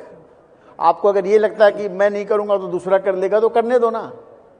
You will get better work. Let the work should go. These kind of work not required. So the mindset, why you are asking this question, the mindset is from pro-client to pro-ICI. Thank you very much, VP sir. And in fact, I am so delighted today when my president and vice president are talking upon the technical things, hearing SA 700, 3CB, 3CA, like being on the position. हम भी पास किए नहीं किए, but इस time बोलना बिना sir, I understand that it feels so good from inside when you talk ना, तो ऐसी पोजीशन में लगता है कि yes, so I'm really, यार बिल्कुल ऐसा. Thank you. ये सर कुछ पूछ रहे थे. हाँ सर, आप कुछ कह रहे थे. एक माइक. हाँ, इनका क्वेश्चन यही क्वेश्चन किया था कि हम पहले ऑडिट, क्योंकि जब हमने क्वालिफाई किया था हमारे को यही बताया गया था कि ऑडिट करने के लिए जाना है. ऑडिट करने के लिए आपको लॉ भी सीखना है, ये भी सीखना है, ये भी सीखना है, ये भी सीखना है. तो हम जब तक उस समय काम नहीं मिलता था, जब काम मिलने लगा उस समय सारा कुछ भूल गए जी. अब वो दोनों चीजों को मैं जो प्रैक्टिकल कह रहा हूँ, पहले जाते थे 2000 रुपए के सर्टिफिकेट या 1000 रुपए के सर्टिफिकेट पीछे भी 2 दिन लगाते थे. उस समय करते क्या जी. अब जब है, अब सारा कुछ भूल गए, नए बच्चे आ गए. ये जो इसीलिए आज सेमिनार रखा है प्रमोद जी साहब, जो आपके फादर साहब के भी कई भाषण सुने जी मैंने, और बहुत ही अच्छा बोलते थे, और मेरे आज तक भी उनकी मैं कोट करता हूँ एग्जाम्पल जो भी उन्होंने भाषण दी है जी, बहुत ही अच्छा था और दिल से बोलते थे, कभी उन्होंने ऊपर बढ़ा चढ़ा के बात नहीं की है। Great, thank you. तो अब हमारी 60-62 साल की उम्र हो गई है, अब हम ऑडिटिंग को सीखें, अकाउंटिंग को सीखें, लॉ को सीखें, इनकम टैक्स को सीखें, फैमा को सीखें जी। सर मैं बताऊं, इसका सोल्यूशन भी प्रमोद जी ने आज अकाउंटिंग स्टैंडर्ड्स बोर्ड के चेयरमैन की कैप पहनी है, बट वो 2 टोपी पहनते हैं, किसी को टोपी नहीं पहनाते, but he wears 2 caps. He is chairman of ASB and is also chairman of MSS। Sir member student services करके एक हमारा डिपार्टमेंट है, डायरेक्टरेट है, और उसके अंदर एक बहुत इंपॉर्टेंट चीज़ बनी गई है, नेटवर्किंग गाइडलाइंस, जहाँ ये प्रमोट करते हैं how do you have larger firms. The prime minister has said this, every leader of the government we meet they emphasize that you need larger size firms. और sir जो आपने कहा ना, ये सिर्फ आपकी कहानी नहीं है सर, ये पूरे हिंदुस्तान में है। You are totally right, because after a certain age you have experience sir, जिसकी कोई वैल्यू नहीं है। तो आपको अगर अकाउंटिंग स्टैंडर्ड कुछ नहीं मालूम, उसकी कोई दिक्कत नहीं। The experience that you have and the kind of I think consulting services that you can provide, I think there is no match to it. Only today morning we were discussing sir, tax audit आया 1984 में, practice तो 49 से लोग कर रहे थे, तो ऐसा तो नहीं था ऑडिट कंपलसरी हुआ और फ्री लोगों को उल्टा 49 से 84 में जब टैक्स ऑडिट के नाम पे पैसा नहीं मिलता था कि ऑडिट करवाना है, लोग कंसल्टिंग के नाम पे पैसा ले लेते थे। आज हमें फी लेनी है तो हम ऑडिट के नाम पे ही फी ले सकते हैं। सलाह दे गया, आके चाय पी गया, सब सुन के चला गया, प्लानिंग हो गई, करोड़ों बचा गया, कुछ नहीं। क्यों? क्योंकि हमने सीखा ही नहीं। अगेन डॉक्टर के एग्जाम्पल पे जाता हूँ, जीभ निकालो, आँख दिखाओ, सांस लो। हर साल मुझे खांसी होती है, हर साल वो एक पिंक, 2 येलो, 1 वाइट दवाई देते सर, फिक्स दवाई है, फिर भी हर बार ये सीखना है सर। तो यही सीखना है। आप तो डॉक्टर हो गए, तो डॉक्टर, एक्सीलेंट एक्सीलेंट। लाठी साहब एक चीज मैं और कहना चाहता हूँ, बहुत छोटी चीज है, ज्यादा मैंने 4 बारी आपने जो भी मैं फीस भरने लगा, क्योंकि मैं डरता बहुत हूँ जी, मैंने सोचा कि अप्रैल के महीने में ही फीस ही भर दूंगी, और आपने उसमें KYM में एक फॉर्म है जी, उसको फिलअप करने के लिए बोला जी, हमने उसको ही भर दिया जी, KYM फॉर्म को जी। उसमें आपने हमारा GST का लाइसेंस मांगा, आपने हमारा पैन का लाइसेंस मांगा, आपने हमारी फोटो मांगी, आपने हमारा ड्राइविंग लाइसेंस मांगा, हमने सारा अपलोड कर दिया है। उसके बाद कप्चा जी, मेरे पास 15 बंदों ने कप्चा सही डाला जी, और 20 बारी डालते रहे जी, आपका इंस्टीट्यूट यही कहता कप्चा सही नहीं डाल रहे हो जी। और फिर मैं नेक्स्ट डे मॉर्निंग में आया सर 10 बजे जी, फिर हमने 1.5 घंटा, और उस समय फिर मैंने टिक ट्रेस की जी, फिर अगले बारी कप्चा सही आ गया, ये उसने जो आपने हमारे को OTP भेजा ही, उसको वैलिडेट नहीं किया जी। 4 दिन हो गए ये OTP वैलिडेट नहीं हो रहा है जी, और 4 बारी मैं टिक ट्रेस कर चुका है। सर आप एक काम कीजिएगा, आप मेरे से एक बार प्रमोद जी से बात करिए, ही इज द MSS। 30,000 से ऊपर मेंबर्स ऑलरेडी KYM कर चुके हैं, 30,000 से ऊपर कर चुके, हो सकता है उस वक्त टेक्निकल एरर हो, वी विल रिजॉल्व इट, कोई इशू नहीं है, कर लेंगे सर। ऐसा कुछ भी हो तो डायरेक्टली कॉल मी और ईमेल अकाउंटिंग स्टैंडर्ड्स पे आ जाते हैं वापस। चलिए, थैंक यू। कोई क्वेश्चन और? एक last then we will be एक उधर यंग मैन। हाँ, जो शेड्यूल 3 में रिक्वायरमेंट है बैलेंस शीट के फेस पे डिस्क्लोजर के, वहाँ लिखा है कि मिनिमम है ये। तो मान लीजिए किसी कंपनी में बायोलॉजिकल एसेट ही नहीं है, so whether we are required to present, क्योंकि we generally don't present, but when CAG comes they say कि आपने क्यों नहीं प्रेजेंट किया, and they issue a para और memo on our reports. So इस पे कुछ क्लैरिटी? नहीं, there is a full clarity. You go to the guidance note of ICAI, वहाँ पे क्लियर कट मेंशन्ड है कि जो लाइन आइटम दोनों साल में नहीं है, यू कैन ओमिट दैट। लिखा है सर? हाँ, बिल्कुल सर। आप सर, हम क्या है कि इंस्टीट्यूट का इतना मटीरियल है। नहीं, मैंने सर गाइडेंस नोट चेक कीजिए, देख लूंगा। Thank you. आप मतलब I am just trying to tell you. नहीं, नॉट ओनली दिस, हम कभी कहते हैं प्रोविजनल नहीं दे सकते, प्रोजेक्टेड नहीं, इंस्टीट्यूट का इतना मटेरियल है कि अगर अब if you go and read that, we will get all solutions into that. Second sir, एक क्वेश्चन हो रहा है, जॉब इंड AS में अमेंडमेंट आया है कि आपको मटेरियल अकाउंटिंग पॉलिसी दिखाना है, पहले सिग्निफिकेंट दिखा रहे थे, दोनों में फर्क क्या है? सिग्निफिकेंट एंड मटेरियल वो अगले साल से एप्लीकेबल है, वैसे 1 अप्रैल 24 से। बेसिकली उसके रीजन से कुछ बेसिक ये रीजन था कि significant is not defined, material is defined, and secondly they always wanted कि जो चीज सबको पता ही है कि मेरा सेल कब रिकॉग्नाइज होगा when the risk and rewards transfer or I lose my control. कहते you need not give that again. If there is a choice between anything, then you have to give anything which is material that is to be given. तो sir से मैं आएगा इसके ऊपर पूरा detailed हम अगर मैं लेके आएंगे. कॉस्ट और इवैल्यूएशन में सिलेक्ट कर रहा हूँ that I need to Yes, you have to disclose. लेकिन मेरा डिफाइंड बेनिफिट प्लान का मैं अकाउंटिंग कैसे करता हूँ that is practically not required to be given. Yes.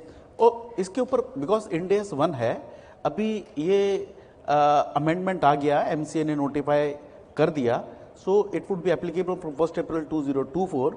So ASB would be coming out into the detail into that and having the sessions also. Thank you very much, and thanks to each and everyone, and thank you the President and the Vice President for and today if we see the whole Accounting Standards Day, we had 6 presidents, 6 past presidents, 1 current president, 1 future president. Future तो बहुत सारे हैं, but immediate future. Okay, I'll correct myself. Immediate future, and of course, host of council members and all participants. Since 3:30 exact, we started at 3:45. 8 o'clock we are there. Thank you each and everyone. And now before we go for the conclusion things, we are requesting President, Vice President, and request all my council colleagues and our past President Manoj Fadnis ji to please come along with Chairman NIRC Gaurav Garg for inaugurating the compendium of Ind AS, which we do it on an annual basis. We now have on stage with us CA Abhay Chhajar, also the Vice Chairman of the Accounting Standard Board ICAI, for the release of the Compendium of Indian Accounting Standards for the year 2023-24 that provides a very comprehensive and updated Indian accounting standards as amended by the recent Companies Ind AS Amendment Rules 2023.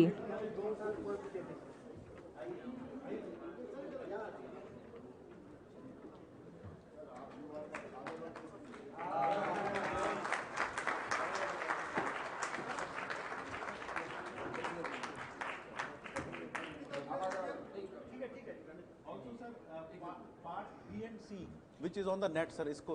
We next have an e-release of the Indians. We also have an e-release of Ind AS guidance material. As Ind AS are based on IFRS standards, it is important to read Ind AS with the guidance material on IFRS. Hereby releasing Part B and Part C of the IFRS standards for the year 2023-24 in e-version, which will be available on ICAI and ASB website. Can we have a great round of applause, please?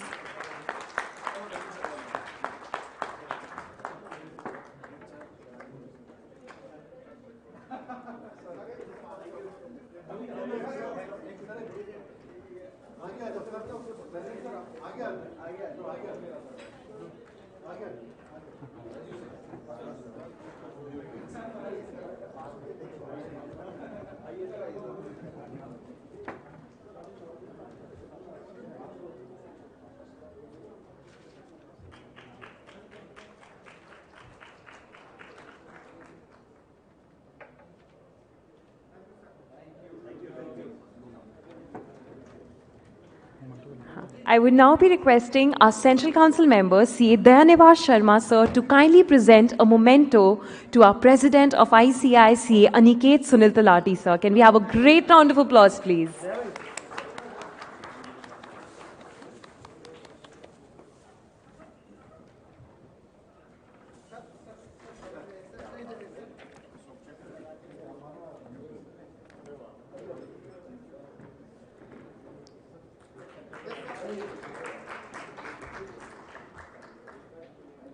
I would now be requesting our Central Council member, CA Mangesh Kindre, sir, to please come on stage and present the memento to our Vice President of ICAI, CA Ranjit Kumar Agarwal.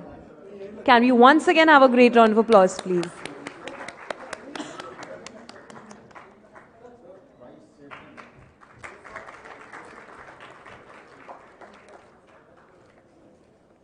I would now like to invite CA Sangam Agarwal, NIRC, to please come on stage and present the memento to our moderator for this session, CA Pramod Jain, who's also the chairman of the Accounting Standards Board, ICAI.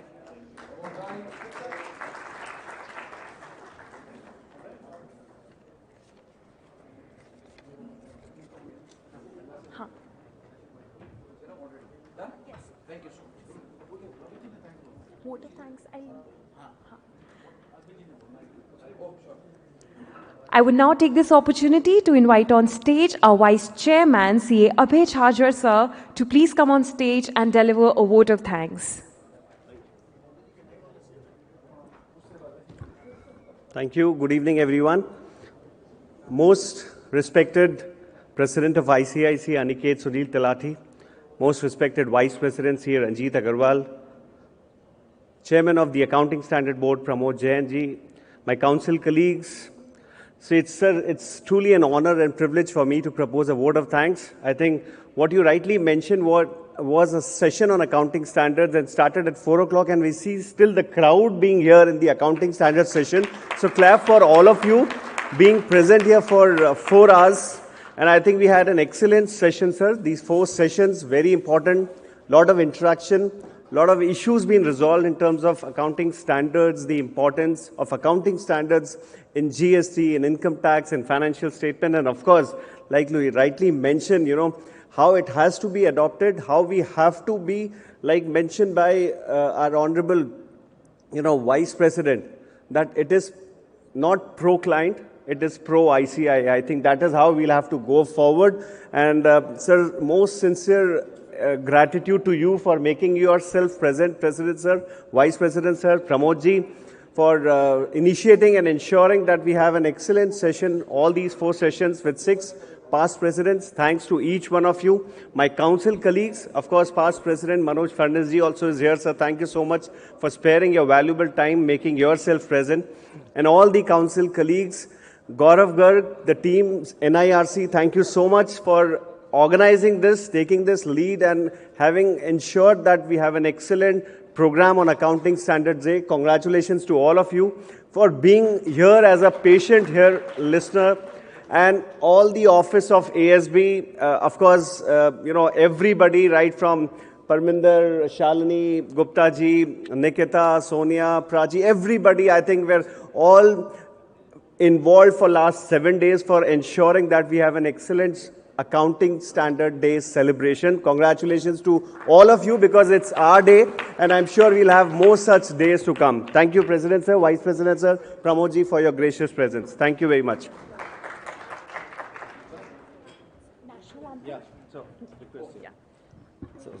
I would now request everyone to please stand up for the national anthem.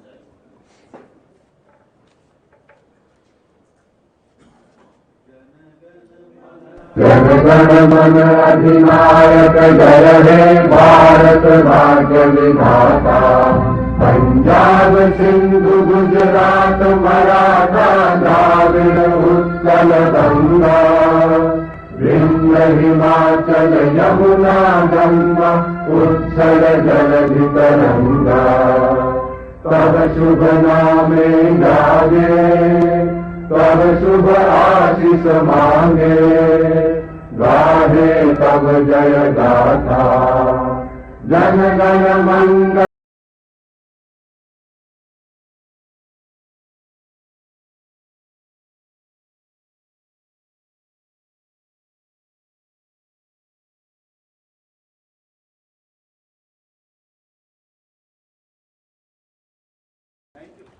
I request everybody to please join us for the dinner, and I thank you for being here, for your patient hearing, and for making this occasion a great success. I hope this association only strengthens in times to come. And also a reminder for all the participants to please kindly do not forget to collect your kits. Thank you so much.